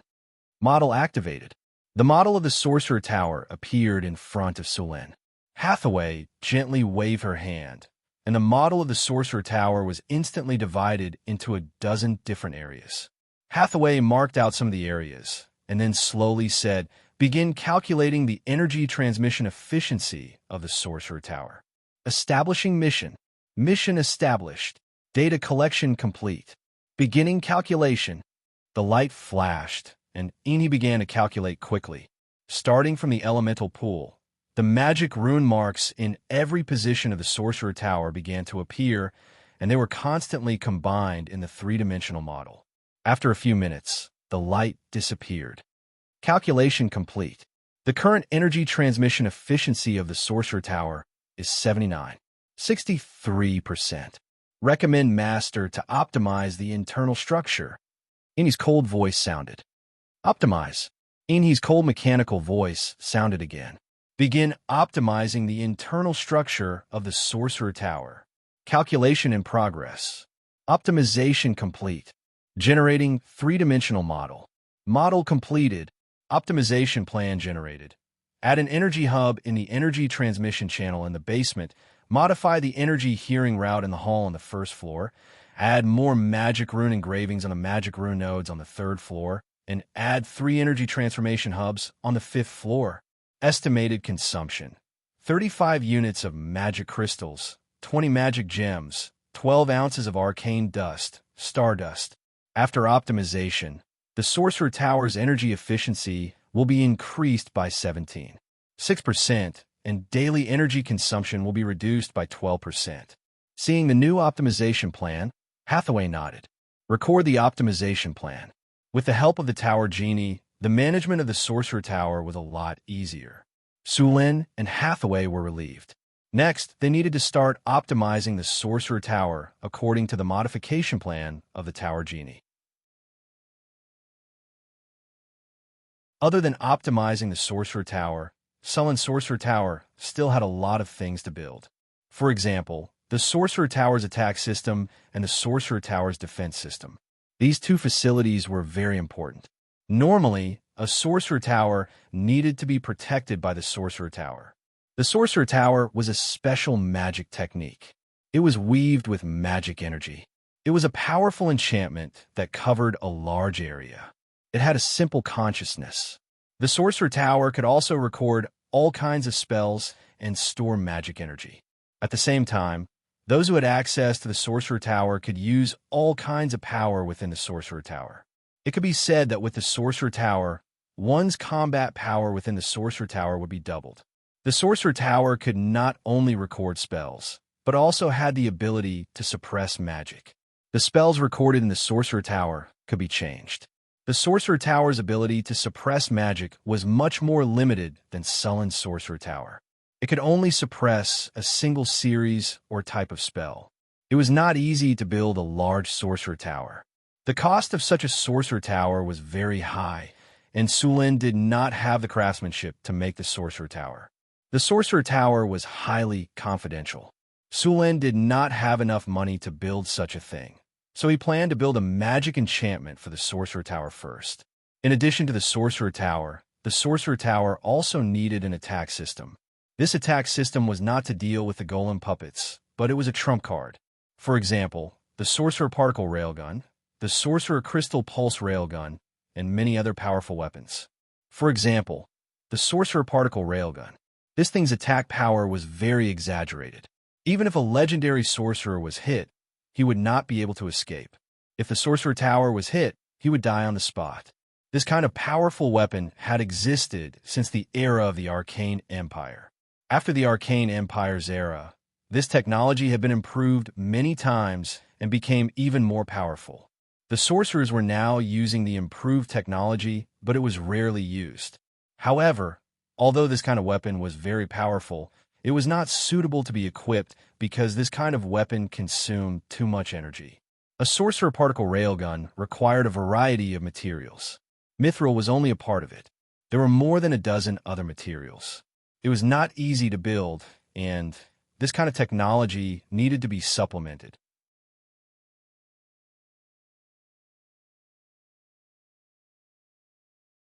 Chapter 384. It was now June. The northern wasteland was lush and full of life. Northern Town had become even more prosperous. Since the beginning of the month, there had been more caravans coming to Northern Town. Apart from the caravans, there were also many nobles from different countries. "This is the 20th noble, right?" a peddler on the street whispered. "The 21st, a shoemaker who was mending a pair of boots added. So many nobles are here to celebrate our Lord's founding, the peddler said excitedly. The itinerant man said excitedly, I really hope more nobles will come. Then I can earn more money. Hey, Jack, you made about 3 silver nars this month, right? Don't be too greedy, the shoemaker said. You're talking like you've made less money, Harry. Jack glanced at him and said, I really want to earn 5 gold nars as soon as possible so that I can have my own piece of land here. Jack said with a sigh, Yes, thanks to our kind Lord. Otherwise, we wouldn't be able to save enough money to buy a piece of land, Harry said with a smile. Harry smiled and said, This month, our Lord is going to officially establish a duchy. May the gods protect our Lord and our country. When night fell, Jack walked briskly to the market. Every day, when the market was about to close, he would come here to buy some cheap food. Northern Town had a lot of seafood, so the price was not expensive. Now that the market was about to close, the price was even lower. A 2-pound fish only cost 8 copper nars. When a market was about to close, the price was even lower. If it was a dead fish, it would only cost 4 copper nars. Although it was a dead fish, it had been dead for less than a day. His son was lucky. Now, he could eat fish soup every now and then. When he was young, he couldn't even eat enough potatoes, let alone meat soup. It was really a good time. Jack's house was on the west side of the outer town. It was a small house with 2 bedrooms and 1 living room. He lived here with his wife and 3 children. The house was small and shared a yard with several other families. Outside, there was a drainage ditch. There were 3 faucets in the yard. There were some empty spaces in the yard for drying clothes. There were also a few chicken cages next to the yard. There were a few hens in the cages. The eggs that the hens laid would be accumulated and sold at the market when there were enough eggs. As a commoner who had lived here for almost a year, Jack had his own plans. He wasn't like some people who enjoyed a good life and live a careful life. He planned to work hard to earn money and buy a few acres of land when the price of land in Northern Town was low. Then, when his 2 sons grew up, his elder son would continue to be a peddler, his younger son would work as a farmer, and his daughter would find a good husband and give them a dowry. This way, their family would be able to take root in Northern Town. At the thought of this, Jack's heart was burning with passion. He could be considered worthy of his 3 children. When their grandfather and his father died, not to mention the land, even the house was in ruins. The inheritance that he left for them was already much better than his father's. When Jack returned home, he found that Hanson's family, who used to live in the same yard, had moved away. Hanson's son, Bernie, had successfully joined the army of Northern Town. His family had also left the commoner's class. The soldiers in Northtown City were paid handsomely, and their families were allowed to have their own houses.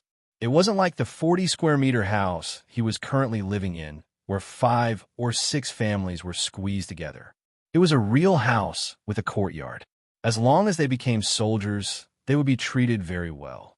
The army provided food and shelter, and they could eat meat every day. This was something that countless commoners envied. After becoming soldiers, Northern Town would also distribute land. It could be said that as long as they became soldiers, their family wouldn't have to worry about food anymore. However, it wasn't easy to become a soldier. Every day, they had to undergo cruel training.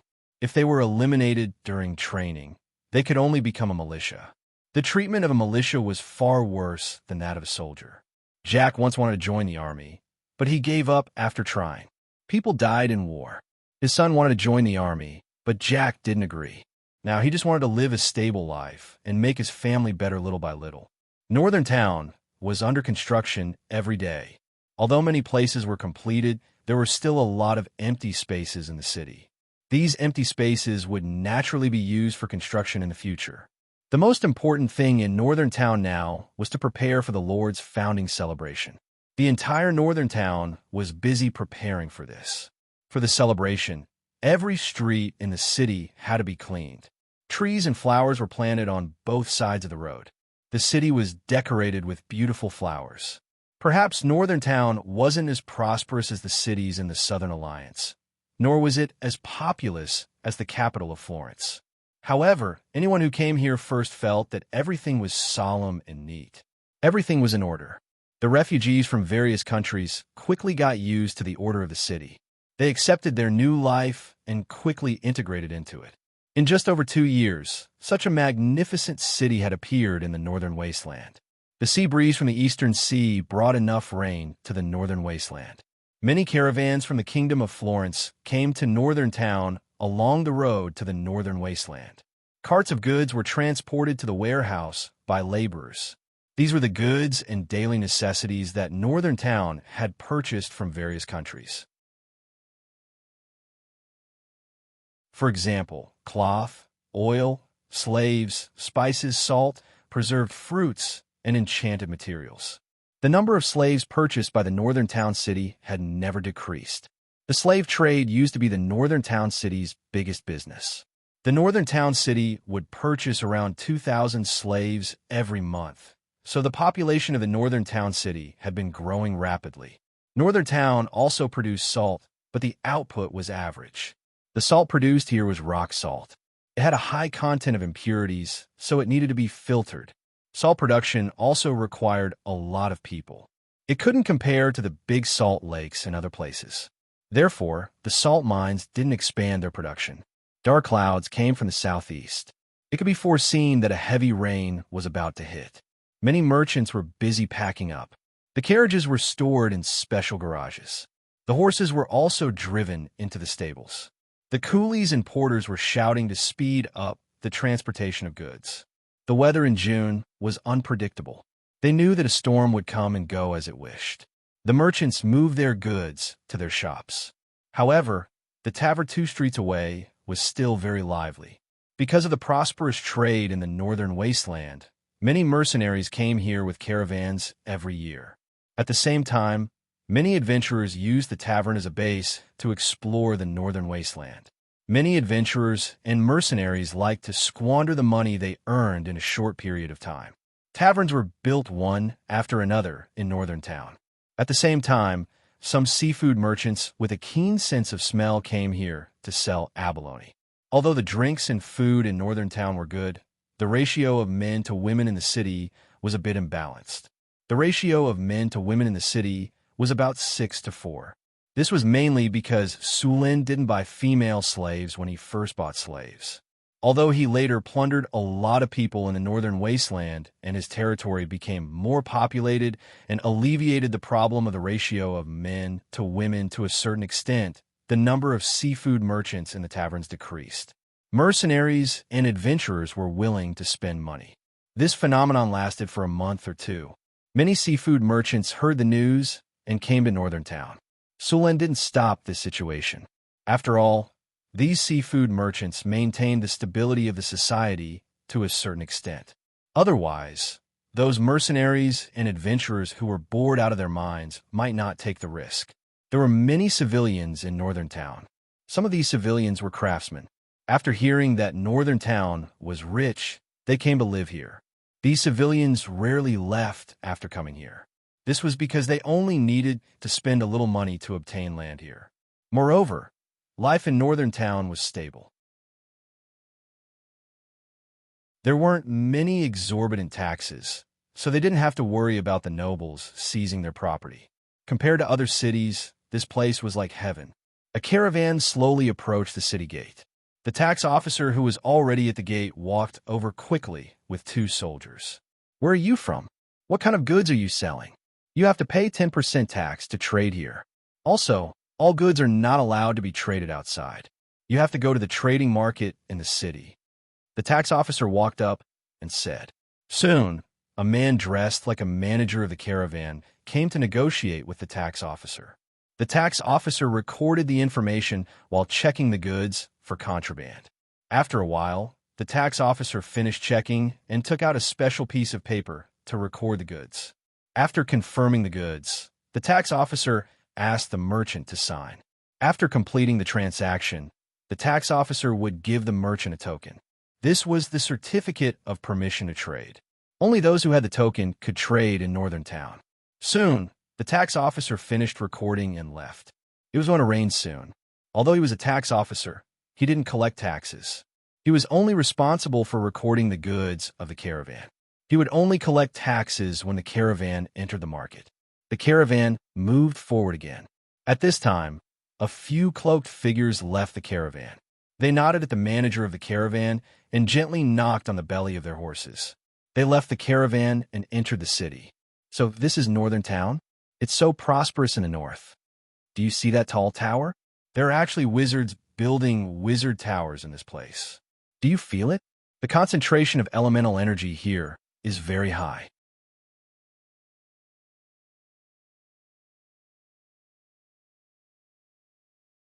Chapter 385. Yes, the elemental concentration here is at least twice as high as the outside world. Another old voice sounded. It seems that the Lord of Northern City isn't as simple as we thought. The older man glanced around and said, "This place is indeed different from what we imagined. We've seen many cities before and we know what they look like. The first impression I got from this city is that it's clean and then it's orderly. Along the way, whether it's Cult City, Cold Winter City, Monster City, or Port Tylon, you can smell the stench from afar. The terrible traffic and chaotic order.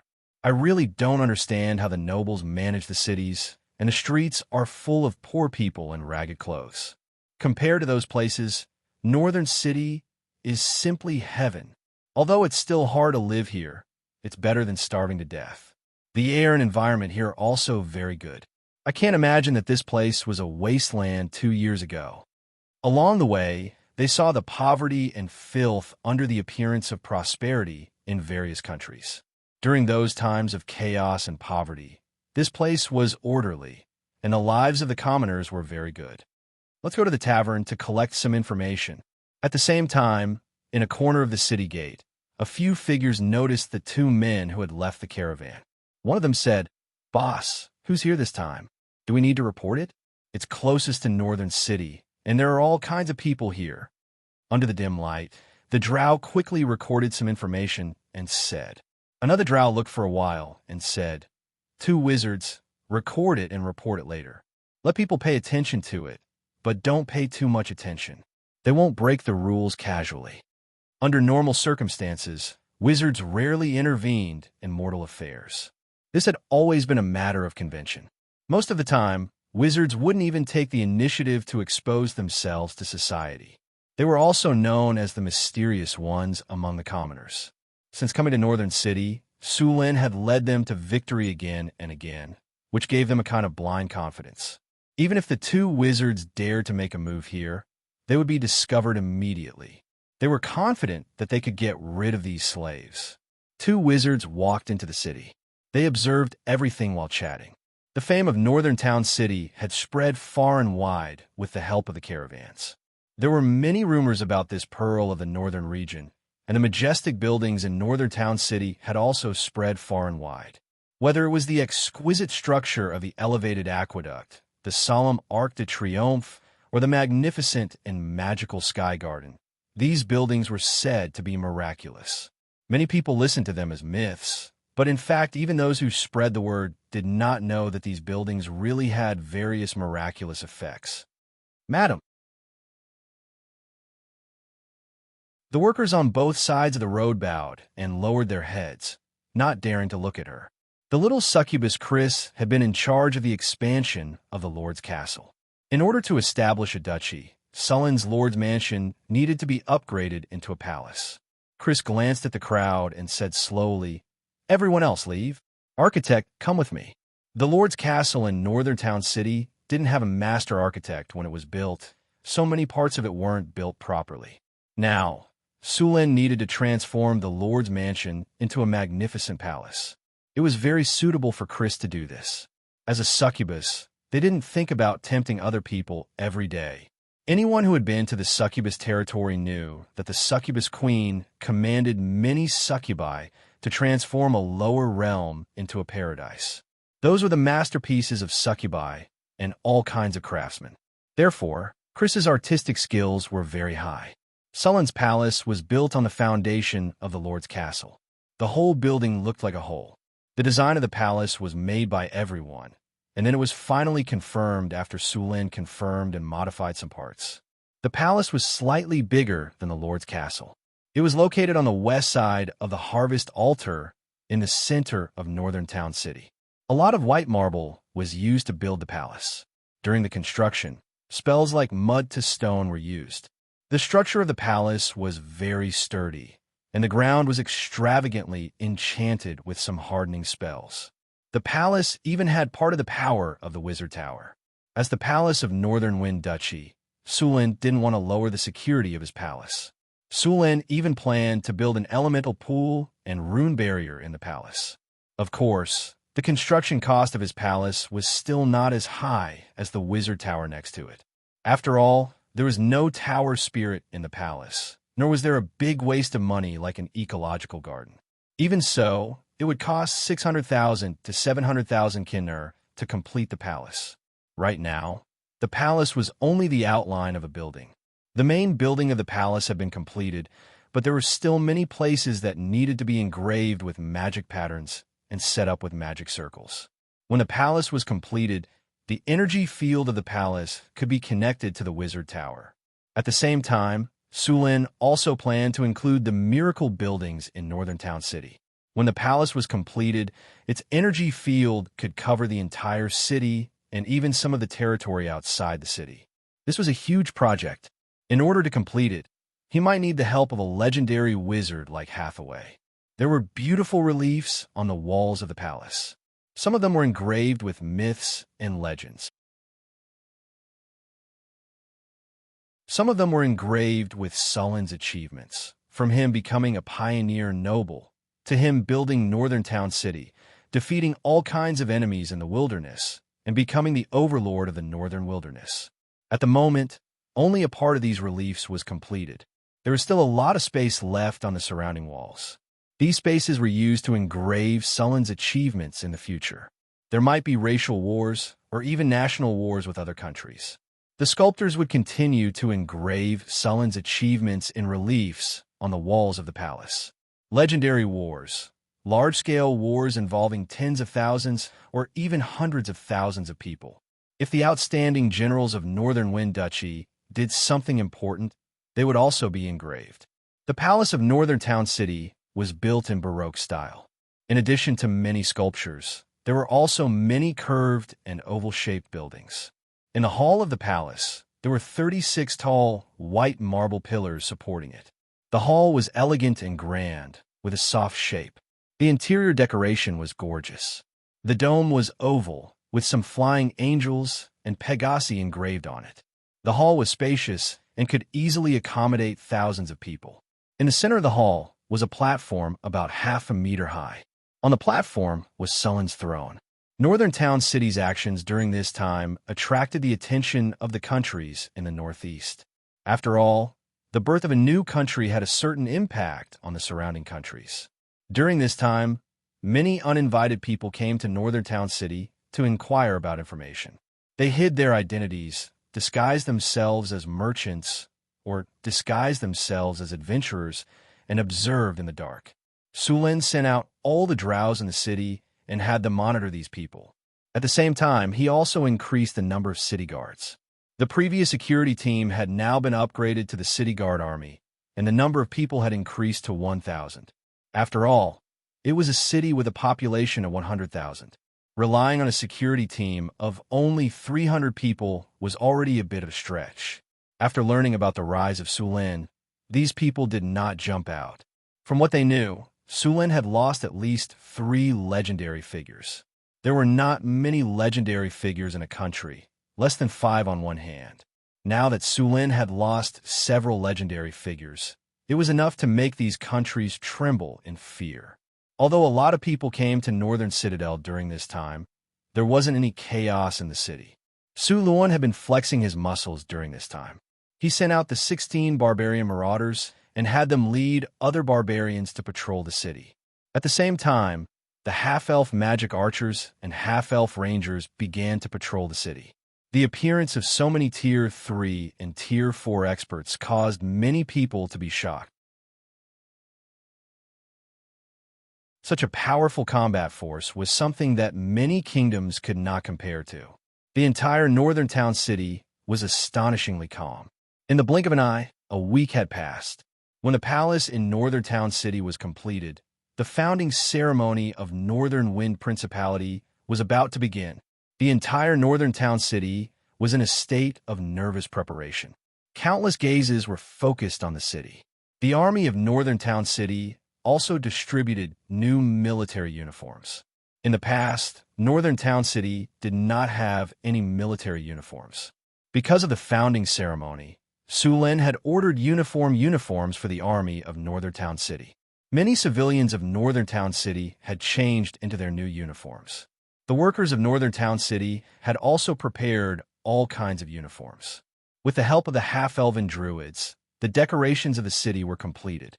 Trees were planted on both sides of the streets, and flowers of various colors were planted in the flower beds on both sides of the roads. These flowers were all in full bloom. The entire city was surrounded by flowers today. Today, the various temples of Northern Town City had also participated. Although Sulin did not agree to accept the coronation of their pope, they would still participate in Sulin's ceremony. After all, as the lord of Northern Town City, if they really pissed him off, Sulin could use all kinds of rules to restrict them from developing their churches. Therefore, under normal circumstances, the various temples would try to maintain a good relationship with the local lord. The first rays of the morning sun scattered, and the orange sun slowly rose from the east. A melodious bell slowly rang. Countless people walked out of their homes and headed to the various plazas. Today was the day Northern Wind Principality was officially founded.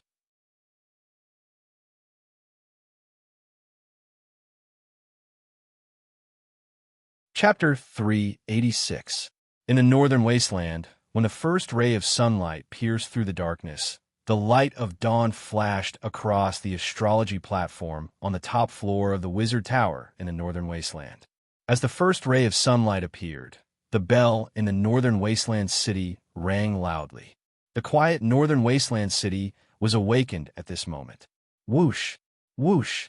Dozens of magic fireworks shot into the sky, piercing through the darkness before dawn. They bloomed beautifully in the sky. The entire city turned into a sea of joy at this moment.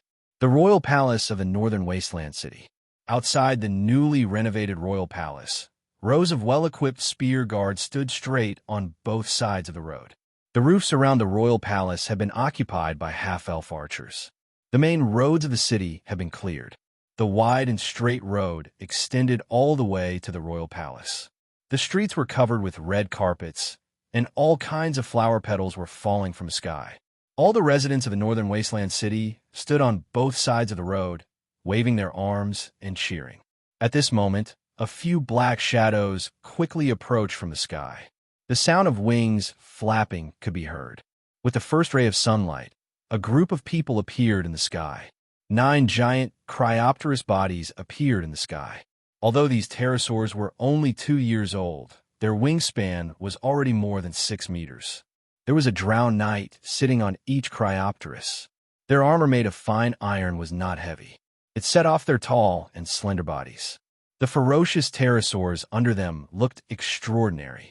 However, they were not the main characters. They were only the vanguard guards leading the way. Behind these cryopterous knights, a majestic Pegasus flew across the sky. Sulin had a sword at his waist, and he was wearing a gorgeous silver armor. He was riding the Pegasus at full speed. The morning glow in the sky covered them with a layer of golden red light, making them look like gods emitting a golden light. Long live Sulin! Long live the Northwind Principality! After seeing the figures in the sky, the cheers sounded in unison. The army of the northern wasteland city cheered in unison. Their voices were deafening. The residents around them also cheered. Their voices echoed through the sky. Some people in the northern battlefront city were watching the ceremony from afar. As long as they did not approach the important areas of the city, the hidden guards would not chase them away. Sulin chose to hold the founding ceremony at dawn, the last touch of darkness before dawn. Then, he waited for the first ray of sunlight to pierce through the darkness and descend from the sky. Accompanied by a golden radiance, Sulin descended from the sky with 9 winged dragon knights. The winged dragon knights glided in mid-air before taking off again.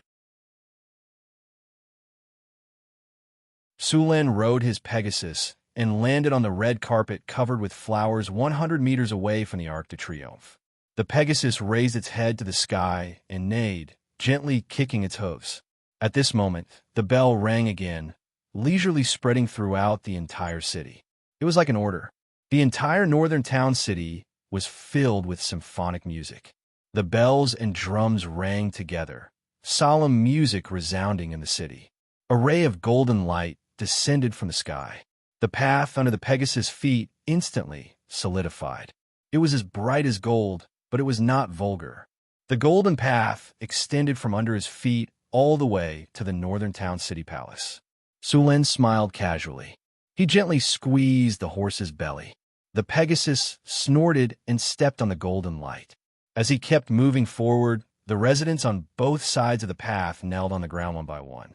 As he kept moving forward, the people in the crowd knelt down in rows like dominoes. 1 step, 2 steps, 3 steps. As Sulen kept moving forward, the solemn Arc de Triomphe emitted a faint spiritual light. As he kept getting closer, the spiritual light became brighter and brighter. At the same time, a faintly discernible song sounded around the Arc de Triomphe, and it became clearer and clearer. Finally, as Sulen came to the front of the Arc de Triomphe, the song became deafening. Dozens of faint golden figures could be seen on the Arc de Triomphe. These figures were all wearing armor and holding weapons. Their cold faces appeared. They were the faces of all the sacrifices since the founding of the northern town city. War souls. These soldiers who died on the battlefield did not disappear. Instead, they became army souls and entered the Arc de Triomphe. If they were given enough time, these army souls would gradually transform into heroic spirits. At this time, these army souls woke up from their deep sleep and escorted Sulen's coronation. Seeing this, Sulen's footsteps paused slightly. Then, as if nothing had happened, he continued to move forward. At this time, he had already sensed that a few miracle buildings in the city had been activated by themselves. Rays of spiritual light rose up and covered the entire city. In the magnificent song, Sulen gradually walked into the palace of the northern town city. At this time, the song stopped and the cheers sounded again. In the uniformed cheers of the army, the originally uneven voices merged into one. Soon, all the voices merged into one. The loud voice soared into the sky and echoed in the sky above the northern town city. Even the clouds in the sky were scattered by this powerful sound. In the palace hall, the spacious hall was now filled with people. Several countries that were close to Sulen had sent envoys. Many nobles' envoys were also present.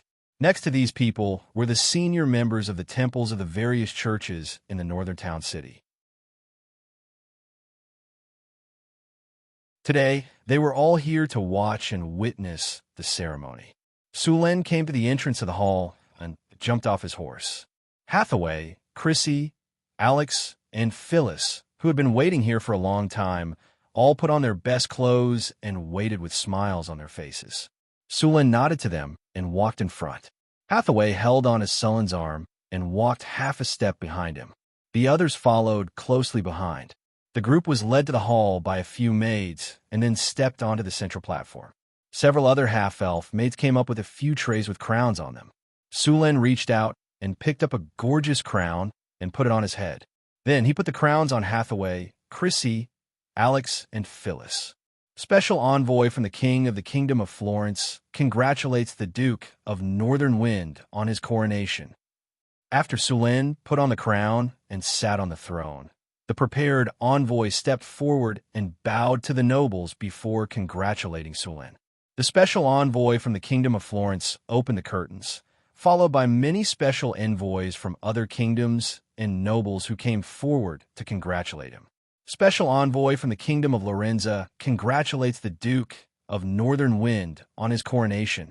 Special envoy from the Kingdom of Amher congratulates the Duke of Northern Wind on his coronation. Special envoy from Marquis Savoy of Calt congratulates the Duke of Northern Wind on his coronation. All the nobles' envoys, including the Kingdom of Lorenza and the Kingdom of Amher, came forward to congratulate Sulen. Soon, The churches in the northern town city also came forward to congratulate him on the establishment of the Duke of Northern Wind. After these people finished their congratulations, Su Lin stood up. Ha ha ha. He laughed and took 2 steps forward. Thank you, everyone, for coming to the establishment of the Duke of Northern Wind and my coronation. His voice was loud and clear. In an instant, the clouds parted and the sun rose in the sky. The dazzling sunlight shone on Su Lin as if he was the only one in the world. In the hall and in the square, thousands of people stood on both sides of the square. Their burning gazes were all focused on Su Lin. There was reverence, joy, admiration, and fear. At this moment, all of them gathered together. I announce the establishment of the Duke of Northern Wind. In the name of the Duke of Northern Wind, I announce that today is the National Day of the Duke of Northern Wind.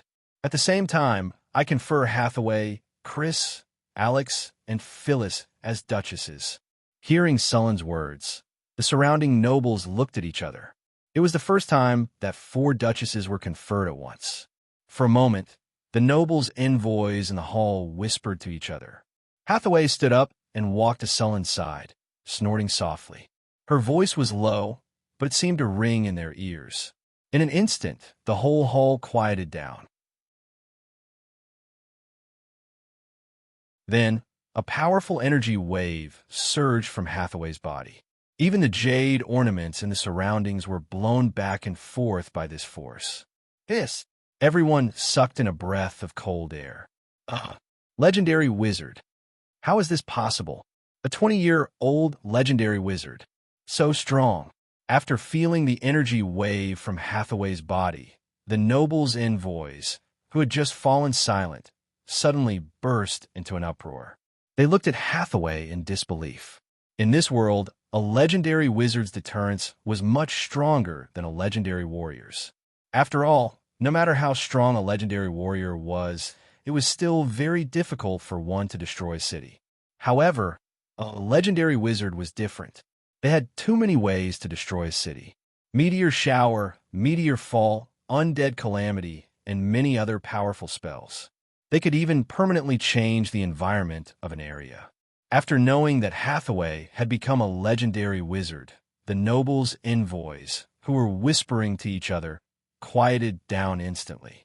They were all as honest as quails. A legendary wizard's deterrence was very high.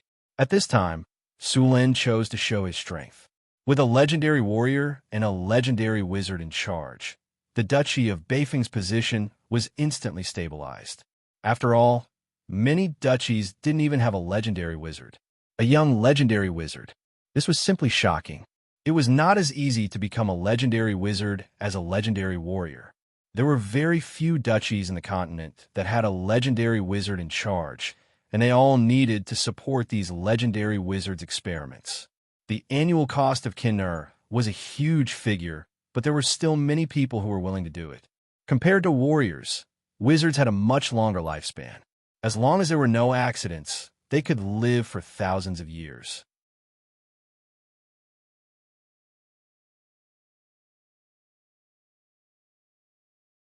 Chapter 387.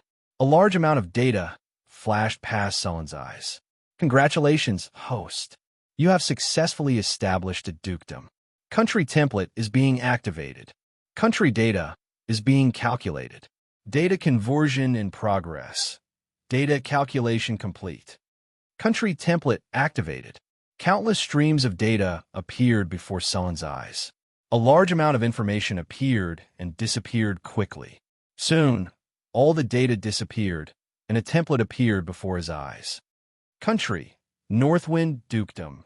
Location, Northern Wastelands, Underground World, Territories, Northgard City, Mirror Lake City, Centaur City, Orundo, City of the Grey Dwarfs, Crete City, City of the Torrents. Omitted will be added later. The country template looked simple, but it contained many meanings. After establishing the dukedom, not only were the 3 cities in the Northern Wastelands included, even the cities in the underground world were included in the dukedom. Congratulations, host. You have successfully established a dukedom. The reward is the Imperial Jade Seal. Congratulations, host. You have successfully established a dukedom. You have received an exclusive troop class. Congratulations, host. You have successfully established a dukedom. You have received the title King of the North. Congratulations, host. You have successfully established a dukedom. You have received a diamond treasure chest. Congratulations, host. You have successfully established a dukedom. You have received a miracle building blueprint. A series of system notifications sounded in Sullen's ears. He did not expect that establishing a dukedom would give him so many rewards. At the same time, after the dukedom was successfully established, a powerful elemental energy gathered at the harvest altar in Northgard City. The energy in the surroundings was also attracted by this power. Those who were participating in the celebration and those who were hiding in the dark could all feel this power. This energy was somewhat different from ordinary elemental energy. It felt like the energy of a druid. What kind of energy is this? It seems like the energy of nature, but there are some differences. This energy has reached the legendary level. Could it be another legendary expert? That's impossible. No, this seems to be the energy of a magical building. At the same time, just as everyone was feeling puzzled, two other forces rose up from two other places in the city. The triumphal arch was surrounded by a faint spiritual light. After Sulin entered the palace and completed the founding ceremony and coronation, the war spirits all returned to the triumphal arch.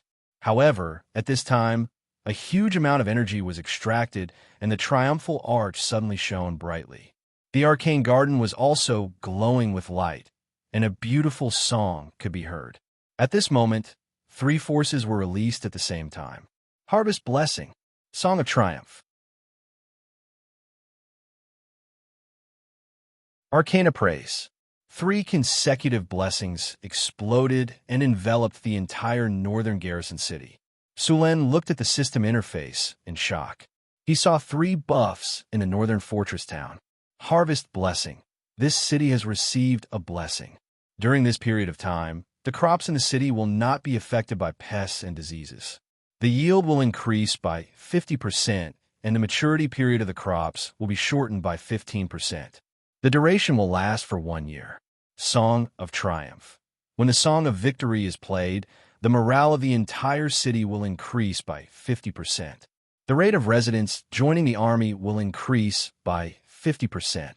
The sense of belonging among the residents of a northern garrison city will also increase by 20%. Arcana Praise, Special Effect. For the next 1 year, the strength of newborns born in the northern garrison city will increase by 50%. After seeing these three buffs, Sulen was very happy. It could be said that these three buffs had increased the effect of the three wonders of the city by 50%. The founding ceremony ended with cheers and applause. The entire city became a sea of festivities. All kinds of food and performances were prepared in advance. The civilians began to celebrate. In the palace, the grand ceremony had also begun. Sulen prepared a sumptuous feast for the guests. However, he did not have time to chat with these people. After leaving things to Chris, he returned to his room and began to check the rewards of the successful founding of the northern garrison city. After returning to his room, Sulen opened his storage dimension and saw a jade seal carved out of beautiful jade. Imperial Jade Seal. This is the symbol of the northern garrison city's power. It represents the power of the Duke. Destiny plus 20, Destiny suppressing plus 20, Peace and Peace plus 20, People's Allegiance plus 20, Evil's Avoidance plus 20, Indestructible plus 20, The Way of the Emperor plus 20. Suluan took out the jade seal, which was the size of a palm. It was made of suet white jade, which was smooth to the touch. A mythical beast was carved on it, and there were beautiful patterns around it. The bottom of the jade seal was engraved with the words, "Receive the mandate of heaven. Live long and prosper forever." Of course, this Imperial Jade Seal and the Imperial Jade Seal from his previous life had nothing to do with each other except for the words carved on it. However, the attributes of this Imperial Jade Seal seemed to be very good. It would benefit the territory a lot. After putting away the Imperial Jade Seal, Sulen continued to check the rest of the items. Sulen had obtained an exclusive troop class. After Sulen opened it, he realized that the troop class could only be obtained through a lottery. Sulen chose to check. Suddenly, a Russian-like roulette wheel appeared in his mind.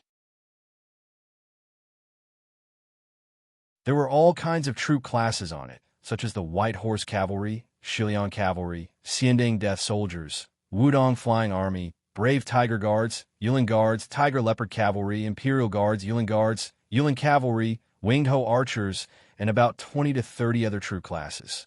After seeing the Dragon Cannon Guards and Imperial Guards, Sulen's eyes lit up. These two troop classes were very strong.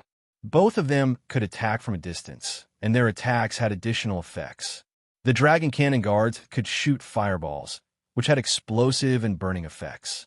The Imperial Guards could shoot thunderballs, which had paralyzing and chain lightning effects. The other special troop classes also had their own strengths. Sulen was dazzled. Sulen hesitated, took a deep breath, closed his eyes, and spun the roulette wheel. The roulette wheel spun quickly. Sulen became nervous. Although he could definitely get a special troop class, each special troop class was different. He naturally wanted to get a high-value troop class. Soon, the roulette wheel slowed down. In the end, the needle went past the Wudong Flying Army and Xianding Death Soldiers. It looked like it was going to stop at the Dragon Cannon Guards, but the roulette wheel didn't seem to have run out of power. It moved forward a little more and stopped at the Imperial Guards. Seeing that the needle was pointing at the Imperial Guards, Sulen was disappointed. The Imperial Guards weren't a fighting force.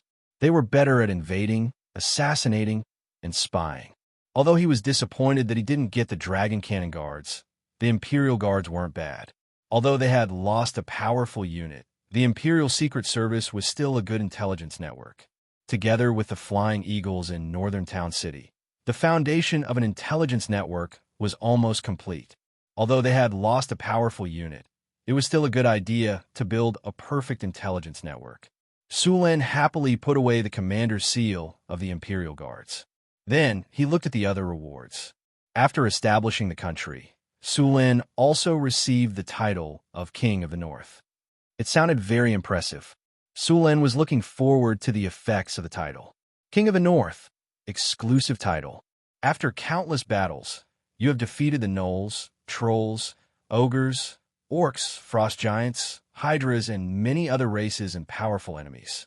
You have successfully established a powerful country in the northern wastelands. You have become the King of the North. Your prestige has increased. Your people love and respect you. Your enemies are hostile to you. They are afraid of you. The other races in the wastelands also respect you. There's a certain chance of you receiving contributions. King of the North plus 20, coercion plus 20, submission of the 4 seas plus 20, people's allegiance plus 20, intimidation plus 20. Effect is permanent. F***CK, this title is awesome. Su Luan rubbed his chin. The effect of this title was effective after he obtained it. He didn't need to wear it anymore. In this way, Su Luan could wear another title, and the attributes of this title were also very good. It was comparable to the bonus of a special building. After checking the effects of the title, Sulen took out the remaining diamond treasure chest. This was the first time Sulen had obtained a diamond treasure chest. He didn't know when he would get one again. Now that he had killed a legendary expert, he only got a platinum treasure chest. What kind of enemy did he have to defeat to get a diamond treasure chest? An advanced legendary? A demigod? Or an abomination? Sulen shook his head and chased the thought away. After calming himself down, Sulen deliberately washed his hands and prepared to open the diamond treasure chest. A series of beautiful special effects flashed, and the system's attribute notification rang in his ears. Congratulations, host. You have opened the diamond treasure chest. You have obtained the item, Mystery Lock Theory and Creation. Mystery Lock Theory and Creation? After hearing the system's notification, Sulen was greatly surprised. Although he was mentally prepared, he was still surprised by what he got this time. Mystery locks were first created by the High Elves. After the rise of the Arcane Kingdom, this spell was replaced and improved by the Great Arcanists and became the standard of the floating city. Hathaway had not mastered this high-end magic technology. The only thing that was passed down in her school was the enchantment circle. Originally, Sulin planned to make do with the enchantment circle in the wizard tower for a while. He didn't expect to get such a thing. In this world, there were still several large organizations that had the mystery lock technology. For example, the High Elves' Elven Court, the Silver Moon Council's Silver Moon Guardian, the Lava Tower's Heart of Flame, the Druid Council's Thorn Oak, and so on. Now, Northern Town City had also obtained this technology. Sulin was so happy that he couldn't close his mouth. He was going to study this technology with Hathaway and strive to master this technology as soon as possible. P.S. It was too late yesterday, so I didn't finish it. I'll make it up today. There are 2 more updates. Happy New Year to everyone.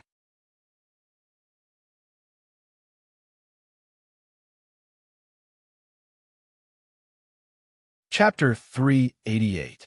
At first, there were 24 runes that he had learned from the High Elves. After many years of development, the number of runes that had been published in the Arcane Empire had reached 36. It was said that some of the runes had been mastered by the great arcanists. There were rumors that the number of runes had reached more than 70. Each rune had its own unique power. During the Arcane Empire, there were even people who developed rune stones. They used a special method to make a rune into a gem, and then combined several rune gems according to a certain formula to make a powerful equipment. However, the process of making rune gems had been lost. Most of the rune equipment circulating now were products of the Arcane Empire, and some were made from rune gems excavated from ruins.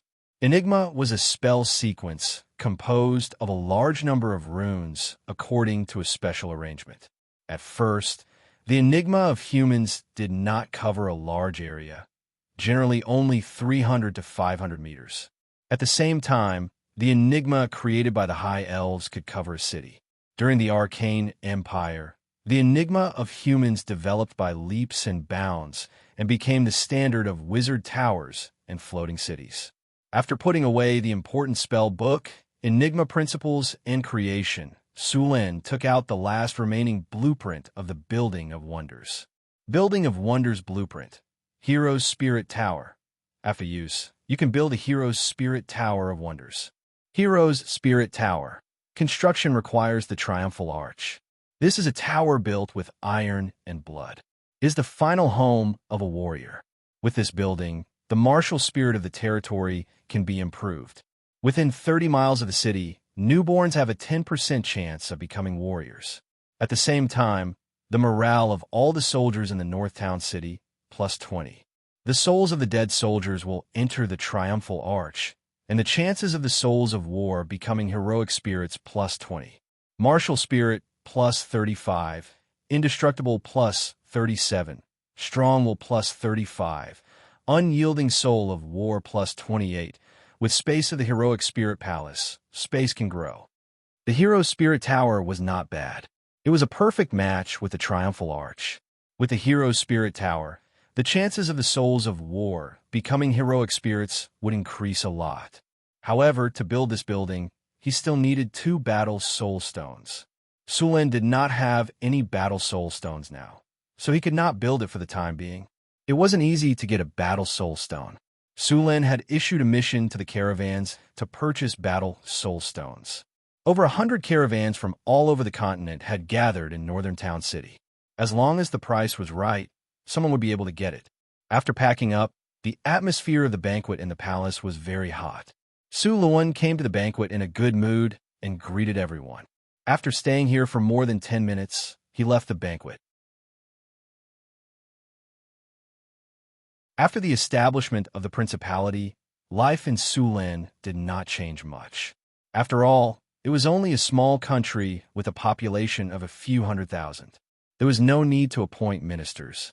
The caravans that had come to attend the founding ceremony of Beifeng Principality also began to load up the goods produced by Beifeng City and leave. Because of the celebration, Sulin specifically ordered that the quota for this month would be doubled.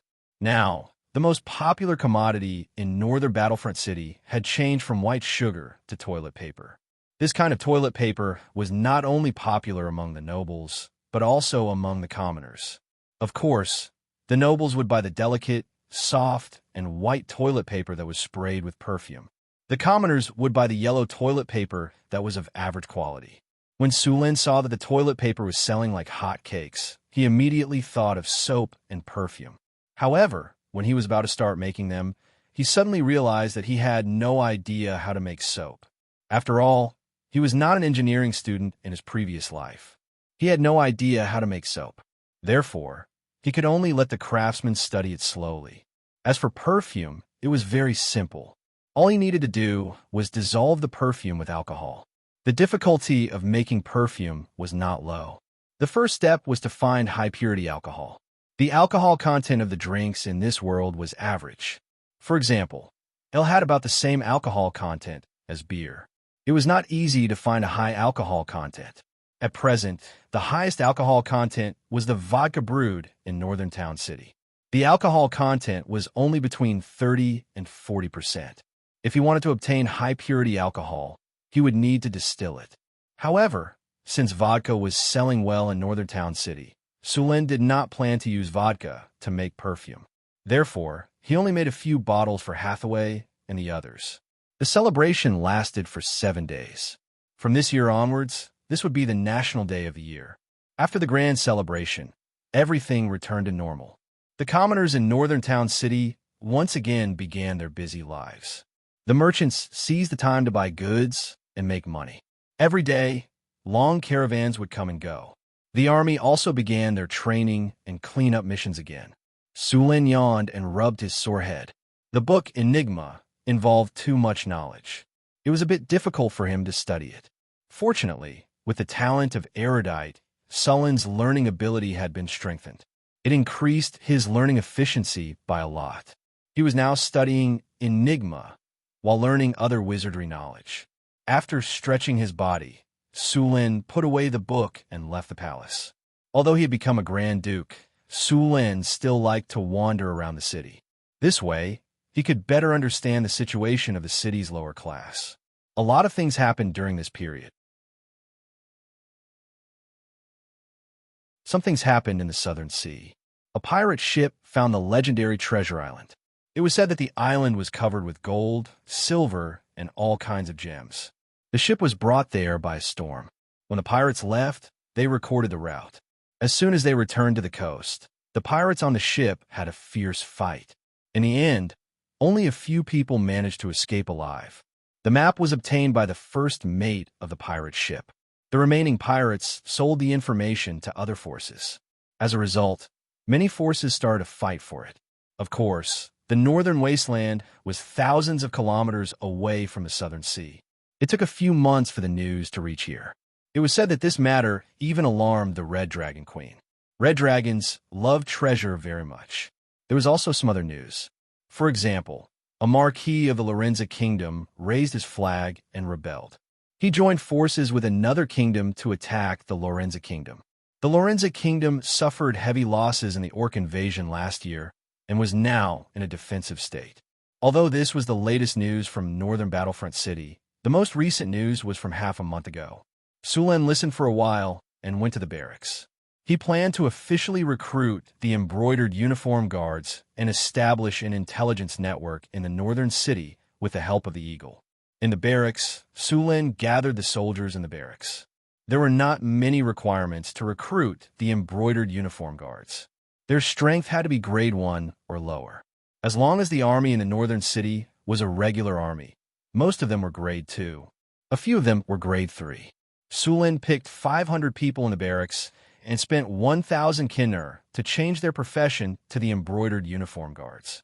Embroidered uniform guards, special forces, specializes in spying, collecting, transmitting, and assassination.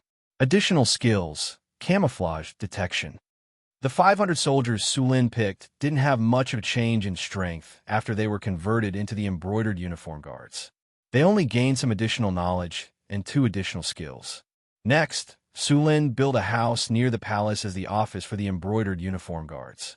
The embroidered uniform guards were also officially named the prison guardians. They were given the first batch of 20 eagles. After the embroidered uniform guards learned how to feed the eagles, Sulin began to send them to other countries around the North Wind Principality to establish intelligence bases. The 500 brocade gown guards recruited by Sulin were divided into groups of 3 or 4. Each group would carry some funds or goods, and then leave northern town as caravans or wandering mercenaries. These brocade gown guards would establish strongholds in some large cities. These bases might be some taverns and hotels on the surface, but they would secretly collect local intelligence. Once there was something important, or something he thought was important, he would send the information back. Part of the funds would be earned by themselves, while the other part would be allocated by the North Wind Principality. After all, intelligence was a very expensive business. How could 3 to 5 people in a city collect and transmit information? Of course, they would need to recruit some peripheral personnel. Why would these peripheral personnel collect information for you? Of course, it was because of money. Was it because they wanted to generate electricity? Sulin wanted to maintain a huge intelligence network, so the money spent was naturally very high. Of course, Sulin could also sell information to outsiders, but this would easily expose himself. Sulin hadn't figured out how to do it yet. The number of eagles cultivated in the eagle nest wasn't many. Apart from a portion of the eagles left for the scouts, the rest were all given to the embroidered uniform guards. Originally, Sulin planned to let these eagles breed on their own and then cultivate them. This way, the results would be better if all the eagles were born in the eagle nest. However, the establishment of the embroidered uniform guards required a large number of eagles. If he wanted to obtain a large number of eagles in a short period of time, he could only catch eagles in the wild and train them. Sulin sent out nearly 100 embroidered uniform guards. These embroidered uniform guards would use various methods to integrate into various large cities and towns. Then, they would establish intelligence bases in the cities and towns. Each intelligence base would need about 3 to 5 eagles. This way, the eagle nest would need to cultivate hundreds of messenger eagles. Of course, this was only temporary. If the number of embroidered uniform guards bases continued to increase, then the number of eagles would also increase. Fortunately, Sulin didn't want to eat a fat man in one go. The establishment of an intelligence network couldn't be completed overnight.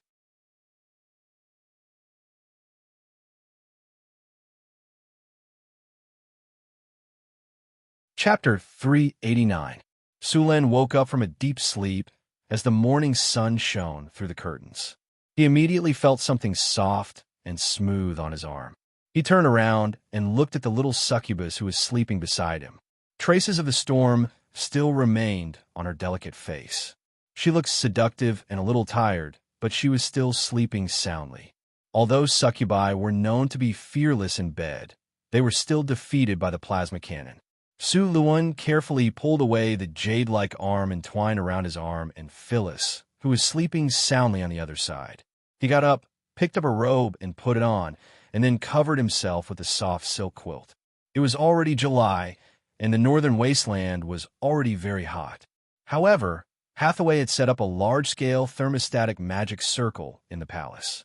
Although the technology in this era was backward, many things that could not be done by technology in his previous life could be solved by spells here.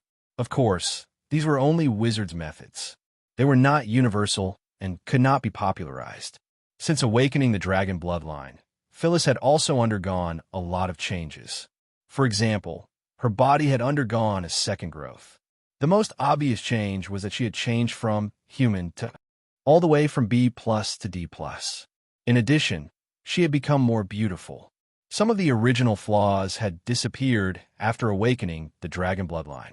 Phyllis's charm value had increased from 19 to 23. Perhaps she felt Sulin leaving. Phyllis murmured, but did not wake up. She subconsciously waved her arm, trying to grab something. In the end, she just happened to grab Sulin. She curled her body into a more comfortable position. As a dragon bloodline sorcerer, although his body was very strong, it depended on who he was compared to. Even if it was 1 against 2 last night, the succubus and Phyllis would still lose. Since Phyllis did not want to let him go, Sulin naturally would not refuse. He smiled and slid his fingers down the smooth silk quilt. Phyllis, who was resting, trembled slightly when she felt the smooth, plump softness in his hand. Sulin, who had just woken up, was full of energy. He once again discussed the mysteries of life with Phyllis. Phyllis had realized that something was wrong. She struggled weakly to escape, but was easily caught by Sulin. Sulin patted the peach that was as plump as a full moon. Pia. It was clear and melodious.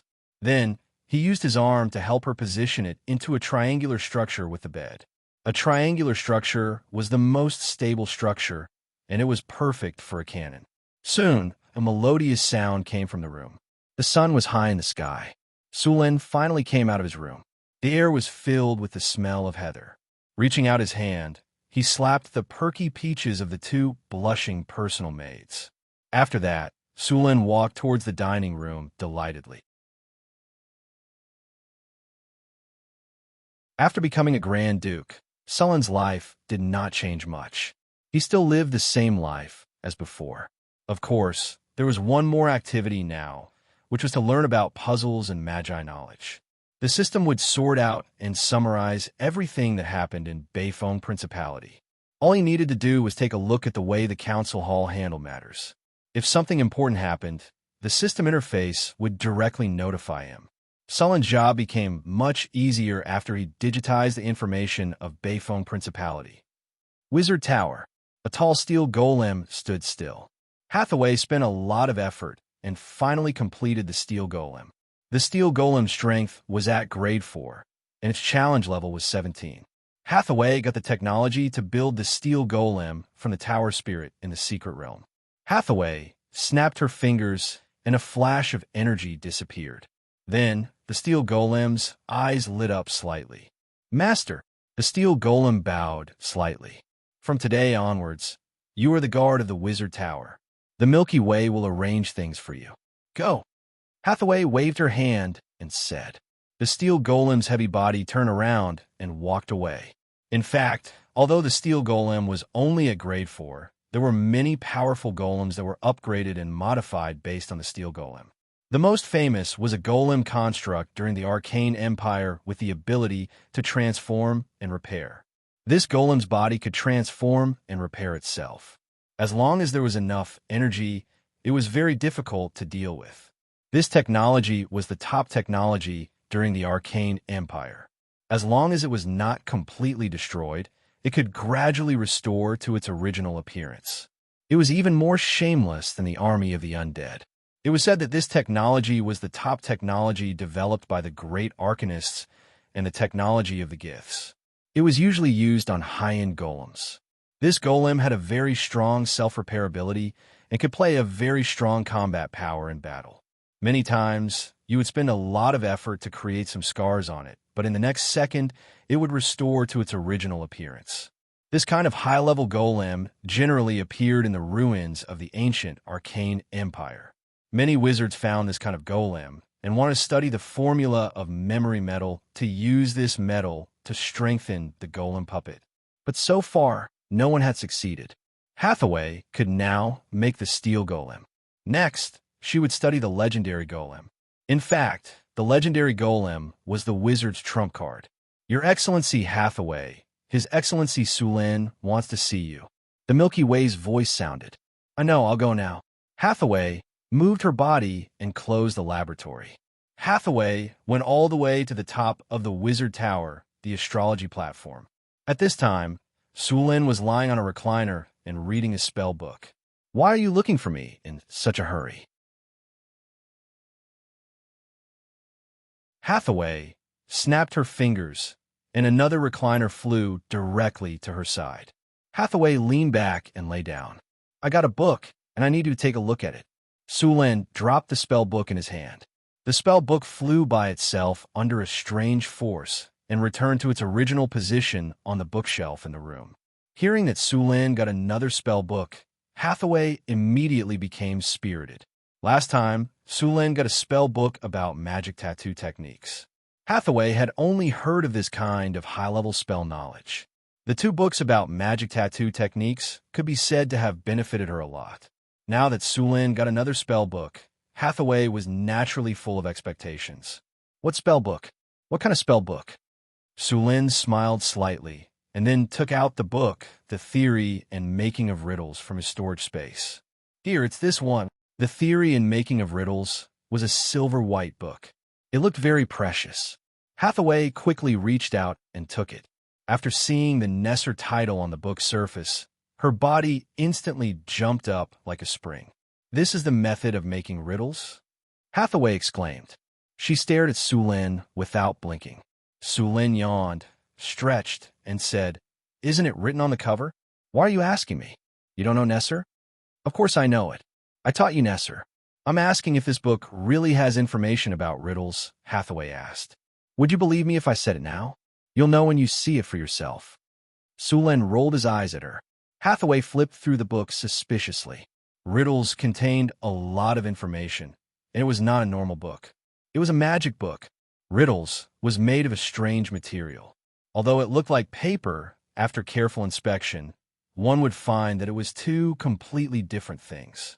Riddles did not contain everything about riddles. In fact, it contained a lot of knowledge that extended to many different fields. Since this book dared to name itself The Theory and Making of Riddles, the knowledge contained in it was all-encompassing. Sulin even suspected that the author of this book was not an ordinary arcanist. When Sulin read the book, he found that if one's mind power and intelligence did not meet the requirements, they would not be able to understand content. There was a strange magic in this book.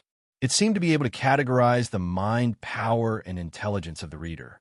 Not everyone was qualified to read this book. Take Boulder and Johnson, for example. Their brains were full of muscles, so they couldn't open this book at all.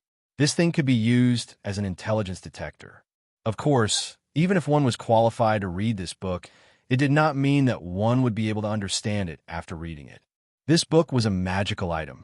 To read it, one would need to concentrate his mind power, which would consume a lot of his mind power. To understand this book, not only did it require a lot of wizardry knowledge, but it also required the reader to have high intelligence and power. Even if Andre were to read this book, he could only scratch his head and not know where to start. Hathaway flipped through the book and immediately found that this book was different. She frowned and began to read it. Many words automatically appeared on the cover of riddles. There were also many special symbols that were formed by golden lines. As she read, the lines would automatically form various complicated rune patterns and diagrams. Hathaway could not move her eyes away from the first time she read it. Although this book did not look thick, it contained a lot of knowledge. If all of it was recorded in words, it would take a few million or even tens of millions of words. Sulin spent a week reading about 500,000 to 600,000 words. It was not that he did not want to read more, but that he did not have enough knowledge. If he forced himself to read it, he would find that he could recognize all the words, but could not understand the meaning when they were connected. This was the problem of not having enough professional knowledge. The more Sulin wanted to read this book, the more he needed to learn the other basic knowledge and read it. This method was too time-consuming. He wanted to find Hathaway to find a teacher who could explain it. P.S. Thank you to book friend Long Tong Guashio, Cici Makujio, Yin Xiao Sure Fan, Imin, I like martial arts, Sockfield, Pain in the Dark, Nightmare Bodyguard, are you alright? Shangwan Chuha Q. Ice, 350 degrees C. The Beauty of Poetry, Isa, Ashima, More Popular, Crazy Me, Nameless Mo Chun, Unforgettable Thoughts of Death, Nangong Shu, Floating Dreams Short and Small, I Am Not Short and Not Small, Saju, Treasured Spear Edge Sharpened, Yang Sha, Huang Junming, Forgotten Darkness, Heaven Rewards the Diligent Book Friend, Floating Dreams Thanks. Thank you to book friend Ratsan, Isa, for your rewards. Thank you to CC Scar of the Heavens for your rewards. Floating Dreams, thanks again. Happy New Year to all book friends who support Floating Dreams.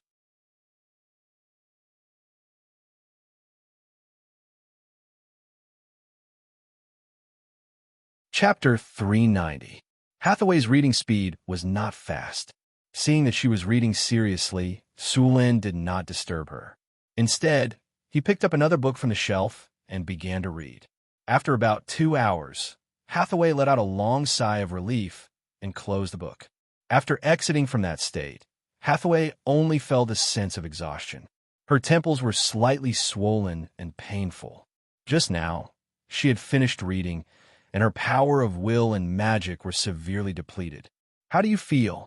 Sulin walked over and gently pressed her temples with his fingers. Hathaway moaned comfortably and closed her eyes in enjoyment. "Phew." After a while, Hathaway let out a long sigh of relief. "I feel much better now. When I put down the book just now, I felt like my head was going to explode." Sulin smiled. "You read for too long. I only read for half an hour each time, and then I rest for a while before continuing. You read for more than 2 hours in one go. Of course your head is going to explode." "Don't force yourself in the future," Hathaway said with a frown. "What did you learn?" Sulin asked. Hathaway frowned. "I learned a lot, but I think I still need to wait a while before I can understand the riddle. The content of this book is too profound. Explain it to me when you've mastered it. I still have a lot of things I don't understand," Sulin said as he massaged her. "Okay, I'll find you a few books later. The knowledge in those books is all prerequisite knowledge. You need to master it." Hathaway's body curled up in Sulin's arms and changed into a more comfortable position. "Although your basic knowledge is lacking, your talent for learning is really good. As long as you fill in the basic knowledge, it won't be hard for you to catch up with me. In reality, apart from a limitation of aptitude, the requirement of intelligence was also very high. Many powerful wizards had the ability of encyclopedic knowledge. Wizards with this kind of talent would be heavily nurtured as long as they were discovered during their apprenticeship period. Every time, they would be the target of many wizards when they were recruiting disciples. Above the talent of encyclopedic knowledge, there was an even more powerful talent called eidetic memory. With this talent, as long as one didn't die prematurely, becoming a legendary wizard was basically something that was set in stone. With this talent, they could master a lot of knowledge, and the Wizard Academy would fully support them. Hathaway had the encyclopedic knowledge talent, which allowed her to easily master a lot of knowledge. Retentive memory was a rare talent. A Wizard Academy might not even have one in 100 or 200 years. Okay, Sulin looked at the list of books that Hathaway had made. Those books were almost as tall as him. With so many books to learn, it was no wonder that wizards were all otakus. After a simple lunch with Hathaway, Sulin went to the training ground. He had not slacked off on his combat skills for a long time. When he arrived at the training ground, Sulin saw that Phyllis was already training in a hunting suit. Although Phyllis was a princess, she was not delicate at all during training. She had a serious look on her face as she practiced with the half-elf ranger. To be honest, the skills of human warriors were not suitable for Phyllis, so Sulin let the drow warrior and the half-elf ranger teach her combat skills together. Sulin did not go to the training ground. Instead, he stood not far away and watched for a while. Phyllis swung her long sword very vigorously. She was much stronger than before, and her footsteps were also very nimble. What she lacked now was combat experience. Looks like the effect of the dragon blood baptism is not bad. Sulin looked at Phyllis up and down with satisfaction. Her slender waist and plump, but were not bad. The recovery ability of the dragon pulse is good. Sulin nodded with satisfaction. After the awakening of the dragon pulse, a person's physique, strength, reflexes, and so on would be strengthened. It was an all-round improvement. Dragon warlocks were different from normal spellcasters. They usually learned a lot of melee combat skills. It could be said that a dragon warlock was not inferior to a warrior in melee combat. Compared to wizards, a dragon warlock had a lot less spells. When faced with a large number of enemies, they would have to pick up a sword and kill directly after using up their spells. Generally speaking, a wizard who could not fight in melee like Gandalf was not a good wizard. Of course, there were not many wizards who could fight like Gandalf, but Gandalf's fighting style was very suitable for a dragon warlock. Sulin stood aside and watched Phyllis train with the half-elven ranger. Since the awakening of the dragon pulse, Phyllis's physique had improved significantly. The half-elven ranger in charge of teaching was also shocked. As Phyllis's teacher, he was very surprised by Phyllis's performance. In less than half a month, Phyllis had gone from a weak girl who had just learned how to hold a weapon to an elite warrior. Was her talent really that good? Okay, take a break, Sulen said to the group. Yes, Lord Duke. The training stopped. Phyllis, just training is not enough. If you want to become stronger, you need to undergo some training on the battlefield.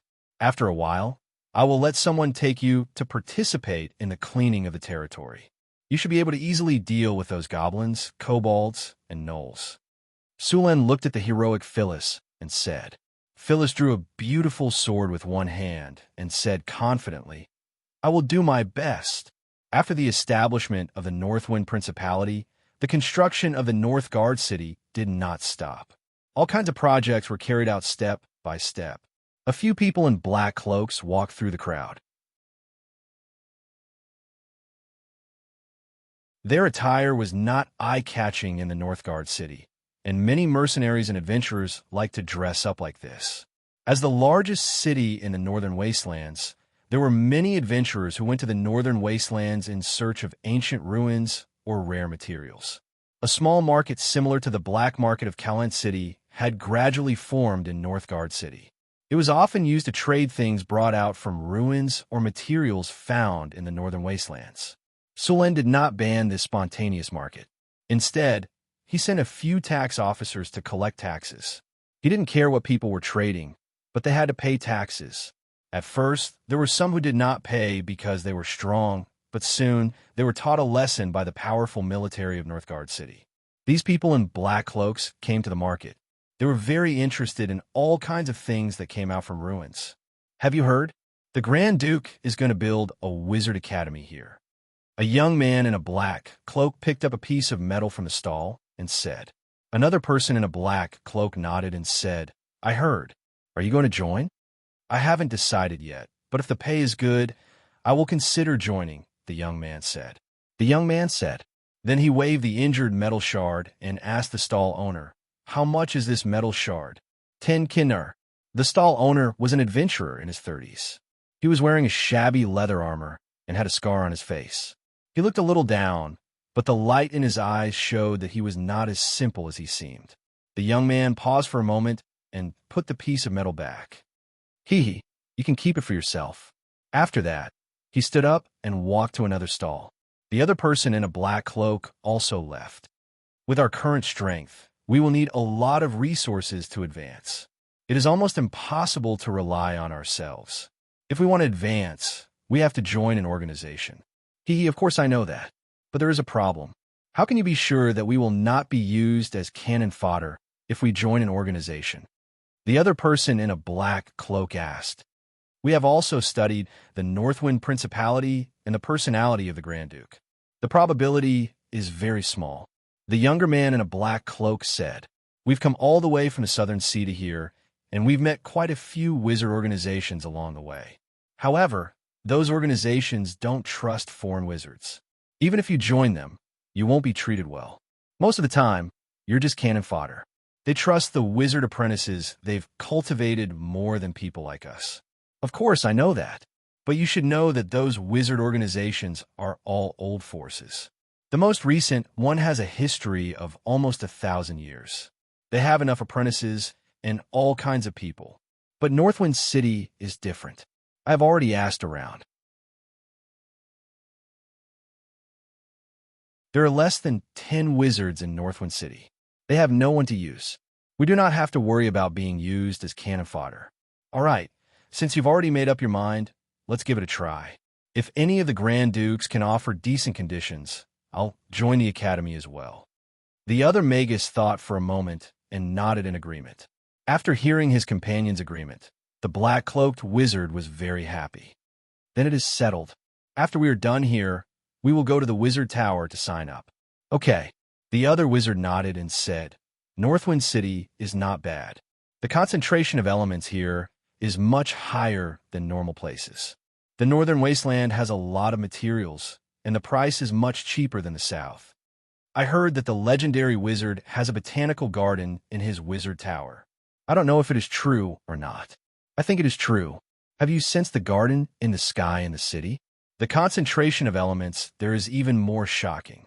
Also, there are a lot of magic plants there. It is said that as long as you can join the Magic Academy, you will be able to get a small piece of land. You should know that it is a piece of land that can grow magic plants. I really admire that Grand Duke. The cost of building such a garden is shocking, and he is using it as a reward. Let's not go to the market today. Let's go sign up now. If we wait any longer, the Sky Garden might have already been divided up. Another wizard heard the news. He stopped walking around the market and left with his companions.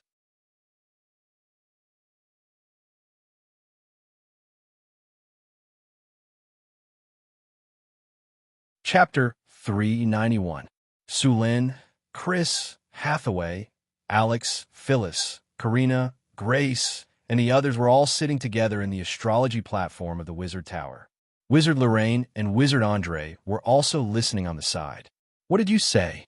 Hathaway was stunned after hearing Sullen's words. It was obvious that Sullen's words had a huge impact on her. You're planning to officially open a Wizard Academy?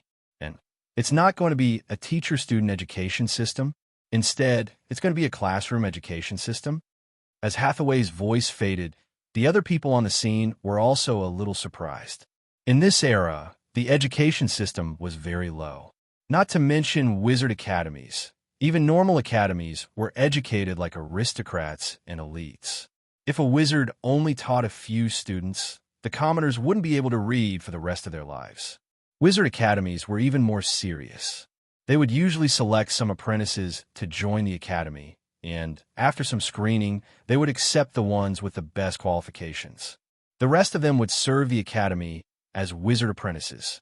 The probability of those wizard apprentices becoming high-ranking wizards was very low. Most of them would become low-ranking wizards to create value for the academy. Yes, Sulen nodded.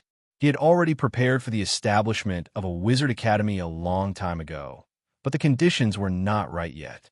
He looked at the others and said in a deep voice, "I'm going to open a wizard academy. You should have noticed it by now. The elemental tide has begun again. The elemental tide has really begun." Hearing Sullen's words, the other spellcasters were stunned. As spellcasters, they naturally knew the meaning of the elemental tide. In the world of wizards, everything in the world was made up of energy. The whole world was filled with energy, but only a small part of this energy could be used by them. This was the elemental energy. Energy was not static because all the energy came from the original sea. Therefore, the elemental energy was constantly moving. Some of the original sea's movements were similar to the sea. Just like how the sea had its ebb and flow, the original sea also had its own way of moving. This was the elemental tide. When the elemental tide began, the concentration of elemental energy in the entire multiverse would slowly increase. This process of increase would continue for hundreds of years, and even many planes that were originally lacking in elemental energy would become rich in elemental energy. Of course, this was a good thing for wizards. This meant that it would be easier for them to increase their strength, and the world's upper limit would also increase. The material plane was like a fish pond. Before the elemental tide came, the water in the pond was not deep, and the shallow water could only support small fish and shrimps. After the elemental tide came, the water level in the pond would rise rapidly, creating an environment for the big fish to live in. Therefore, every time the elemental tide came, all kinds of legendary champions would emerge one after another like bamboo shoots after the rain. In history, there was no lack of talented geniuses, but they were born at the end of the elemental tide. Their elemental energy continued to decline until it finally fell to the freezing point. Then, they wasted their entire lives and were unable to enter the legendary realm. Now that they knew that the elemental tide was coming again, these spellcasters were naturally excited. What? You don't believe me? Then you can ask Hathaway. She's a legendary wizard. She should know more about the elemental tide than I do. Seeing the look in their eyes, Sulin said with a smile. Hathaway looked at them and nodded. During this period of time, The concentration of elemental energy has been slowly rising. The probability of the elemental tide coming is very high. After hearing Hathaway's words, a trace of joy flashed in the eyes of these spellcasters. It was obvious that they would be able to enjoy the benefits of the elemental tide. After getting the confirmation, everyone kept talking. Dong dong dong. Seeing that these people were getting further and further away from the topic, Sulin could only knock on the table and remind them. Today, we are discussing about the Wizard Academy. You can discuss the elemental tide in private. Yes, sir. Everyone stopped talking. After the hall became quiet again, Sulin continued. There's another benefit of the elemental tide. The number of people with the potential to become a wizard will increase. There are now hundreds of thousands of people in the Northtown city. There are many newborns with the potential to become a wizard. We must make use of them. Quite a few wizards have come to Northtown city these days. Although most of them are low-ranking wizards, they don't know many spells, and they aren't very powerful. The knowledge they have accumulated is very valuable. If the Northwind Duchy wants to develop, we need a lot of talents. Also, we have built the largest wizard tower in the Northern Wasteland, but we don't have enough wizard apprentices to do the daily work. The maintenance of the wizard tower can't all rely on the puppet golems. Although they are very useful, there are still some details that they can't handle. A functioning adept tower requires a large number of apprentice adepts and low-grade adepts. We don't use the aristocratic elite education method because, although it's good, the efficiency is too low. A wizard usually teaches 6 to 7 wizard apprentices. It's too slow compared to the big classroom education method. Also, this kind of big classroom education method doesn't have high requirements for the teachers. Although the old way didn't teach many wizard apprentices, it took up a lot of time. After all, not all wizard apprentices have the same learning speed. Now that we're following the big classroom style of education, this kind of situation is rare. We can divide these apprentices into several stages. Every wizard only needs to take out a class every day to teach them in turn, and those apprentice wizards will be able to obtain a large amount of knowledge. Under this kind of education method, the wizard apprentices will have enough time to do all kinds of research and learning. It's like killing 3 birds with 1 stone. Sulin explained the benefits of this kind of education method. As soon as he finished speaking, Karina continued, Lord Duke, the method you're talking about does have a lot of benefits, but it also has a lot of problems. The most important thing is that the success rate of wizard apprentices who use this method to become a high-ranking wizard will decrease. You know, the value of a high-ranking wizard is more than 100 low-ranking wizards and wizard apprentices. This kind of education method will cause a gap in the high-end fighting power of our northern town city. Sulin smiled and said, Karina, I understand your concern, but it's not impossible to solve. Just like you said, if the success rate of becoming a high-ranking wizard is decreased, then we can increase the number of wizard apprentices. We can increase the number of wizard apprentices who can successfully become a high-ranking wizard apprentice. But there aren't many wizard apprentices in the first place. Even if there's an elemental tide, there won't be many wizard apprentices. It won't reach the level you're talking about. Sulin laughed in his heart. Of course, the elemental tide alone wouldn't be enough. But with the bonus of the arcane garden and the arcane praise from the Duchy of Northwind, the number of wizard apprentices in the northern town city would increase by a few times. With such a base number of wizard apprentices, even if they used the big classroom education method, they wouldn't have to worry about not having enough wizard apprentices to become high-ranking wizards. That's not necessarily true. Sulin smiled mysteriously at him and continued, If you're worried about the education in the big classroom, we can also give some of them individual tutoring. We can gather some of the wizard apprentices who have good potential and give them special treatment. We can train them as elites. This way, the number of wizard apprentices who can become high-ranking wizards will definitely increase. After hearing Sulin's solution, everyone thought it was a good idea. Also, we will build a golem workshop in the future, as well as some other workshops. This will require a lot of labor, including polishing the parts of the golem, assembling the structure of the golem, arranging the rune paths, and so on.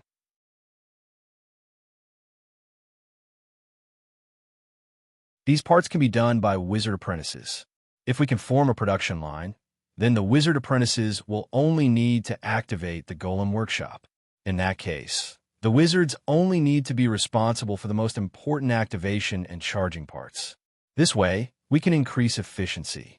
Sulen said with a smile. This kind of education method could provide a lot of manpower for the Northern Town City. The Northern Town City didn't lack people who worked at the bottom. What the Wizard Tower needed was skilled labor. To Sulen, the wizard apprentices were like tools. They didn't need to be strong or have ideas. They just needed to work according to Sulen's requirements. That's right, Sulen was now getting closer to capitalists. In order to build the academy, we're going to recruit more wizards as teachers. We've also discussed the conditions. As long as they pass the exam, they can join our wizard academy. After gathering the opinions of others, the Northwind Principality officially started the Northwind Academy. At the same time, many wandering wizards came here in advance. After hearing about the benefits of the Northwind Academy, many wizards went to sign up.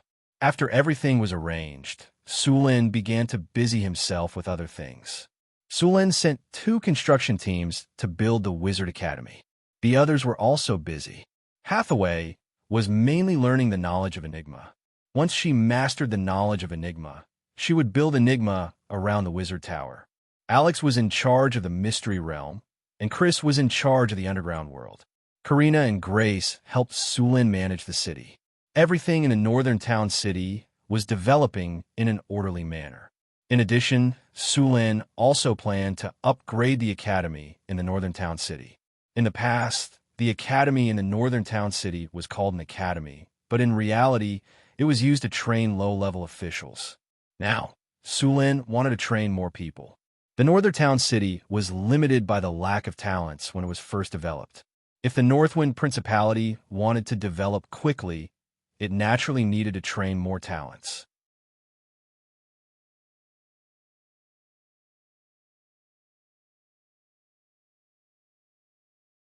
Chapter 392. The Academy in Northern Town was not big at first. In the beginning, there were only 2 or 3 scholars as teachers. After several expansions, the number of teachers was less than 20. Now that the number of officials in Northern Town was almost enough, he planned to turn the academy into a school. When he built Northern Town, Sulen promised the soldiers that he would build a school in the future so that the children of the soldiers could learn to read and learn. Now that Beifeng Principality had been built, he planned to fulfill his promise. In the arena, it was the only place in Northern Town where legal duels could be held. It was as lively as ever. There were a lot of mercenaries and adventurers in the city. Usually, these people who lived on the edge of blades had bad tempers. They would start a fight if they had a disagreement.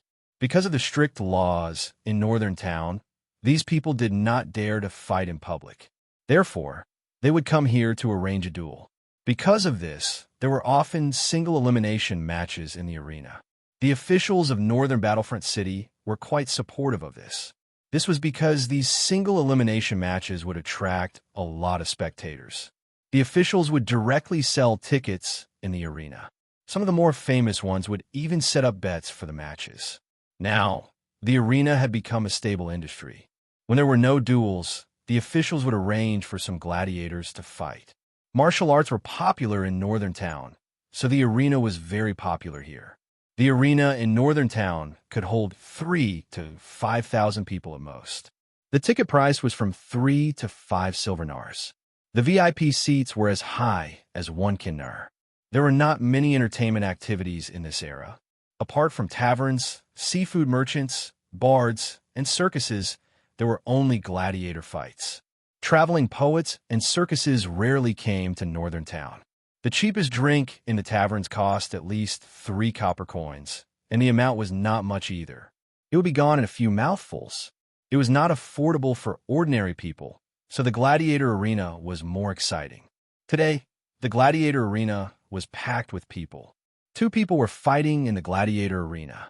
There were several types of fights in the gladiator arena. The most common type was the performance type. This type of gladiator arena was very exciting and had many rules. Although there were casualties, it was very low. The other kind was the arranged duel. This kind of duel often had casualties. So many people liked to watch it. However, it was not every day. Today, it was an exhibition fight in the arena. However, unlike the hot-blooded shouts of the past, many people were whispering to each other today. Is this true? Of course it's true. The City Hall has already announced it on the bulletin board. The Academy is officially open to the citizens of the Northern Battlefront City. As long as you are a citizen of the Northern Battlefront City, you are eligible to enroll. Really? Do you have any other requests? There are no requirements. Also, if your family has a family member in the military, you can waive your tuition fees. The school will provide you with 1 meal a day, and the school will last for 5 years. This is the Grand Duke's promise to us. Since the establishment of the Duchy of North Wind, Sulin had been addressed as Grand Duke. More and more people began to praise Sulin's great achievements. After all, the entire North Town was built because of Sulin, and they could live such a good life because of Sulin. The people at the grassroots level were actually very easy to satisfy. If you're not a citizen of Northern Battlefront City, you won't be able to enjoy such treatment. A bearded man beside him said excitedly. The City Hall has already explained the situation in detail. The teachers in charge of teaching are the ones who taught the officials before. What does this mean? The people around him looked at him curiously. However, the bearded man was no longer in a hurry. The other man next to him rolled his eyes and immediately picked up his own wine pot and handed it over, saying, "Brother, you drink." "How can I?" The bearded man gave him a thoughtful look. He reached out and took the wine jug, then raised his head and took a big gulp. This feels good." The bearded man breathed a sigh of relief and said with an intoxicated look, "You've drunk the wine. Hurry up and tell us." Someone beside him urged, "What's the rush?" The bearded man closed the wine jug and moved his body for the man, then said, "Think about it. Those teachers used to teach the officials. Now, they're teaching the students. Are they teaching the ordinary students? You're saying?" A hint of surprise flashed across the faces of the surrounding people who were still somewhat at a loss. "Right?" The bearded man chuckled. "They're recruiting probationary officials." Hearing that the riddle had been solved, everyone sucked in a cold breath. Probationary officials, they were officials. Although the treatment of officials in Northern Town City was not as good as that of soldiers, soldiers had their risks. Look, Northern Town City is big enough. It only took 2 years. Our Grand Duke will definitely continue to expand his territory. In a few years, he will definitely build more cities. How will the officials in the city come? Won't they be trained in this school? The bearded man said with a smile. In this era, it was very difficult to cross the social class. Naturally, people were very willing to cross the social class in this way. Sulin did not expect that the establishment of his school would be interpreted in this way by these people. However, even if he knew, he would not refute the rumors. Sometimes, the more you refute a rumor, the more people would believe it. Of course, he could not say that it was a rumor. After all, if the Duchy of Northern Wind continued to expand, these people would definitely be transferred to serve as low-level officials. You think that's all? At this time, a nearby soldier who looked like a city guard said with a smile, "Not only that, I heard that Northern Town City will start to check all the children in the city this year. The purpose is to select children with the potential to become wizards. If your children can pass the test, I'm telling you, you'll definitely earn a lot. They have the chance to become wizards. TSK. This is a great opportunity to reach the sky in one step. I heard that there are no restrictions on the selection. As long as you live in Northern Town City, you can join." Hearing this, the others were stunned for a moment. Then they said with joy, "Is that true?" "Of course it is. I'm going to go back and register my son." "I'm going back too." For a moment, these people did not have the time to watch the performance. They turned around and left the arena. If a wizard appeared in a family, it was like reaching the sky in one step. Wizards were born to be nobles. Once they had the potential to become wizards, they would instantly become the upper class of society. For those who lived in the lower class of society, the temptation was too great. Northern Town City was full of discussions. All kinds of news spread quickly. All the topics were about the Northern Town City Academy that was about to open. As the ruler of Northern Wind Duchy, Sullen's every move had already affected the thoughts of everyone in Northern Town City. And what Su Luan had done in the past had proved himself. The people in Northern Town City followed Sulin blindly. When they heard that Sulin was going to establish the academy himself, they immediately thought that it was a very promising thing. So now, many people in Northern Town City were rubbing their hands and preparing to send their children to the academy. Even if they did not have a son, they wanted to send their talented and smart relatives to the academy. Unknowingly, the most promising group of people in Northern Town City gathered together with Sullen's simple policy. The number of talents that could be born in the future would determine how stable Northern Wind Duchy's foundation would be. The sun was scorching. The scorching sun was scorching the earth. Northern Wind Duchy kept going west. After passing through the lonely forest, the land gradually became barren. This was the trade route from Northern Wind Duchy to the western countries. To the southwest was the desert kingdom of El. After passing through the desert kingdom was Gundor. To the north of Gundor was the Dwarven Kingdom, which was a stretch of mountains. It was said that there were 3 Dwarven kingdoms in this mountain range: the Iron Hill Dwarven Kingdom, the Iron Furnace Dwarven Kingdom, and the Riptide Dwarven Kingdom. The Lonely Forest was a very special place. There were some dead magic areas. To put it simply, the elemental energy in this area was very chaotic, or there was no elemental energy at all. It was difficult for spellcasters to cast spells here. There was a high chance of failure, and even if the spell was cast successfully, it would consume a lot of energy. There were many fierce beasts and some magic creatures living in this place. There were also some relics left from the Arcane Empire in this forest. It was said that this forest used to be a battlefield in the Arcane Empire. The scars caused by the battle had not been repaired until now, and there was even serious pollution left behind. Countless adventurers who wanted to get the treasures of the Arcane Empire tried to enter here, but few came back alive. Of course, there were also rumors that a god had actually fallen in the depths of the Lonely Forest. Of course, no one knew whether this was true or not. Some people claimed that there was a secret realm in the depths of the forest, which hid the treasures of the great arcanists. The sun was scorching, the temperature was very high, and the surrounding environment was very barren. After passing through the Lonely Forest, it gradually became desolate. It was a dry Gobi desert where some gnolls and orcs lived. The cruel environment made the monsters here fierce and powerful, and there were even legendary monsters among them. The gnolls here also believed in the king of gnolls on the 422nd floor of the Abyss, Yinagu. In the Abyss, Yinagu was not a very powerful Abyss lord, but no one could underestimate him. The king of gnolls was not alone. He also conquered another Abyss lord, the king of ghouls, by force. He had been active for thousands of years under the pressure of the Succubus Queen and the Tauren King.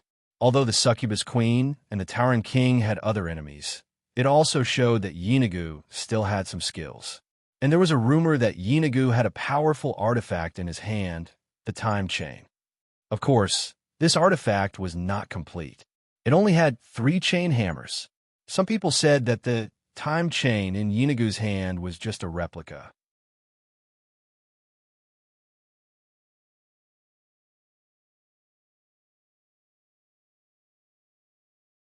Chapter 393. It was still uncertain whether the 3-headed flail in Yinagu's hand was a divine artifact or not, but he had been searching for the parts of the Flail of Time to restore this powerful divine artifact. However, many people did not want this divine artifact to be restored. Whoosh! An arrow flew across the sky and instantly pierced a gnoll with khaki fur. The powerful force directly penetrated its body and sank deep into the hard Gobi Desert. Suluin shot and killed a Jackallan scout that was following him. He pulled his cloak over his body to block the sandstorm outside. Sulin did not bring anyone else out this time. It was more convenient for him to ride the Pegasus alone. The strong wind blew by, and the Pegasus shook its head and snorted. Obviously, it did not like this environment. Sulin took out a shabby parchment map from the storage space. He opened it and looked at it. The map was very simple. There was no standard way to make a map in this era. Most of the time, he could only guess while looking at it. This map was sent by a caravan. Because Sulin issued a message to buy the Battle Soul Stone, a month had passed, and the caravan had not received the Battle Soul Stone. They only received this map and some news. The map recorded a ruin in the desert. It was said that in this ruin, there might be a Battle Soul Stone. It was said that this ruin was destroyed in a war. Both sides could be said to have perished together. The probability of a Battle Soul Stone being born in such a large battlefield was very high. After Sulin learned about this situation, he planned to explore the ruin himself. The deeper he went into the Gobi Desert, the fewer traces of surrounding plants there were. Some desert plants, such as camel thorns, struggled to grow in this cruel environment. However, as he went deeper, even camel thorns, which were tenacious plants, became fewer and fewer. In the end, the Gobi Desert became a desert. A gust of wind came out, and the yellow sand danced in the sky. There was almost no green in front of him. This was the result of the war between the Arcane Kingdom and the gods in ancient times. This was part of the main battlefield. Many once glorious cities were now buried under yellow sand. At that time, the various magic energies released by the two sides changed the world. The originally rich land became a barren desert. The rivers dried up, and the land was desertified. That desert was not the largest desert in the world. Continuing to the west, in the south of the continent, there was a vast desert that stretched for thousands of miles. It was called the Death Sand Sea. That was the largest desert. That desert was the most intense battlefield between the Arcane Kingdom and the gods. It was almost impossible to survive in the Death Sand Sea. Although thousands of years had passed, the damage caused by the war still affected the place. The elemental energy was chaotic, and there were even some spatial cracks.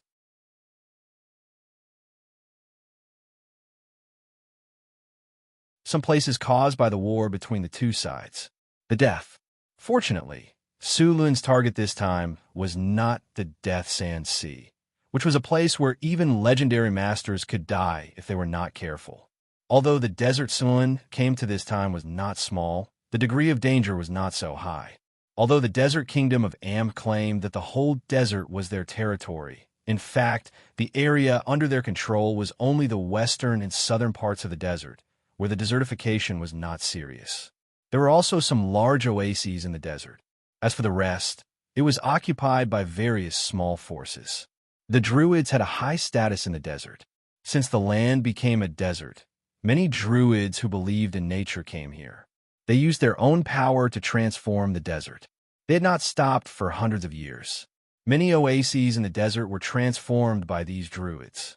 Because the energy left over from the war had not dissipated, it also made the transformation of the desert difficult.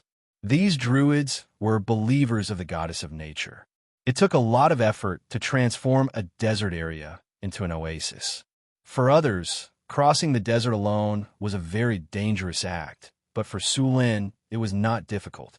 The most dangerous thing in the desert was to get lost and not find an oasis to resupply. Sulin's storage space was filled with all kinds of supplies, enough for him to eat for a few months. With some spells, Sulin could easily identify the direction in the desert. Sulin did not let the Pegasus fly. It was difficult to identify the position in the desert. If he wanted to find the ruins in the desert, he could only explore it bit by bit. Although the flight was fast, some things buried under the desert could not be found at all. After the Pegasus retracted its wings, its appearance was no different from an ordinary horse. However, it was enhanced and its eyes were smart. There was no need to worry about being discovered. It was a kind of self-protection. After entering the desert, Sulin walked in the desert for 2 days. Along the way, besides the yellow sand, there were some white bones. Some of the white bones looked very strange.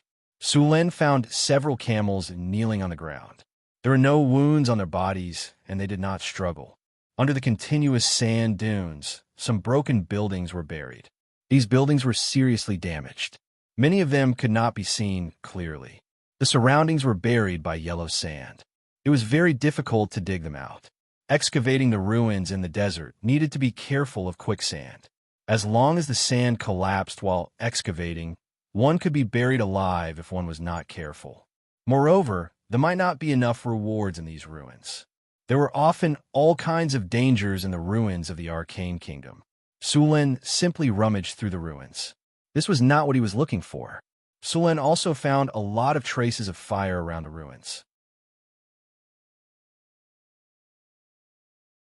Obviously, this ruin had been visited by many people. Even if it was excavated, it might not be able to get anything. After a simple check, Sulin rode the Pegasus and continued to move forward. When the sun set, a touch of green finally appeared in the distance. It was an oasis. After seeing the oasis, Sulin was shocked. He patted the Pegasus's neck gently. The Pegasus neighed, its four hooves flew, and it quickly galloped toward the green. How fast was the Pegasus? Although it did not gallop at full speed, the green in the distance was also expanding rapidly. Soon Sulin saw it clearly. It was a forest of haloxylon trees. Farther away, there were many poplar trees. The poplar trees were arranged neatly. Obviously, they were not naturally formed but planted. Seeing this, Sulin knew that he had found an oasis. Although he could live in the desert, no one wanted to face the yellow sand for a long time. If there was an oasis, naturally he would not miss it. As the Pegasus approached quickly, a broken city wall made of sand and stone appeared in front of him. The city wall was not high, about 6 or 7 meters. The city wall was severely weathered. Some people were coming in and out of the city gate. Some caravans led camels into the city. Although the oasis was not very big and the city wall was dilapidated, it was very prosperous inside. There were many caravans coming and going. Sulin saw many merchants hawking on the street. The buildings in the city were also made of sand and stone. They looked rough. Sulin dismounted and led the Pegasus slowly to the city. The inspection of the city was not strict. Several soldiers stood at the door. A fat tax officer was checking and recording with a pen. A caravan leader nodded and bowed to the tax officer. Sulin saw that when the two of them bowed, the merchant nimbly put a heavy bag of money into the tax officer's arms. After the tax officer felt the heavy bag in his arms, he waved his hand in satisfaction and let the caravan enter. Sulin slowly followed behind the caravan. Soon, after a simple inspection, they finally entered the city. There were people from all over the continent in this city. They were communicating with each other in different accents. Fortunately, Sulin had the ability to understand languages. This was the power given to him by his divinity. With the ability to understand languages, Sulin could communicate with any intelligent creature. In fact, other than understanding languages, there was also a spell called all-night writing. However, this spell was not commonly used. Only wizards could learn it. This spell was often used in ruins exploration. There were too many types of ancient writing. Even wizards could not remember all of them. The most eye-catching things in the city were the domes. The domes looked like big peaches. This was the unique architectural style of the desert area. In the center of the domes, there was a tall metal pointer.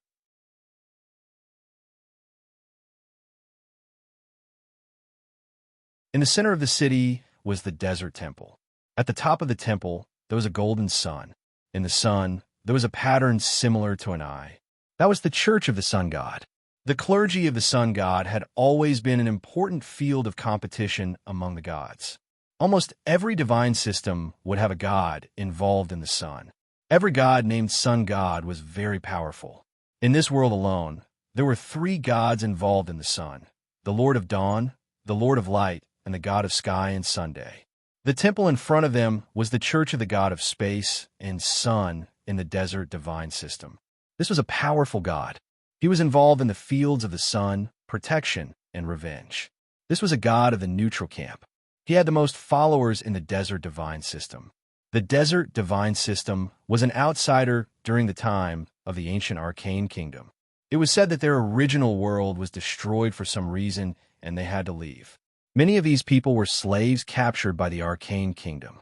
The relationship between the desert divine system and other divine systems was not harmonious. There was a fierce war between the two sides. However, the desert divine system only lived in the desert and did not expand. The two sides finally reached a tacit understanding. There were often various battles between the other gods on the continent. The desert divine system had always been watching coldly. Sulen found a clean hotel in the city to stay. Then he arranged the Pegasus and went to the nearby tavern to inquire about the news. It was very difficult to find a place in the desert.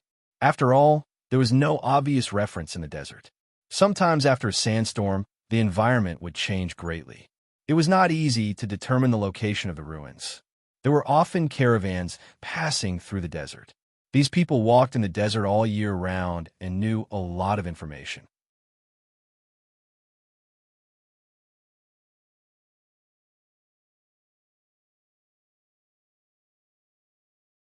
Chapter 394. It wasn't a simple task to excavate relics in the desert. In a desert environment like this, if there weren't any professionals, one would be buried if the sand was dug too deep. Other than a guide, Sulen also needed to hire a group of workers to help him excavate the ruins. This oasis city was called Halta, which meant outpost. It was the first oasis to enter and exit the desert.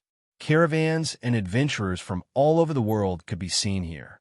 Every year, monks would come here to travel or do ascetic practices. In order to temper their will, many martial monks would deliberately go to some areas with extremely harsh environments to practice on foot. Suluin saw several bald heads in the city. Most of these monks were wearing old clothes, and their hands were covered with calluses. Although they did not wear heavy armor or weapons, none of them were below grade 3. Most of these monks had made the poverty oath. Many of them wanted to become ascetics, but only a few succeeded in the end. Su Luan walked through the bustling street and wandered alone in the streets and alleys here. His eyes swept around from time to time. Soon he found his target here. It was a tavern. Outside the tavern, a shabby sign was waving in the wind, Shadow Howl. The tavern was not in a very good location, and the outside was also shabby. A few rats scurried through the garbage next to it. Sulen frowned and walked into the alley. He came to the tavern's door and pushed it open. When the door of the tavern was pushed open, a burst of noise immediately came out. Unlike the outside, the inside of the tavern was very lively. What surprised Sulen the most was that there were more than a dozen maids in revealing clothes here. The tavern was full. The guests were toasting and drinking loudly. Among these guests, there were mercenaries, dwarves, thieves, and even desert bandits. Sulen also saw some orcs and barbarians. The maids were like butterflies flying around the tables. From time to time, there would be one or two screams and laughter, followed by a series of curses. There was no need to guess. "A cup of Heart of Flames, please." Sulen sat down on the bar counter and tossed an NAR over. His arrival attracted the attention of some people around him. Sulen didn't look like a mercenary.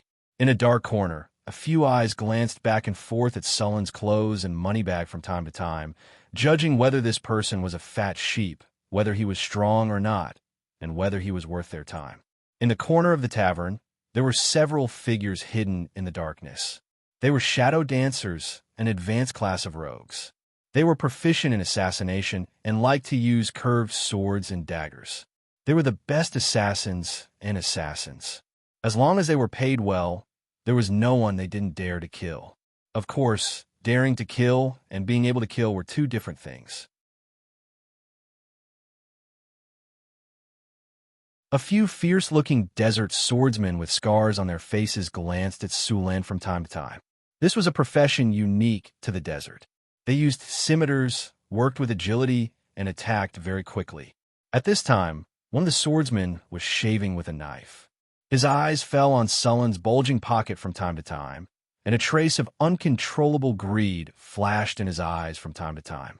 As soon as Sulen entered the tavern, he felt the malicious gazes around him. Even the human mercenaries were secretly communicating with each other. The Shadow Wailing Tavern belonged to the dark corner of the city. It was said that the tavern was supported by the Shadow Brotherhood. The Shadow Brotherhood was also notorious on the continent. Your Heart of Flames. A scantily dressed maid put a glass of strong liquor in front of Sulin. She even deliberately sat on his lap with a big, white, and soft peach. The pair of huge breasts in front of her chest almost hit his face. Her eyes were hot and full of provocation.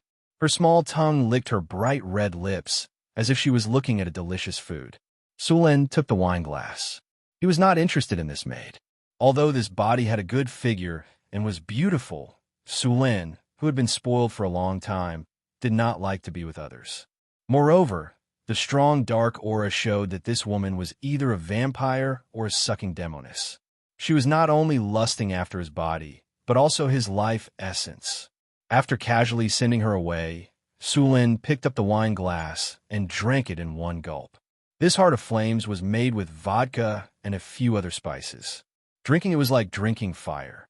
When he put down the glass, he used a little force, and the glass was slightly dented. The bar counter of the tavern was made of iron oak wood. It was tough and sturdy. After seeing Sulin casually use the glass to leave a dent on the table, the people who had been watching him looked away.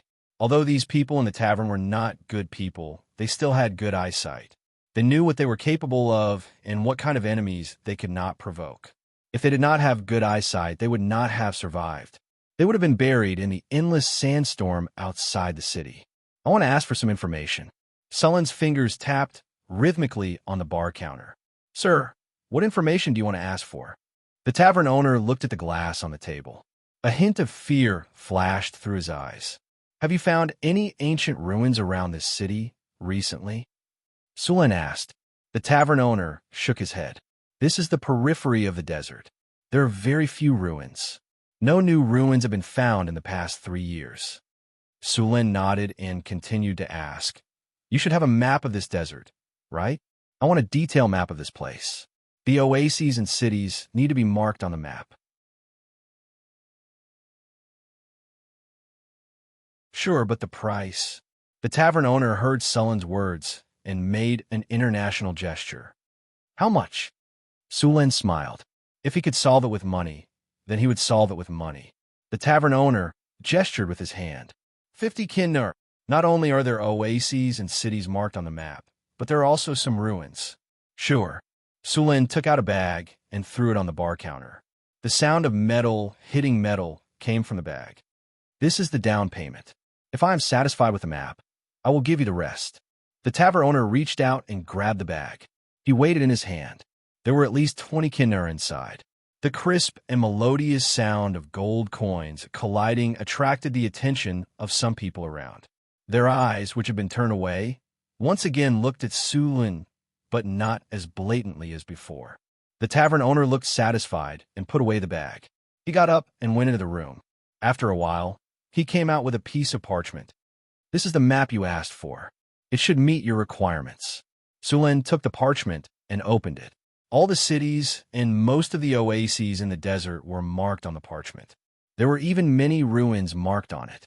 Sulin compared this map with the strategic map in his system. There were no mistakes. He nodded with satisfaction. The map he bought before only marked the approximate location of the ruins. With this more accurate map, it would be much easier to find the ruins. Not bad. This is your reward. Sulin nodded and put away the map. He threw a bag of money to the tavern owner and got up to leave. Just as Sulin left, a few people quietly followed him. With the map in hand, Sulin didn't need to stay here. He planned to go to the ruins as soon as possible. But before that, he needed to recruit some people. After all, how long would it take for him to excavate the ruins alone? It was easy to hire people in this desert city. Compared to other areas, the people at the bottom of the desert had a harder time. Adventurers Guild. Sulin saw many professionals here. Although the desert was dangerous, there were a lot of ruins buried in it. If they could bring something out of the ruins, they could easily sell it for a good price. Therefore, many adventurers liked to come here. Sir, how may I help you? A young man appeared in front of Sulin. Judging from his clothes, he was the receptionist of the Adventurers Guild. I need to recruit some people. Sulin looked at the receptionist and said, You want to issue a mission? Please come with me. Hearing Sulin's words, the receptionist's eyes lit up. He led Sulin to an office desk. After Sulin sat down, The receptionist smiled and said, "Sir, what mission do you want to issue? This is a form. You can fill it out." Sulen took the form and looked at it. Then, he filled it out according to his requirements. After a few minutes, he finished filling out the form and handed it to the receptionist. Exploring ancient ruins? You need 200 people to excavate. You also need an adventurer team. The difficulty of this mission has reached the A level. You need to pay at least 2,000 kinnar. Do you agree? The receptionist looked at the form Sulen filled out and said, 2,000 gold nars, huh? Yes.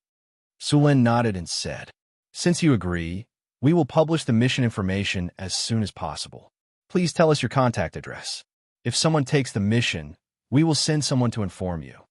Sulen left 100 kinnar as a deposit, then left the address of the hotel. He turned and left the Adventurers Guild. It would take some time to recruit people. Sulen intended to study some maps while he still had time. He now had 2 maps in his hand. Sulen intended to combine these 2 maps with a map in his system to find the exact location of the ruins he was looking for. At the same time, he also had to prepare some tools needed for the exploration of the ruins. Although these underground ruins have been buried for thousands of years, as the ruins left from the era of the Arcane Empire, Sulen would not be careless. The desert environment was harsh, but being buried by sand was also a kind of protection. There were likely to be a lot of mechanisms and traps inside. You're tuning into the Romance Rendezvous YouTube channel. We're so grateful for your support, and don't forget to subscribe to join us on this incredible journey through captivating stories. Your generosity through donations truly makes a world of difference, as it's the primary source of revenue that allows me to expand and enhance this channel for you. Thank you from the bottom of my heart for being a part of this adventure.